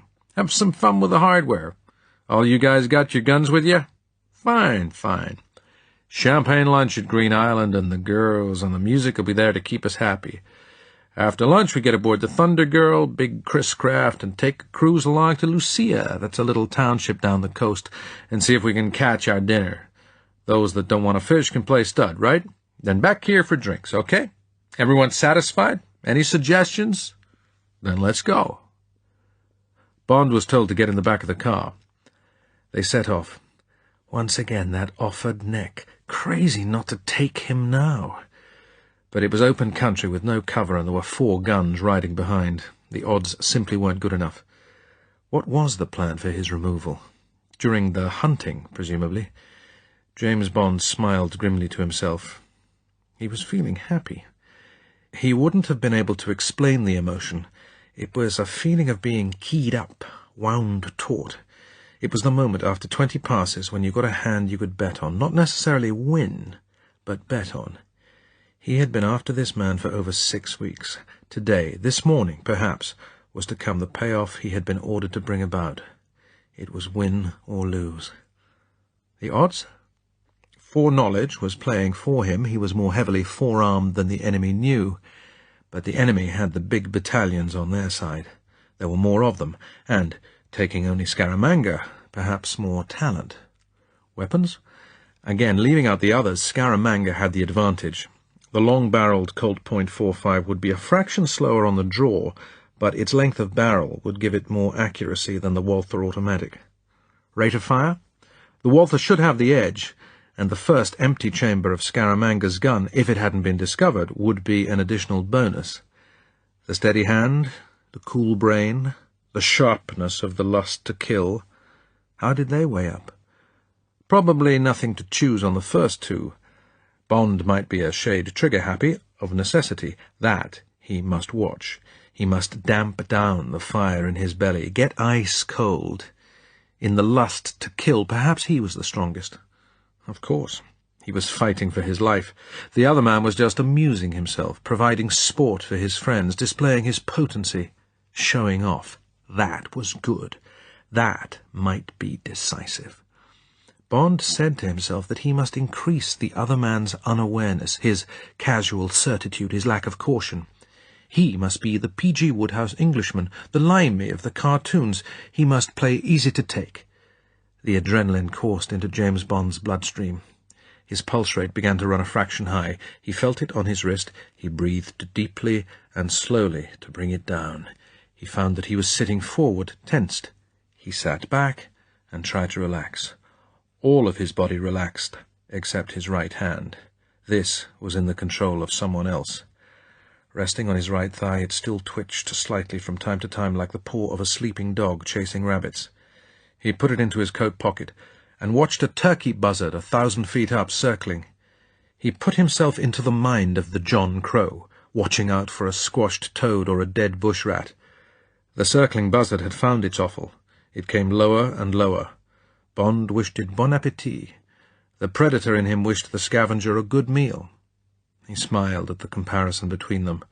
They were both following a scent. The main difference was that the John Crow was a protected bird. No one would shoot back at it when it made its final dive. Amused by his thoughts, Bond's right hand came out of his pocket and lit a cigarette for him, quietly and obediently. It had stopped going off chasing rabbits on its own. The station was a brilliant mock-up from the Colorado narrow-gauge era, a low building in faded clapboard ornamented with gingerbread along its eaves. Its name, Thunderbird Halt, was in old-style ornamental type, heavily serifed. Advertisements proclaimed, "Chew rose-leaf, fine-cut, warranted, finest Virginia leaf. Train stop for all meals. No checks accepted." The engine, gleaming in black and yellow varnish and polished brass, was a gem. It stood panting quietly in the sunshine, a wisp of black smoke curling up from the tall stack behind the big brass headlight. The engine's name, the Bell, was on a proud brass plate on the gleaming black barrel, and its number, number 1, on a similar plate below the headlight. There was one carriage, an open affair with padded foam rubber seats and a daffodil Surrey roof of fringed canvas to keep off the sun, and then the brake van, also in black and yellow, with a resplendent gilt-armed chair behind the conventional wheel of the brake. It was a wonderful toy, even down to the old-fashioned whistle, which now gave a sharp, admonitory blast. Scaramanga was in ebullient form. "Hear the train blow, folks! All aboard!" There was an anticlimax. To Bond's dismay, he took out his golden pistol, pointed it at the sky, and pressed the trigger. He hesitated only momentarily and fired again. The deep boom echoed back from the wall of the station, and the station-master, resplendent in old-fashioned uniform, looked nervous. He pocketed the big silver turnip watch he had been holding and stood back obsequiously, the green flag now drooping at his side. Scaramanga checked his gun. He looked thoughtfully at Bond and said, "All right, my friend. Now then, you get up front with the driver." Bond smiled happily. "Thanks. I've always wanted to do that since I was a child. What fun!" "You said it," said Scaramanga. He turned to the others. "And you, Mr. Hendricks, in the first seat behind the coal tender, please, then Sam and Leroy, then Hal and Louie. I'll be up back in the brake van. Good place to watch out for game, 'kay?" Everybody took their seats. The station-master had recovered his nerve and went through his ploy with the watch and the flag. The engine gave a triumphant hoot, and with a series of diminishing puffs got under way, and they bowled off along the 3-foot gauge line that disappeared, as straight as an arrow, into a dancing shimmer of silver. Bond read the speed gauge. It said 20. For the first time he paid attention to the driver. He was a villainous-looking Rastafari in dirty khaki overalls with a sweat rag round his forehead. A cigarette drooped from between the thin moustache and the straggling beard. He smelled quite horrible. Bond said, "My name's Mark Hazard. What's yours?" "Ras man, I don't talk with Bukra." The expression ras is Jamaican for shove it. Bukra is a tough colloquialism for white man. Bond said equably, "I thought part of your religion was to love thy neighbour." The Rasta gave the whistle halyard a long pull. When the shriek had died away, he simply said, "Sheed," kicked the furnace door open, and began shovelling coal. Bond looked surreptitiously round the cabin. Yes, there it was, the long Jamaican cutlass. This one filed to an inch blade with a deadly point. It was on a rack by the man's hand. Was this the way he was supposed to go? Bond doubted it. Scaramanga would do the deed in a suitably dramatic fashion, and one that would give him an alibi. Second executioner would be Hendricks. Bond looked back over the low coal tender. Hendricks' eyes, bland and indifferent, met his. Bond shouted above the iron clang of the engine, "Great fun, what?" Hendricks' eyes looked away and back again. Bond stooped so that he could see under the top of the surrey. All the other 4 men were sitting motionless, their eyes also fixed on Bond. Bond waved a cheerful hand. There was no response. So they had been told. Bond was a spy in their midst, and this was his last ride. In mob ease, he was going to be hit. It was an uncomfortable feeling having those 10 enemy eyes watching him like 10 gun barrels. Bond straightened himself. Now the top half of his body, like the Iron Man in a pistol range, was above the roof of the surrey, and he was looking straight down the flat yellow surface to where Scaramanga sat on his solitary throne, perhaps 20 feet away, with all his body in full view. He also was looking down the little train at Bond, the last mourner in the funeral cortege behind the cadaver that was James Bond. Bond waved a cheery hand and turned back. He opened his coat and got a moment's reassurance from the cool butt of his gun. He felt in his trouser pocket. 3 spare magazines. Ah, well, he'd take as many of them as he could with him. He flipped down the co-driver's seat and sat on it. No point in offering a target until he had to. The Rasta flicked his cigarette over the side and lit another. The engine was driving herself. He leant against the cabin wall and looked at nothing. Bond had done his homework on the 1 to 50,000 overseas survey map that Mary had provided, and he knew exactly the route the little cane line took. First there would be 5 miles of the cane fields, between whose high green walls they were now travelling. Then came Middle River, followed by the vast expanse of swamplands, now being slowly reclaimed, but still shown on the map as the Great Morass.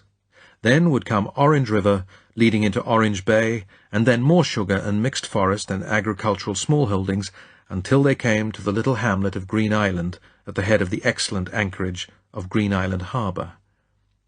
100 yards ahead, a turkey buzzard rose from beside the line, and after a few heavy flaps caught the inshore breeze and soared up and away.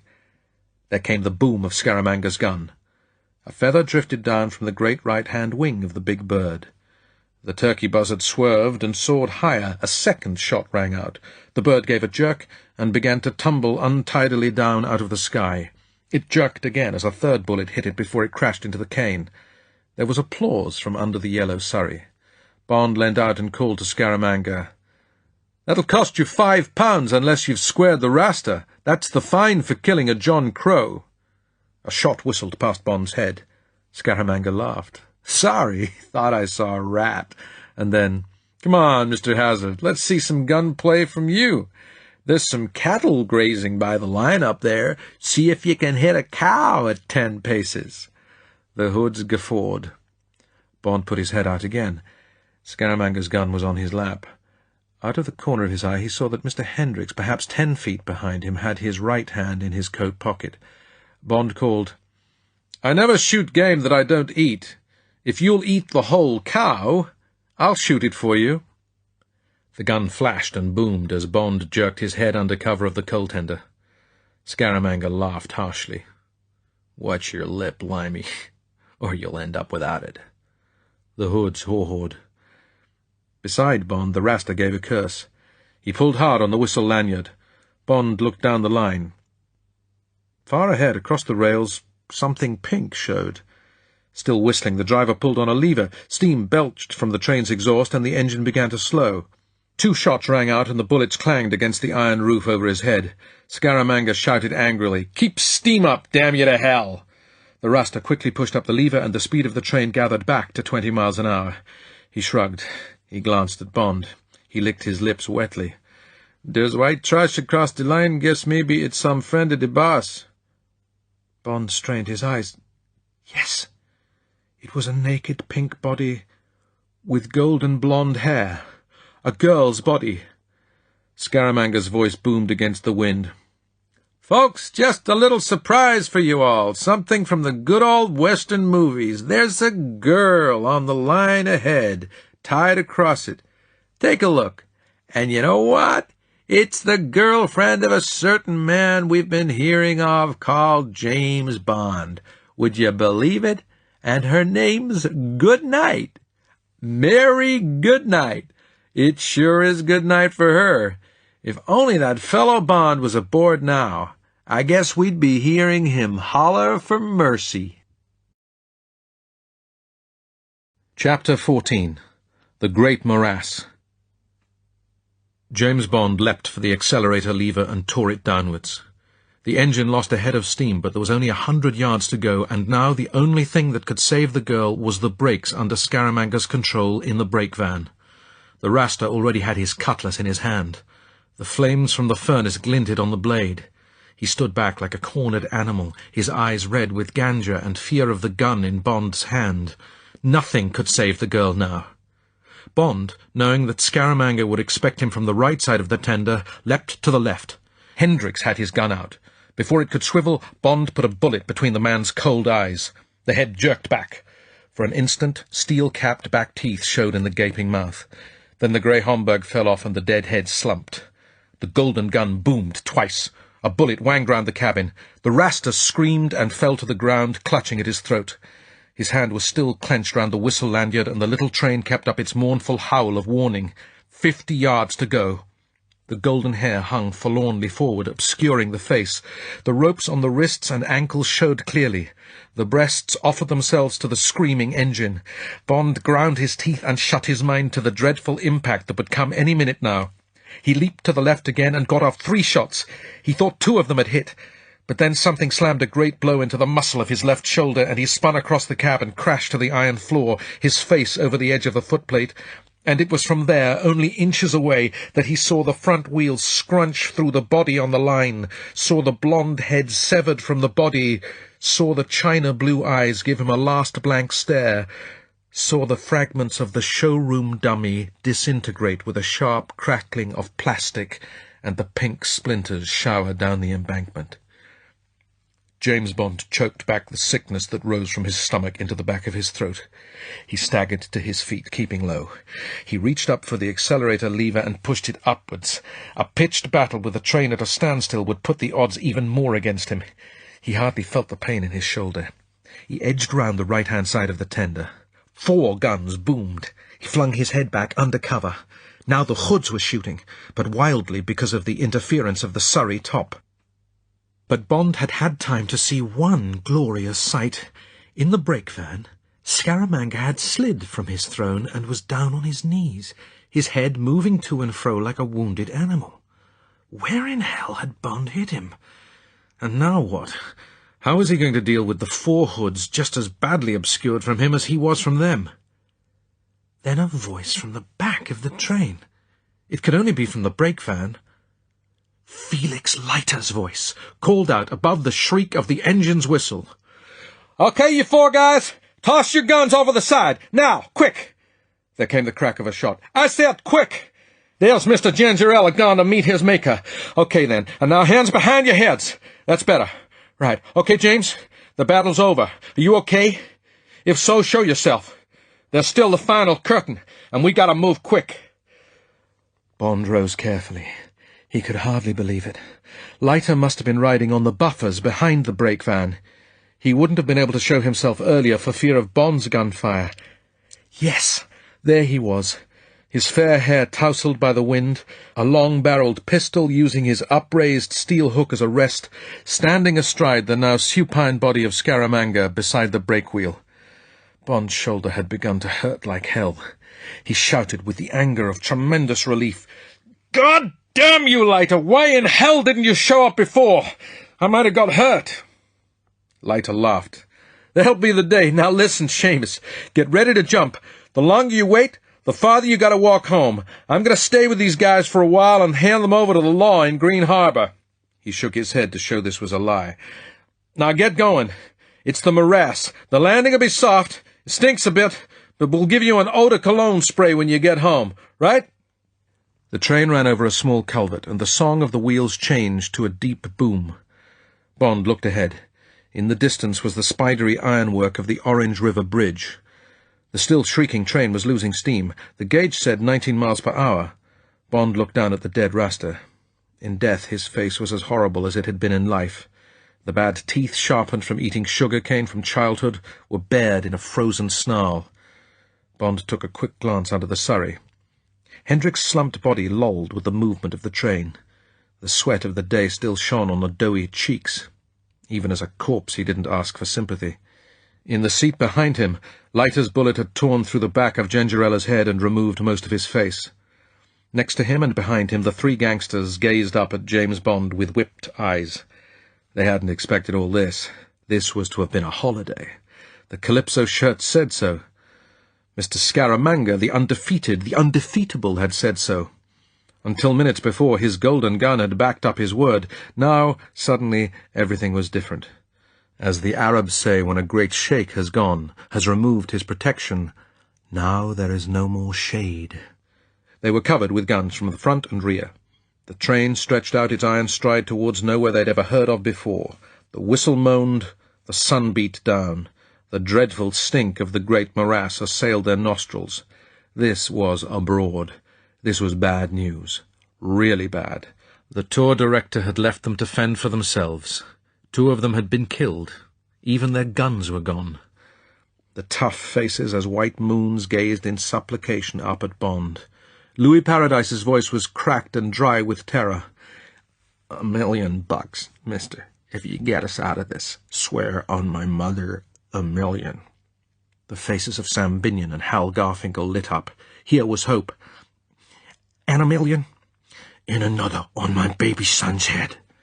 The voice of Felix Leiter bellowed angrily. There was a note of panic in it. Jump, damn you! James, jump! James Bond stood up in the cabin, not listening to the voices supplicating from under the yellow surrey. These men had wanted to watch him being murdered. They had been prepared to murder him themselves. How many dead men had each one of them got on his tally sheet? Bond got down on the step of the cabin, chose his moment, and threw himself clear of the clinker track and into the soft embraces of a stinking mangrove pool.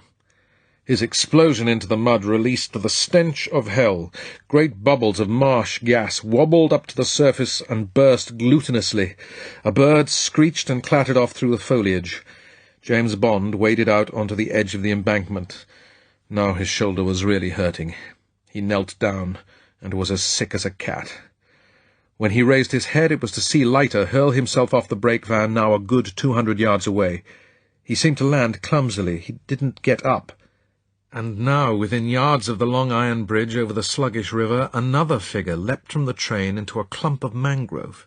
It was a tall, chocolate-clad figure. There was no doubt about it. It was Scaramanga. Bond cursed feebly. Why in hell hadn't Leiter put a finishing bullet through the man's head? Now there was unfinished business. The cards had only been reshuffled. The end game had still to be played. The screaming progress of the driverless train changed to a roar as the track took to the trestles of the long bridge. Bond watched it vaguely, wondering when it would run out of steam. What would the 3 gangsters do now? Take to the hills? Get the train under control and go on to Green Harbour and try and take the Thunder Girl across to Cuba? Immediately the answer came. Halfway across the bridge, the engine suddenly reared up like a bucking stallion. At the same time there came a crash of thunder and a vast sheet of flame, and the bridge buckled downwards in the centre like a bent leg. Chunks of torn iron sprayed upwards and sideways, and there was a splintering crash as the main stanchions gave and slowly bowed down towards the water. Through the jagged gap, the beautiful bell, a smashed toy, folded upon itself, and with a giant splintering of iron and woodwork, and a volcano of spray and steam, thundered into the river. A deafening silence fell. Somewhere behind Bond, a wakened tree-frog tinkled uncertainly. 4 white egrets flew down and over the wreck, their necks outstretched inquisitively.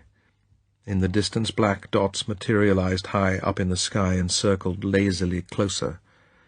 The 6th sense of the turkey buzzards had told them that the distant explosion was disaster, something that might yield a meal. The sun hammered down on the silver rails, and a few yards away from where Bond lay, a group of yellow butterflies danced in the shimmer.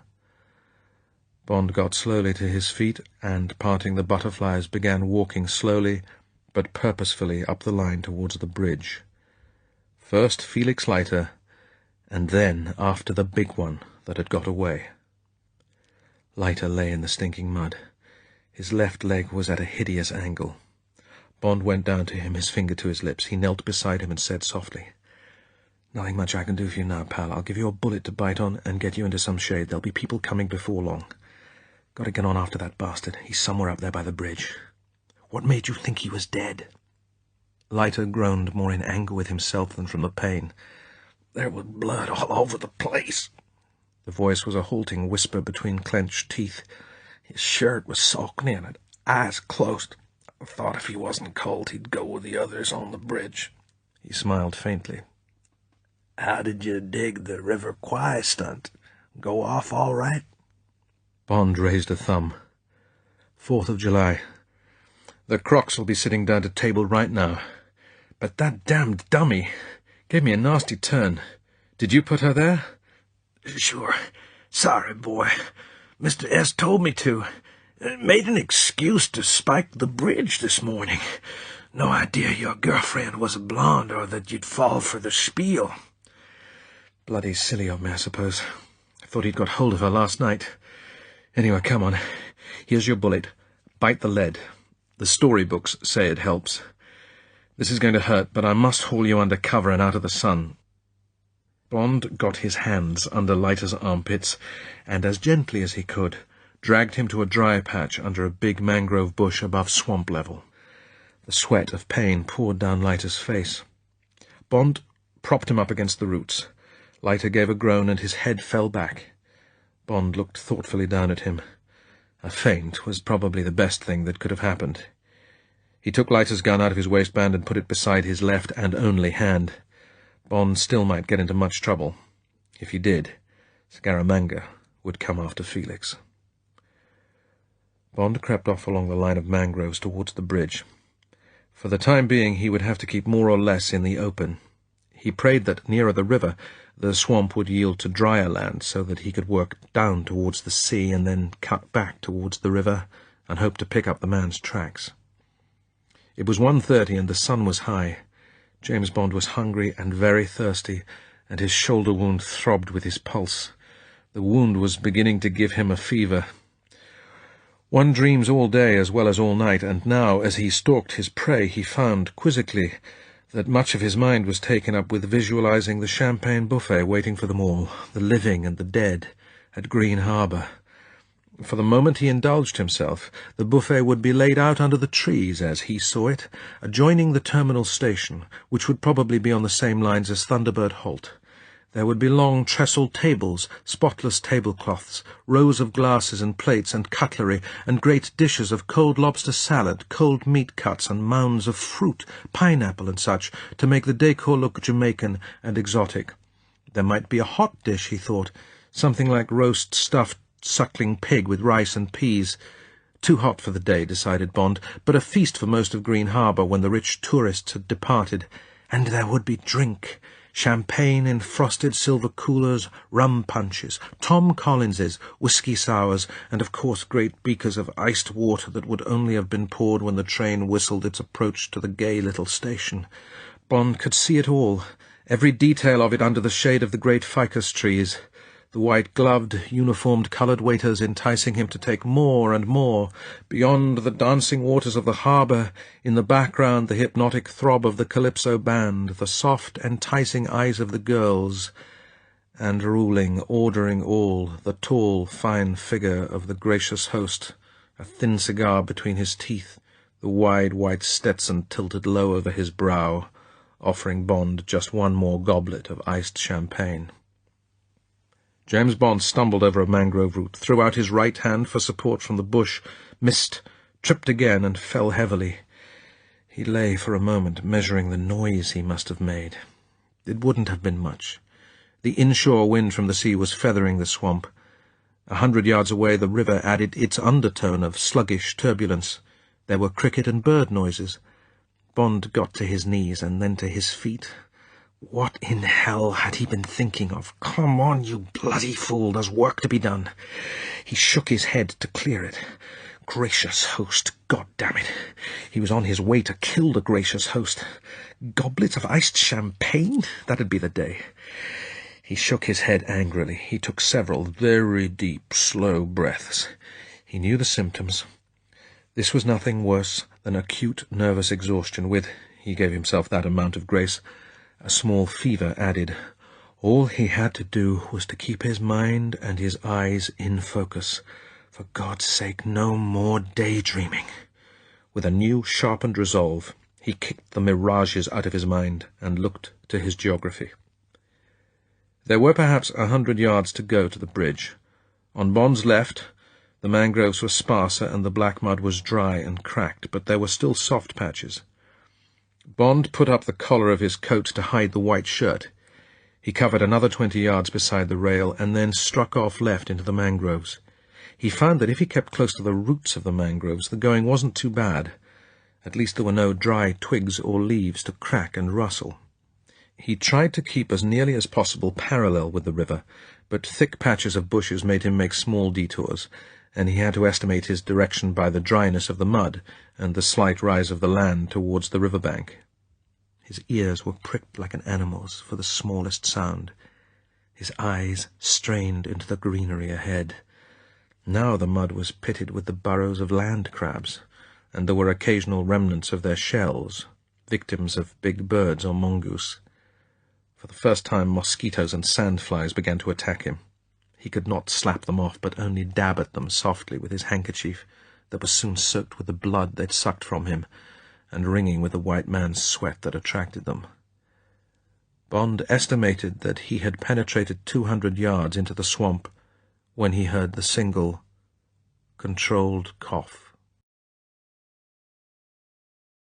Chapter 15. Crab Meat. The cough sounded about 20 yards away, towards the river. Bond dropped to one knee, his senses questing like the antennae of an insect. He waited 5 minutes.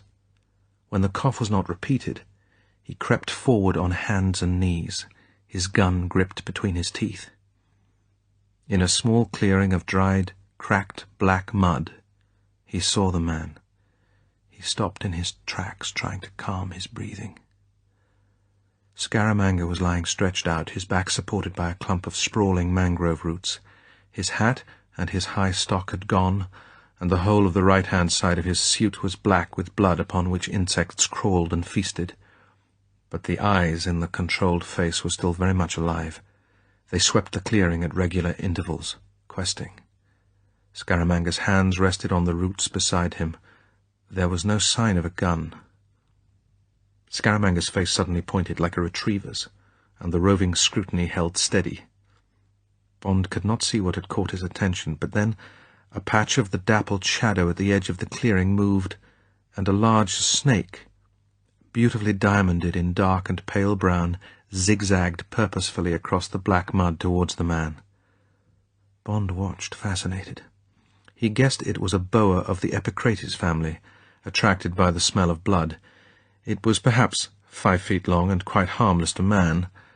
Bond wondered if Scaramanga would know this. He was immediately put out of his doubt. Scaramanga's expression had not changed, but his right hand crept softly down his trouser leg, gently pulled up the cuff, and removed a thin, stiletto-style knife from the side of his short Texan boot. Then he waited, the knife held ready across his stomach, not clenched in his fist, but pointed in the flick-knife fashion. The snake paused for a moment a few yards from the man and raised its head high to give him a final inspection. The forked tongue licked out inquisitively again and again, then, still with its head held above the ground, it moved slowly forward. Not a muscle moved in Scaramanga's face. Only the eyes were dead steady, watchful slits. The snake came into the shadow of his trouser leg and moved slowly up towards the glistening shirt. Suddenly, the tongue of steel that lay across Scaramanga's stomach came to life and leapt. It transfixed the head of the snake exactly in the center of the brain and pierced through it, pinning it to the ground and holding it there while the powerful body thrashed wildly, seeking a grip on the mangrove roots, on Scaramanga's arm. But immediately, when it had a grip, its convulsions released its coils, which flailed off in another direction. The death struggles diminished and finally ceased altogether. The snake lay motionless. Scaramanga was careful. He ran his hand down the full length of the snake. Only the tip of the tail lashed briefly. Scaramanga extracted the knife from the head of the snake, cut off its head with a single hard stroke, and threw it, after reflection, accurately towards a crab hole. He waited, watching to see if a crab would come out and take it. None did. The thud of the arrival of the snake's head would have kept any crab underground for many minutes, however enticing the scent of what had made the thud. James Bond, kneeling in the bush, watched all this, every nuance of it, with the most careful attention. Each one of Scaramanga's actions, every fleeting expression on his face, had been an index of the man's awareness, of his aliveness. The whole episode of the snake was as revealing as a temperature chart or a lie detector. In Bond's judgment, Mr. Scaramanga, for all his bloodletting and internal injuries, was still very much alive. He was still a most formidable and dangerous man. Scaramanga, his task satisfactorily completed, minutely shifted his position and once again, foot by foot, made his penetrating examination of the surrounding bush. As Scaramanga's gaze swept by him without a flicker, Bond blessed the darkness of his suit, a black patch of shadow among so many others. In the sharp blacks and whites from the midday sun, Bond was well camouflaged. Satisfied, Scaramanga picked up the limp body of the snake, laid it across his stomach, and carefully slit it down its underside as far as the anal vent. Then he scoured it and carefully etched the skin away from the red-veined flesh with the precise flicks and cuts of a surgeon. Every scrap of unwanted reptile he threw towards crab holes, and with each throw a flicker of annoyance crossed the granite face, that no one would come and pick up the crumbs from the rich man's table. When the meal was ready, he once again scanned the bush, and then, very carefully, coughed and spat into his hand. He examined the results and flung his hand sideways. On the black ground, the sputum made a bright pink scrawl. The cough didn't seem to hurt him or cause him much effort. Bond guessed that his bullet had hit Scaramanga in the right chest and had missed a lung by a fraction. There was hemorrhage, and Scaramanga was a hospital case, but the blood-soaked shirt was not telling the whole truth. Satisfied with his inspection of his surroundings, Scaramanga bit into the body of the snake and was at once, like a dog with its meal, absorbed by his hunger and thirst for the blood and juices of the snake.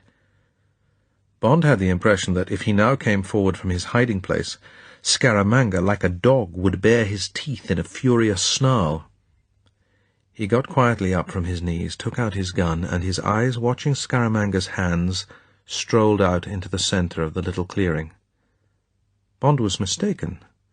Scaramanga did not snarl. He barely looked up from the cut-off length of snake in his two hands, and his mouth full of meat said, "You've been a long while coming. Care to share my meal?" "No, thanks. I prefer my snake grilled with hot butter sauce. Just keep on eating. I like to see both hands occupied." Scaramanga sneered. He gestured at his blood-stained shirt. "You're frightened of a dying man. You limeys come pretty soft." The dying man handled that snake quite efficiently. "Got any more weapons on you?" As Scaramanga moved to undo his coat, "Steady. No quick movements, just show your belt, armpits, pat the thighs inside and out. I'd do it myself, only I don't want what the snake got. And while you're about it, just toss the knife into the trees. Toss, no throwing, if you don't mind. My trigger finger's been getting a bit edgy today. Seems to want to go about its business on its own. Wouldn't like it to take over. Yet, that is." Scaramanga, with a flick of his wrist, tossed the knife into the air. The sliver of steel spun like a wheel in the sunshine. Bond had to step aside. The knife pierced the mud where Bond had been standing and stood upright. Scaramanga gave a harsh laugh. The laugh turned into a cough. The gaunt face contorted painfully. Too painfully? Scaramanga spat red, but not all that red. There could be only slight hemorrhage, perhaps a broken rib or two. Scaramanga could be out of hospital in a couple of weeks. Scaramanga put down his piece of snake and did exactly as Bond had told him, all the while watching Bond's face with his usual cold, arrogant stare. He finished and picked up the piece of snake and began gnawing it. He looked up. "Satisfied?" "Sufficiently." Bond squatted down on his heels. He held his gun loosely, aiming somewhere halfway between the two of them. "Now then, let's talk. Afraid you haven't got too much time, Scaramanga. This is the end of the road. You've killed too many of my friends. I have the license to kill you, and I am going to kill you. But I'll make it quick. Not like Margeson. Remember him? You put a shot through both of his knees and both of his elbows.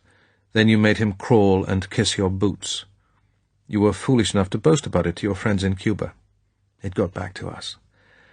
As a matter of interest, how many men have you killed in your life? With you, it'll make the round 50. Scaramanga had gnawed the last segment of backbone clean. He tossed it towards Bond. Eat that, scum, and get on with your business. You won't get any secrets out of me if that's your spiel. And don't forget, I've been shot at by experts, and I'm still alive.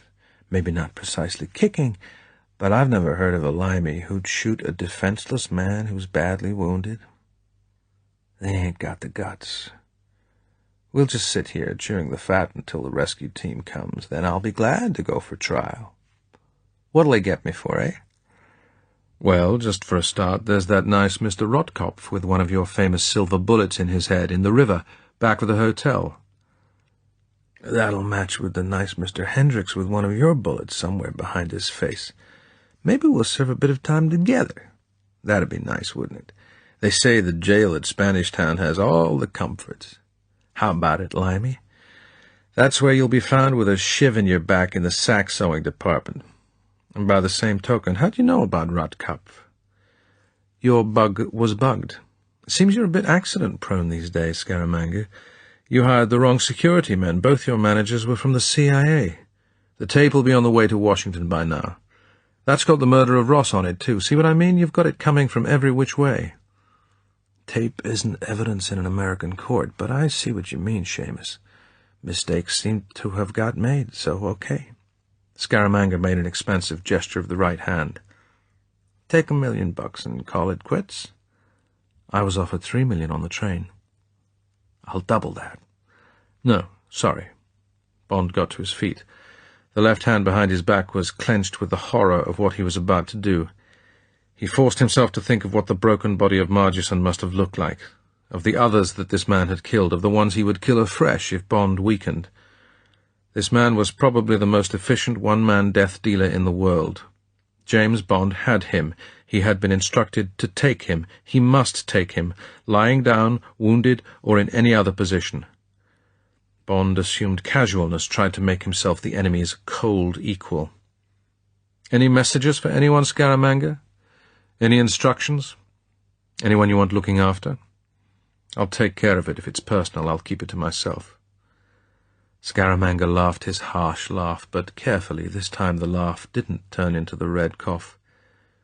Quite the little English gentleman, just like I spelled it out. Suppose you wouldn't like to hand me your gun and leave me to myself for 5 minutes, like in the books? Well, you're right, boyo. I'd crawl after you and blast the back of your head off. The eyes still bored into Bond's with the arrogant superiority, the cold Superman quality that had made him the greatest pro-gunman in the world. No drinks, no drugs. The impersonal trigger man who killed for money and, by the way he sometimes did it, for the kicks. Bond examined him carefully.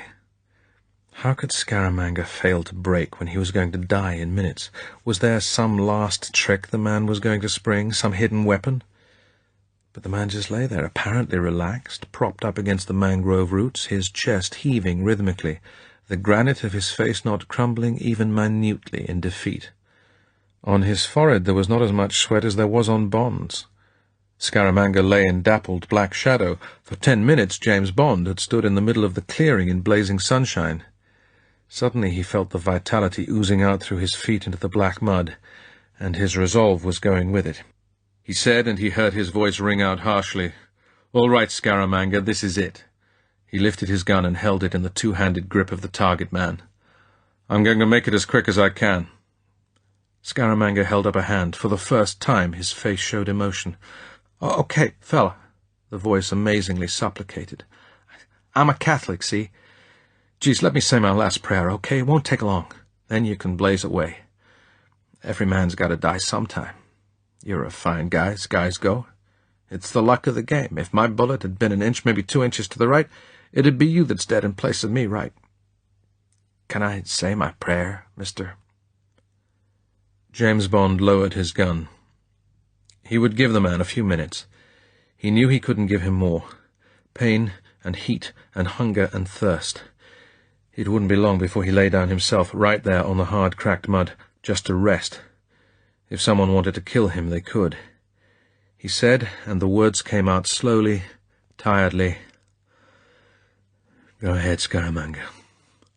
1 minute only. Thanks, pal.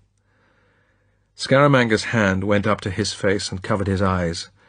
There came a drone of Latin which went on and on. Bond stood there in the sunshine, his gun lowered, watching Scaramanga, but at the same time not watching him, the edge of his focus dulled by the pain and the heat and the hypnotic litany that came from behind the shuttered face, and the horror of what Bond was going to have to do in 1 minute, perhaps 2. The fingers of Scaramanga's right hand crawled imperceptibly sideways across his face, inch by inch, centimetre by centimetre. They got to his ear and stopped. The drone of the Latin prayer never altered its slow, lulling tempo. And then the hand leapt behind the head, and the tiny golden derringer roared, and James Bond spun round as if he had taken a right to the jaw and crashed to the ground. At once Scaramanga was on his feet and moving forward like a swift cat. He snatched up the discarded knife and held it forward like a tongue of silver flame. But James Bond twisted like a dying animal on the ground, and the iron in his hand cracked viciously again and again, 5 times, and then fell out of his hand onto the black earth as his gun hand went to the right side of his belly and stayed there, clutching at the terrible pain. The big man stood for a moment and looked up at the deep blue sky. His fingers opened in a spasm and let go the knife. His pierced heart stuttered and limped, and stopped. He crashed flat back and lay, his arms flung wide, as if someone had thrown him away. After a while, the land crabs came out of their holes and began nosing at the scraps of the snake. The bigger offal could wait until the night. Chapter 16. The Wrap-Up.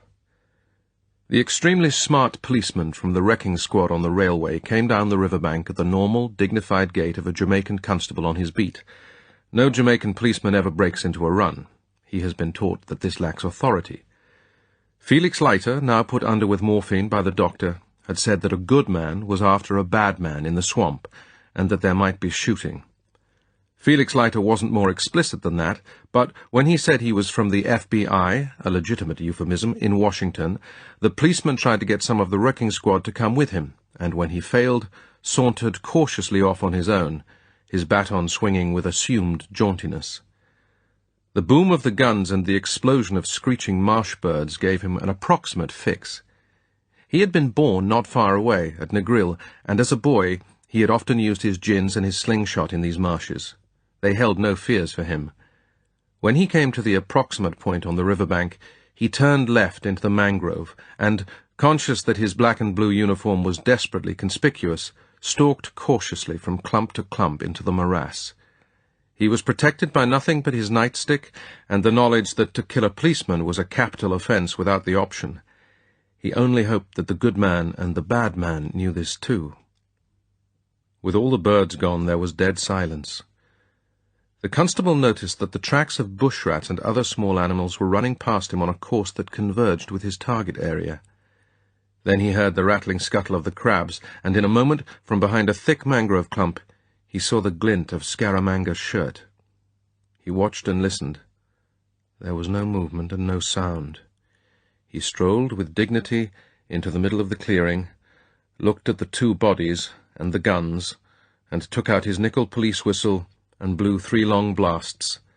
Then he sat down in the shade of a bush, took out his report pad, licked his pencil, and began writing in a laborious hand. A week later, James Bond regained consciousness. He was in a green-shaded room. He was under water. The slowly revolving fan in the ceiling was the screw of a ship that was about to run him down. He swam for his life, but it was no good. He was tied down, anchored to the bottom of the sea. He screamed at the top of his lungs. To the nurse at the end of the bed, it was the whisper of a moan. At once she was beside him. She put a cool hand on his forehead. While she took his pulse, James Bond looked up at her with unfocused eyes. So this was what a mermaid looked like. He muttered, "You're pretty." and gratefully swam back down into her arms. The nurse wrote 95 on his sheet and telephoned down to the ward sister. She looked in the dim mirror and tidied her hair in preparation for the RMO in charge of this apparently very important patient. The resident medical officer, a young Jamaican graduate from Edinburgh, arrived with a matron, a kindly dragon on loan from King Edward VII. He heard the nurse's report. He went over to the bed and gently lifted Bond's eyelids. He slipped a thermometer under Bond's armpit and held Bond's pulse in one hand and a pocket chronometer in the other, and there was silence in the little room. Outside, the traffic tore up and down a Kingston road. The doctor released Bond's pulse and slipped the chronometer back into the trouser pocket under the white smock. He wrote figures on the chart. The nurse held the door open, and the three people went out into the corridor. The doctor talked to the matron. The nurse was allowed to listen. "He's going to be all right. Temperature well down, pulse a little fast, but that may have been the result of his waking. Reduce the antibiotics. I'll talk to the floor sister about that later. Keep on with the intravenous feeding. Dr. MacDonald will be up later to attend to the dressings. He'll be waking again. If he asks for something to drink, give him fruit juice. He should be on soft food soon. Miracle, really. Missed the abdominal viscera. Didn't even shave a kidney. Muscle only. That bullet was dipped in enough poison to kill a horse. Thank God that man at Savlamar recognized the symptoms of snake venom and gave him those massive anti-snake bite injections. Remind me to write to him, matron. He saved the man's life. Now then, no visitors, of course, for at least another week. You can tell the police and the High Commissioner's office that he's on the mend. I don't know who he is, but apparently London keep on worrying us about him. Something to do with the Ministry of Defence. From now on, put them and all other inquiries through to the High Commissioner's office. They seem to think they're in charge of him." He paused. "By the way, how's his friend getting on in number 12? The one the American ambassador and Washington have been on about?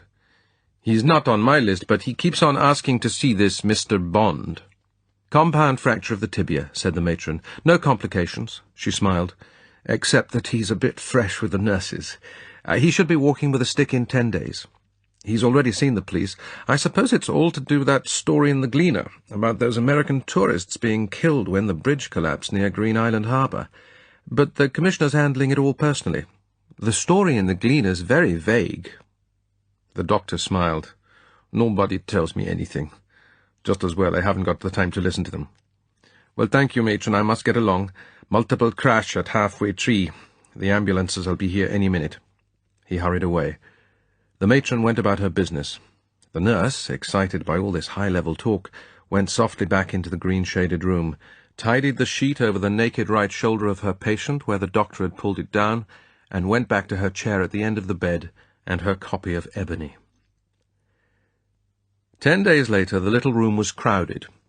James Bond, propped up among extra pillows, was amused by the galaxy of officialdom that had been assembled. On his left was the Commissioner of Police, resplendent in his black uniform with silver insignia. On his right was a judge of the Supreme Court in full regalia, accompanied by a deferential clerk. A massive figure, to whom Felix Leiter on crutches was fairly respectful, had been introduced as Colonel Bannister from Washington. Head of Station C, a quiet civil servant called Alec Hill, who had been flown out from London, stood near the door and kept his appraising eyes unwaveringly on Bond. Mary Goodnight, who was to take notes of the proceedings, but also, on the matron's strict instructions, watch for any sign of fatigue in James Bond, and have absolute authority to close the meeting if he showed strain, sat demurely beside the bed with a shorthand pad on her knees. But James Bond felt no strain. He was delighted to see all these people, and know that at last he was back in the great world again. The only matters that worried him were that he had not been allowed to see Felix Leiter before the meeting to agree their stories, and that he had been rather curtly advised by the High Commissioner's office that legal representation would not be necessary. The police commissioner cleared his throat.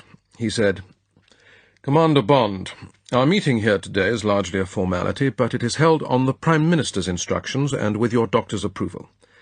There are many rumours running around the island and abroad, and Sir Alexander Bustamante is most anxious to have them dispelled for the sake of justice and of the island's good name. So this meeting is in the nature of a judicial inquiry, having prime ministerial status. We very much hope that, if the conclusions of the meeting are satisfactory, there need be no more legal proceedings whatever. You understand?" "Yes," said Bond, who didn't. "Now," the Commissioner spoke weightily, "the facts as ascertained are as follows. Recently there took place at the Thunderbird Hotel in the parish of Westmoreland a meeting of what can only be described as foreign gangsters of outstanding notoriety, including representatives of the Soviet Secret Service, the Mafia, and the Cuban Secret Police. The objects of this meeting were, inter alia, sabotage of Jamaican installations in the cane industry, stimulation of illicit ganja growing in the island, and purchase of the crop for export, the bribery of a high Jamaican official with the object of installing gangster-run gambling in the island, and sundry other malfeasances deleterious to law and order in Jamaica and to her international standing. Am I correct, Commander?" "Yes," said Bond, this time with a clear conscience. "Now," the Commissioner spoke with even greater emphasis, "the intentions of this subversive group became known to the Criminal Investigation Department of the Jamaican Police, and the facts of the proposed assembly were placed before the Prime Minister in person by myself. Naturally, the greatest secrecy was observed. A decision then had to be reached as to how this meeting was to be kept under surveillance and penetrated, so that its intentions might be learned. Since friendly nations, including Britain and the United States, were involved, secret conversations took place with the representatives of the Ministry of Defence in Britain and of the Central Intelligence Agency in the United States. As a result, expert personnel in the shape of yourself, Mr. Nicholson, and Mr. Leiter were generously made available at no cost to the Jamaican government to assist in unveiling these secret machinations against Jamaica, held on Jamaican soil." The Commissioner paused and looked round the room to see if he had stated the position correctly. Bond had noticed that Felix Leiter nodded his head vigorously with the others, but in his case in Bond's direction. Bond smiled. He had at last got the message. He also nodded his agreement. "Accordingly," continued the Commissioner, "and working throughout under the closest liaison and direction of the Jamaican CID, Messrs. Bond, Nicholson, and Leiter carried out their duties in exemplary fashion. The true intentions of the gangsters were unveiled, but alas, in the process, the identity of at least one of the Jamaica-controlled agents was discovered, and a battle royal took place during the course of which the following enemy agents, here there will be a list, were killed, thanks to the superior gunfire of Commander Bond and Mr. Leiter, and the following, another list, by the destruction by Mr. Leiter's ingenious use of explosive of the Orange River Bridge on the Lucia Green Island Harbour Railway, now converted for tourist use. Unfortunately, 2 of the Jamaica-controlled agents received severe wounds from which they are now recovering in the Memorial Hospital. It remains to mention the names of Constable Percival Sampson of the Negril Constabulary, who was first on the scene of the final battlefield, and Dr. Lister Smith of Savannah Lamar, who rendered vital first aid to Commander Bond and Mr. Leiter. On the instructions of the Prime Minister, Sir Alexander Bustamante, a judicial inquiry was held this day at the bedside of Commander Bond and in the presence of Mr. Felix Leiter to confirm the above facts. These, in the presence of Justice Maurice Cargill of the Supreme Court, are now and hereby confirmed." The Commissioner was obviously delighted with his rendering of all this rigmarole. He beamed at Bond. "It only remains," he handed Bond a sealed packet, a similar one to Felix Leiter and one to Colonel Bannister, "to confer on Commander Bond of Great Britain, Mr. Felix Leiter of the United States, and in absentia Mr. Nicholas Nicholson of the United States, the immediate award of the Jamaican Police Medal for gallant and meritorious services to the independent state of Jamaica." There was muted applause. Mary Goodnight went on clapping after the others had stopped. She suddenly realized the fact, blushed furiously, and stopped. James Bond and Felix Leiter made stammered acknowledgments. Justice Cargill rose to his feet and, in solemn tones, asked Bond and Leiter in turn, "Is this a true and correct account of what occurred between the given dates?" "Yes, indeed," said Bond. "I'll say it is, Your Honour," said Felix Leiter fervently. The judge bowed. All except Bond rose and bowed. Bond just bowed. "In that case, I declare this inquiry closed." The bewigged figure turned to Miss Goodnight. "If you will be kind enough to obtain all the signatures duly witnessed and send them round to my chambers." "Thank you so much." He paused and smiled. And the carbon, if you don't mind. Certainly, my lord. Mary Goodnight glanced at Bond. And now, if you will forgive me, I think the patient needs a rest. Matron was most insistent. Goodbyes were said. Bond called Leiter back. Mary Goodnight smelt private secrets. She admonished, "Now only a minute," and went out and closed the door. Leiter leant over the end of the bed. He wore his most quizzical smile. He said, "Well, I'll be goddamned, James. That was the neatest wrap-up job I've ever lied my head off at. Everything clean as a whistle, and we've even collected a piece of lettuce." Talking starts with the stomach muscles. Bond's wounds were beginning to ache. He smiled, not showing the pain. Leiter was due to leave that afternoon. Bond didn't want to say goodbye to him. Bond treasured his men friends, and Felix Leiter was a great slice of his past. He said, "Scaramanga was quite a guy. He should have been taken alive. Maybe Tiffy really did put the hex on him with Mother Edna. They don't come like that often." Leiter was unsympathetic. "That's the way you limeys talk about Rommel and Dönitz and Guderian, let alone Napoleon. Once you've beaten them, you make heroes out of them. Don't make sense to me. In my book, an enemy's an enemy. Care to have Scaramanga back? Now, in this room with his famous golden gun on you? The long one or the short one, standing where I am? Well, bet you 1,000 you wouldn't. Don't be a jerk, James. You did a good job. Pest control. It's got to be done by someone. Going back to it when you're off the orange juice?" Felix Leiter jeered at him. "Of course you are, lame brain. It's what you were put in the world for. Pest control, like I said. All you gotta figure is how to control it better. The pests will always be there. God made dogs. He also made their fleas. Don't let it worry your tiny mind, right?" Leiter had seen the sweat on James Bond's forehead. He limped towards the door and opened it. He raised his hand briefly. The two men had never shaken hands in their lives. Leiter looked into the corridor. He said, "Okay, Miss Goodnight, tell Matron to take him off the danger list. And tell him to keep away from me for a week or two. Every time I see him, a piece of me gets broken off. I don't fancy myself as the vanishing man." Again he raised his only hand in Bond's direction and limped out. Bond shouted, "Wait, you bastard!" But by the time Leiter had limped back into the room, Bond, no effort left in him to fire off the volley of 4-letter words that were his only answer to his friend, had lapsed into unconsciousness. Mary Goodnight shooed the remorseful Leiter out of the room and ran off down the corridor to the floor sister. Chapter 17. End It.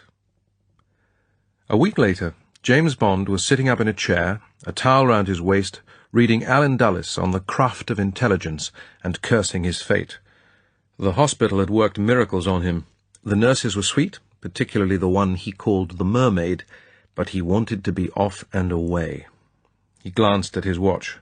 4 o'clock. Visiting time. Mary Goodnight would soon be there, and he would be able to let off his pent-up steam on her. Unjust, perhaps, but he had already tongue-lashed everyone in range in the hospital, and if she got into the field of fire, that was just too bad. Mary Goodnight came through the door. Despite the Jamaican heat, she was looking fresh as a rose. Damn her. She was carrying what looked like a typewriter. Bond recognized it as the XXX deciphering machine. Now what? Bond grunted surly answers to her inquiries after his health. He said, "What in hell's that for?" "It's an eyes only. Personal from M," she said excitedly. "About 30 groups. 30 groups. Doesn't the old bastard know I've only got one arm that's working? Come on, Mary. You get cracking. If it sounds really hot, I'll take over." Mary Goodnight looked shocked. Eyes only was a top-secret prefix. But Bond's jaw was jutting out dangerously. Today was not a day for argument. She sat on the edge of the bed, opened the machine, and took a cable form out of her bag. She laid her shorthand book beside the machine, scratched the back of her head with her pencil to help work out the setting for the day, a complicated sum involving the date and the hour of dispatch of the cable, adjusted the setting on the central cylinder, and began cranking the handle. After each completed word had appeared in the little oblong window at the base of the machine, she recorded it in her book. James Bond watched her expression. She was pleased. After a few minutes she read out, M. Personal, for 007 eyes only, stop, your report, and ditto from top friends, a euphemism for the CIA, received, stop, you have done well, and executed a difficult and hazardous operation to my entire, repeat, entire satisfaction, stop, trust your health unimpaired.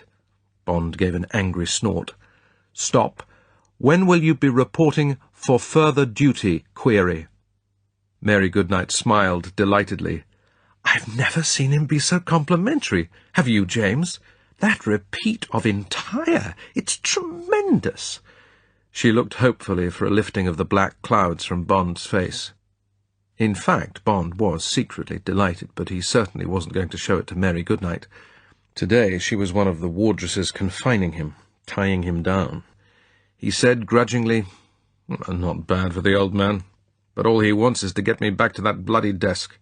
Anyway, it's a lot of jazz so far. What comes next? He turned the pages of his book, pretending as the little machine whirred and clicked not to be interested. Oh, James! Mary Goodnight exploded with excitement. Wait, I'm almost finished. It's tremendous.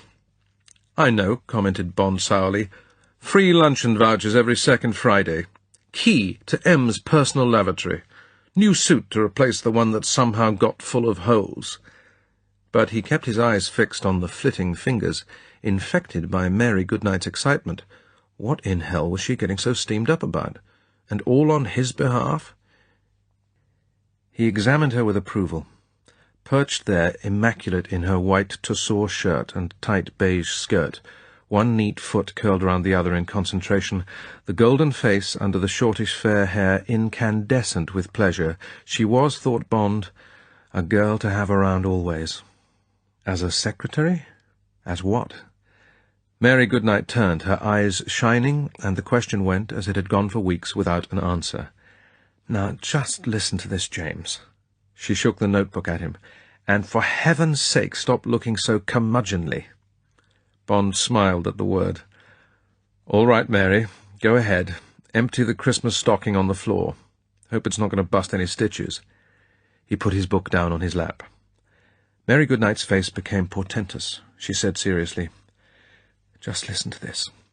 She read very carefully. In view of the outstanding nature of the services referred to above, and their assistance to the Allied cause, which is perhaps more significant than you imagine, the Prime Minister proposes to recommend to Her Majesty Queen Elizabeth the immediate grant of a knighthood,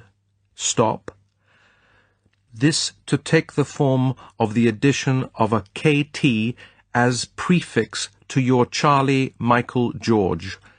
James Bond uttered a defensive, embarrassed laugh. Good old Cypherines. They wouldn't think of just putting KCMG. Much too easy. Go ahead, Mary. This is good. It is common practice to inquire of proposed recipient whether he accepts this high honour before Her Majesty puts her seal upon it. Written letter should follow your cabled confirmation of acceptance paragraph. This award naturally has my support and entire approval, and I send you my personal congratulations. End it, mailed fist. James Bond again hid himself behind the throwaway line. Why in hell does he always have to sign himself mailed fist for M? There's a perfectly good English word, M. It's a measure used by printers. But of course it's not dashing enough for the chief. He's a romantic at heart, like all the silly bastards who get mixed up with the service. Mary Goodnight lowered her eyelashes.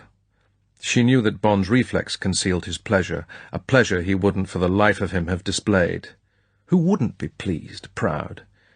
She put on a businesslike expression. Well, would you like me to draft something for you to send? I can be back with it at 6, and I know they'll let me in.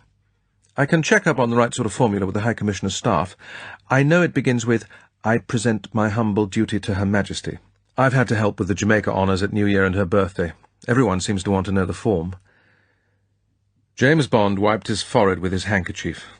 Of course he was pleased. but above all pleased with M's commendation. The rest, he knew, was not in his stars. He had never been a public figure, and he did not wish to become one.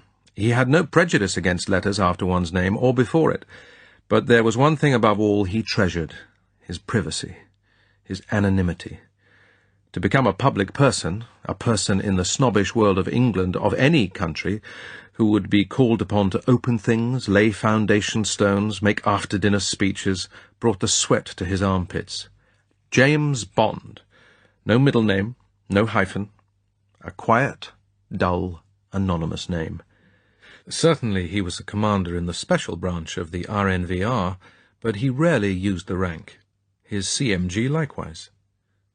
He wore it perhaps once a year, together with his 2 rows of lettuce, because there was a dinner for the Old Boys, the fraternity of ex-Secret Servicemen that went under the name of the Twin Snakes Club, a grisly reunion held in the banqueting hall at Blades that gave enormous pleasure to a lot of people who had been brave and resourceful in their day, but now had old men's and old women's diseases, and talked about dusty triumphs and tragedies which, since they would never be recorded in the history books, must be told again that night over the Coburn 1912, when the Queen had been drunk, to some next-door neighbour such as James Bond, who was only interested in what was going to happen tomorrow.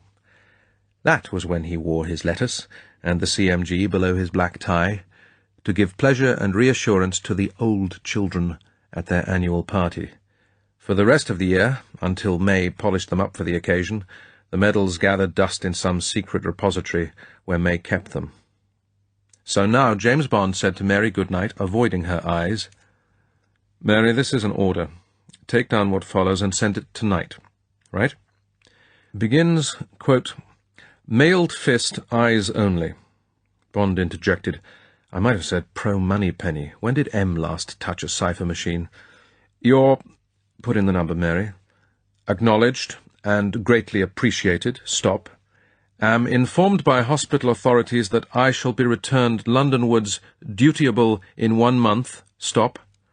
Referring your reference to A. High Honour, I beg you present my humble duty to Her Majesty, and request that I may be permitted, comma, in all humility, comma, to decline the signal favour Her Majesty is gracious enough to propose to confer upon her humble and obedient servant," bracket to mailed fist, please put this in the appropriate words to the Prime Minister.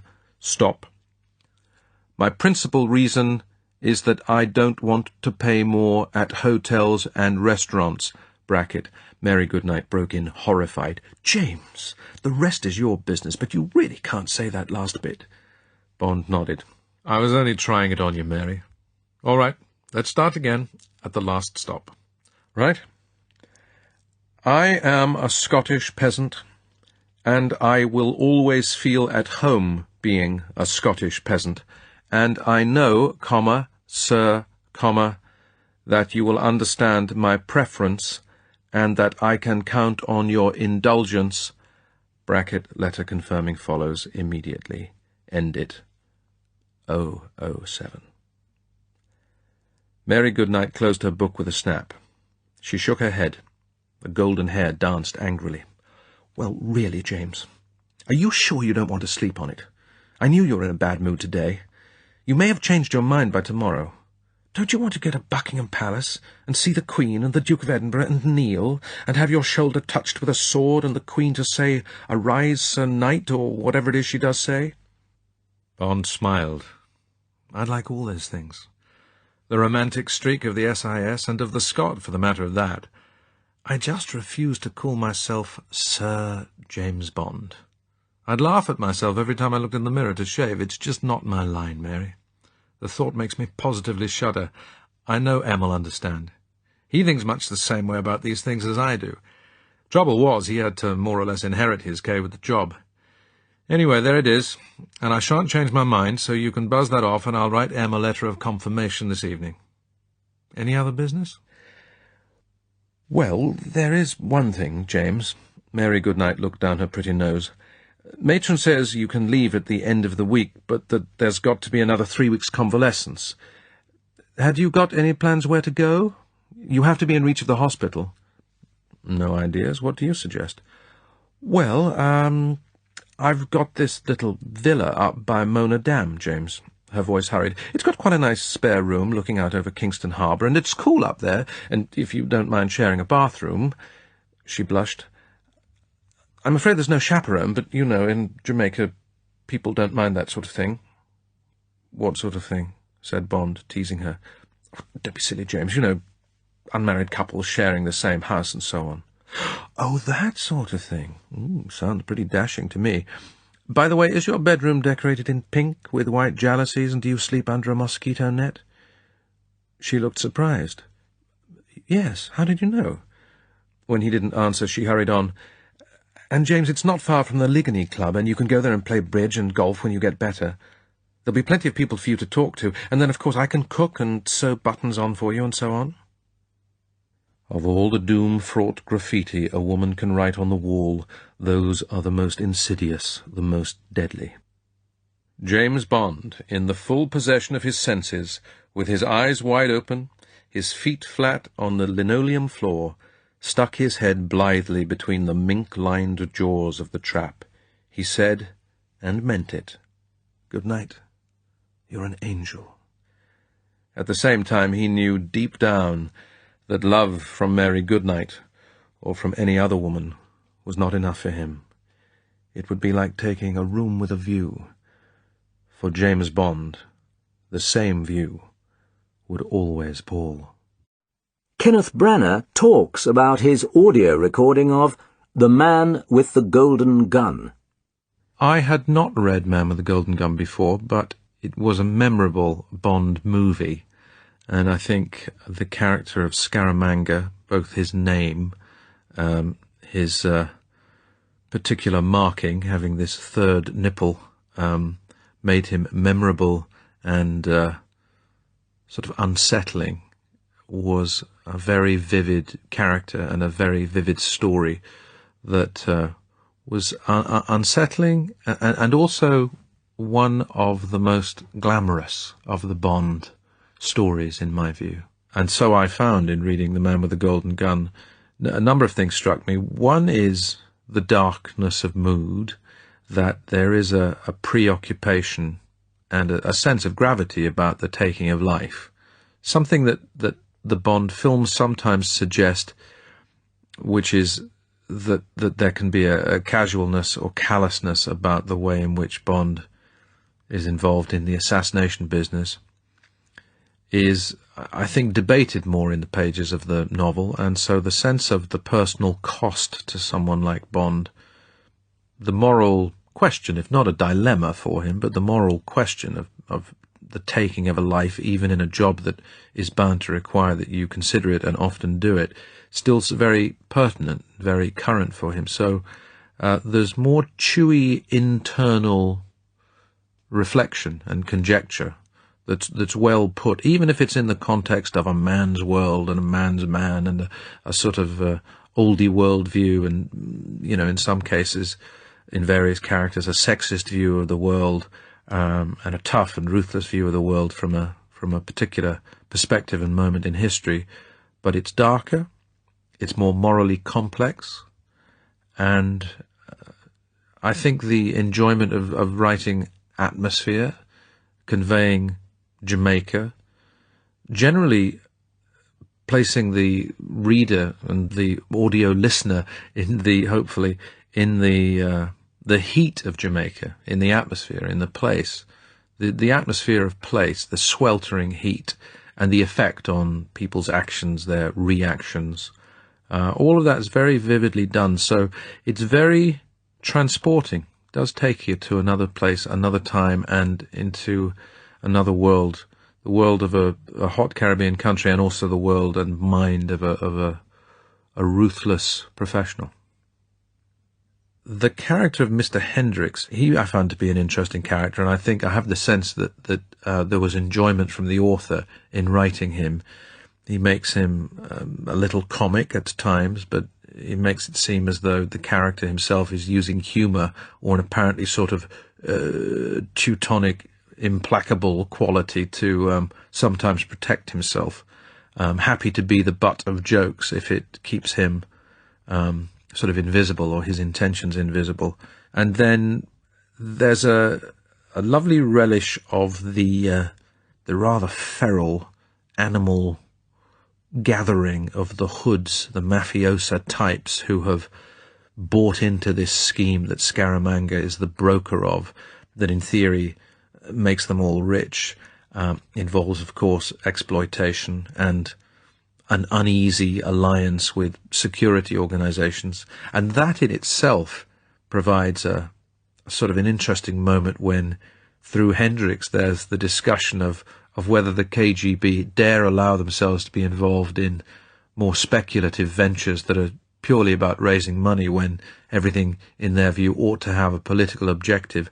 So the sort of morality of what large, ruthless intelligence organizations ought to be investing their money in is sort of amusingly discussed, with some rather bitter ironies around that.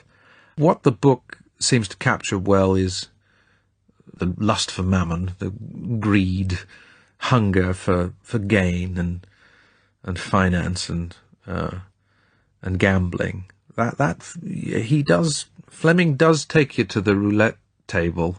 He does somehow put you on the edge of the card game, and he gives you a hand of cards whether you like it or not, and the book encourages you to play.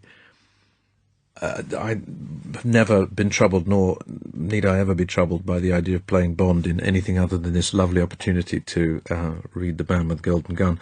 But I enjoy the Bond villains, and already even to call them Bond villains is to somehow sort of cheapen or make it a little superficial, because there's so many really excellent performances from people in the movies, and obviously beyond that and before that, characterizations and characters on the page. But I do enjoy those with a plan for world domination. I do enjoy that, and I enjoy them thinking that they're right, and I like it when they have what appears to be an ideological kind of underpinning of that, so that they are not simply deluded or deranged. I like the idea of playing someone who is that very dangerous combination of skillful and powerful, and perhaps especially dangerous because they believe. The Man with the Golden Gun was produced for Ian Fleming Publications by Lucy Fleming, and directed by Enid Williams. The book was first published in 1965.